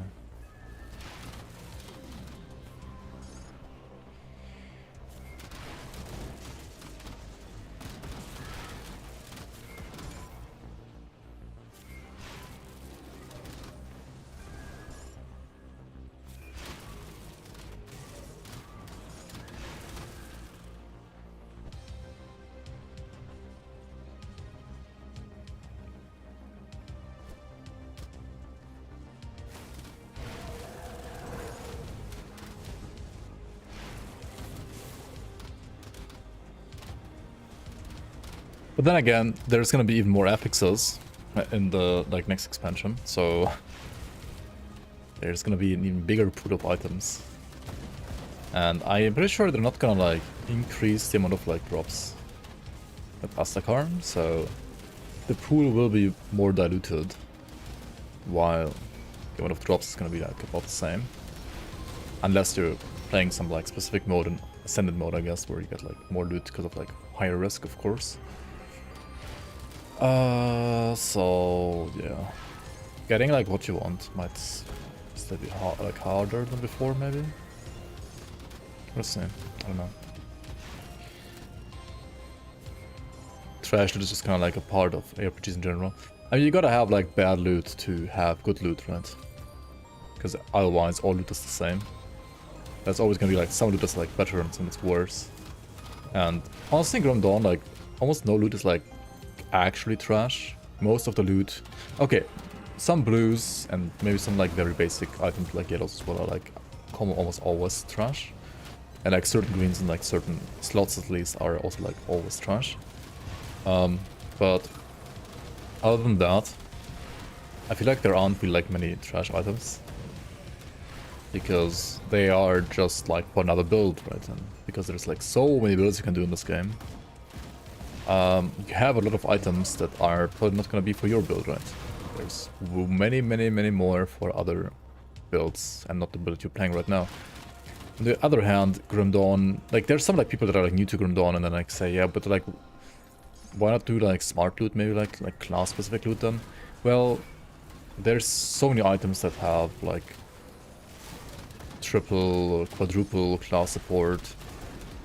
And some of them, they might not support your class that much. like on like the first glance, but the item can still be good for your class because you're like playing maybe like a different build than most people would play on that exact class. Holy shit, should like pay attention, not die to like Aether Ground, hello. So yeah.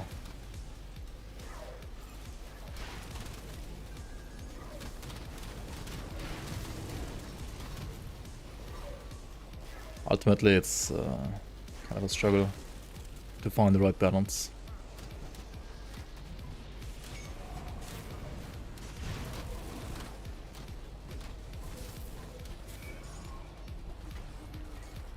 But I do think that they could like reduce the amount of like trash greens overall a bit. Because like let's say you're not dropping anything. Like let's say like loots were like halved for like green items. And at least for like green non-monster frequents. And on one hand, sure, it would be like harder to get stuff. On the other hand, you can also just like, you know, go to the vendor and buy gear. Like I actually sometimes do in Act 1. But I kind of never do it after that because you never need to. But if you were in need to do that, you could still just do that, right? You could just like go to the vendors and like buy some stuff if you want to really like buy some stuff.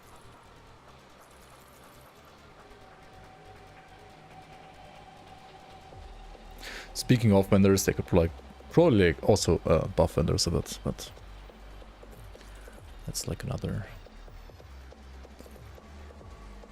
Okay, but like do they need to buff vendors? I mean, there's like these vendors which have like kind of garbage gear most of the time.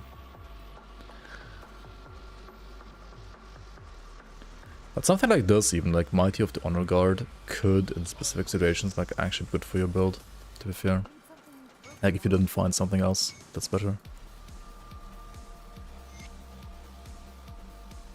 So it's interesting. Okay, do I want to use the Black Grimoire of Ognapesh? I think I do want to use it actually. It's a really nice item.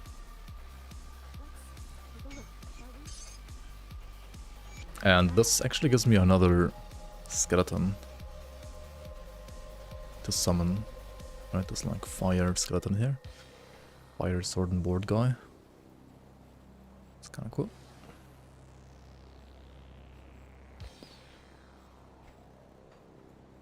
And we have 5 more points to allocate here, and I have honestly, right now, no fucking clue where to put them. Because it kind of also like depends on like what kind of damage type you want to play. Like, depends a lot on that. That said, there are some devotions that give you resistances, right? And depending on like what you need on your pets, like say like Krang gives you poisonous for pets, or Udo gives you like chaos, poison, stun, elemental for pets. And the Wolverine, I think, is like one of the few that gives you like pierce resistance. Like Wolverine and Throne give you pierce stress.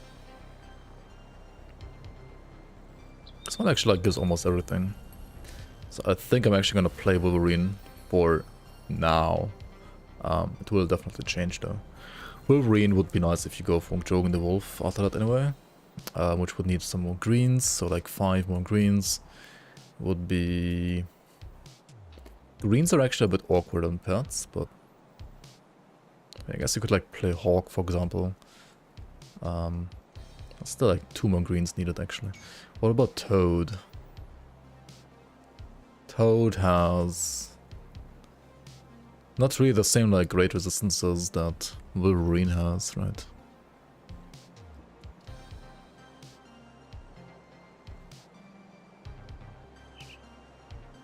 Behemoth maybe? For greens? You could also of course like just go for Ishtar the Spring Maiden instead of for Wolverine. I mean Jogan the Wolf rather. I might respec this stuff later. I might respec this and like go for a more proper route in the future. For now I'm gonna pick this to just like fix some resistances, I think. Or like increase some resistances at least. From like 0 to 25, Pierce and Bleed for example, like from 0 to 15 on Poison. Elemental almost capped for the pets, and like this stuff was like 50, 45. Chaos actually capped. And for myself, well, Aether Chaos is still like a problem. But that's fine, that's usually like the hardest to cap early on, so it's kind of like to be expected. How about Bismir's Bonds component? Yeah, I should probably use that as well. That's really good, hang on. Let's put all the stuff here and like write pet here. Like Bismir, bindings of Bismir? Oh, you meant the devotion, right? Right. That's also pretty good. Right, this one has like 3 greens that it gives you. Yeah, I mean it's lots of damage mostly. And to be fair, I don't like the pet all too much, but I guess that's okay. Yeah, I want to like 3 green here. Then like say 3 green from Toad. And then you don't need Throne, for example. Like play Wolverine, Toad, Bismir's Bonds, and then you have enough for Mokjogen the Wolf.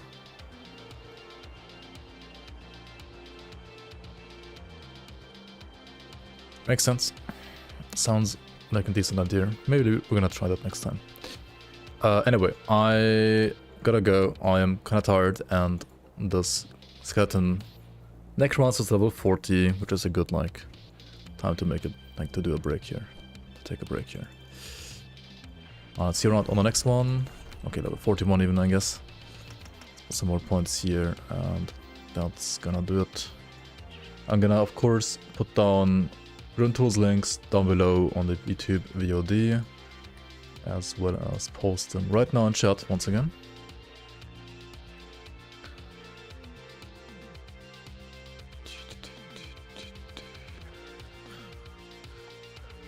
When they rework when? Who knows? I mean the season 8 that we're doing whenever like Fangs of Asterkarn is out, it's gonna mostly stay very vanilla. But who knows, maybe like in the future after that we're gonna change some things around, depending on like what Crate does as well, or like maybe like suggest stuff to Crate first, and then if they maybe they like will meddle with it themselves as well. New season's gonna have minion buffs? Probably not. Thank you so much for watching, guys. Thanks so much for everybody being here. Thank you so much for all the follows and subs and all the support. And I hope you guys enjoyed the stream and enjoyed watching.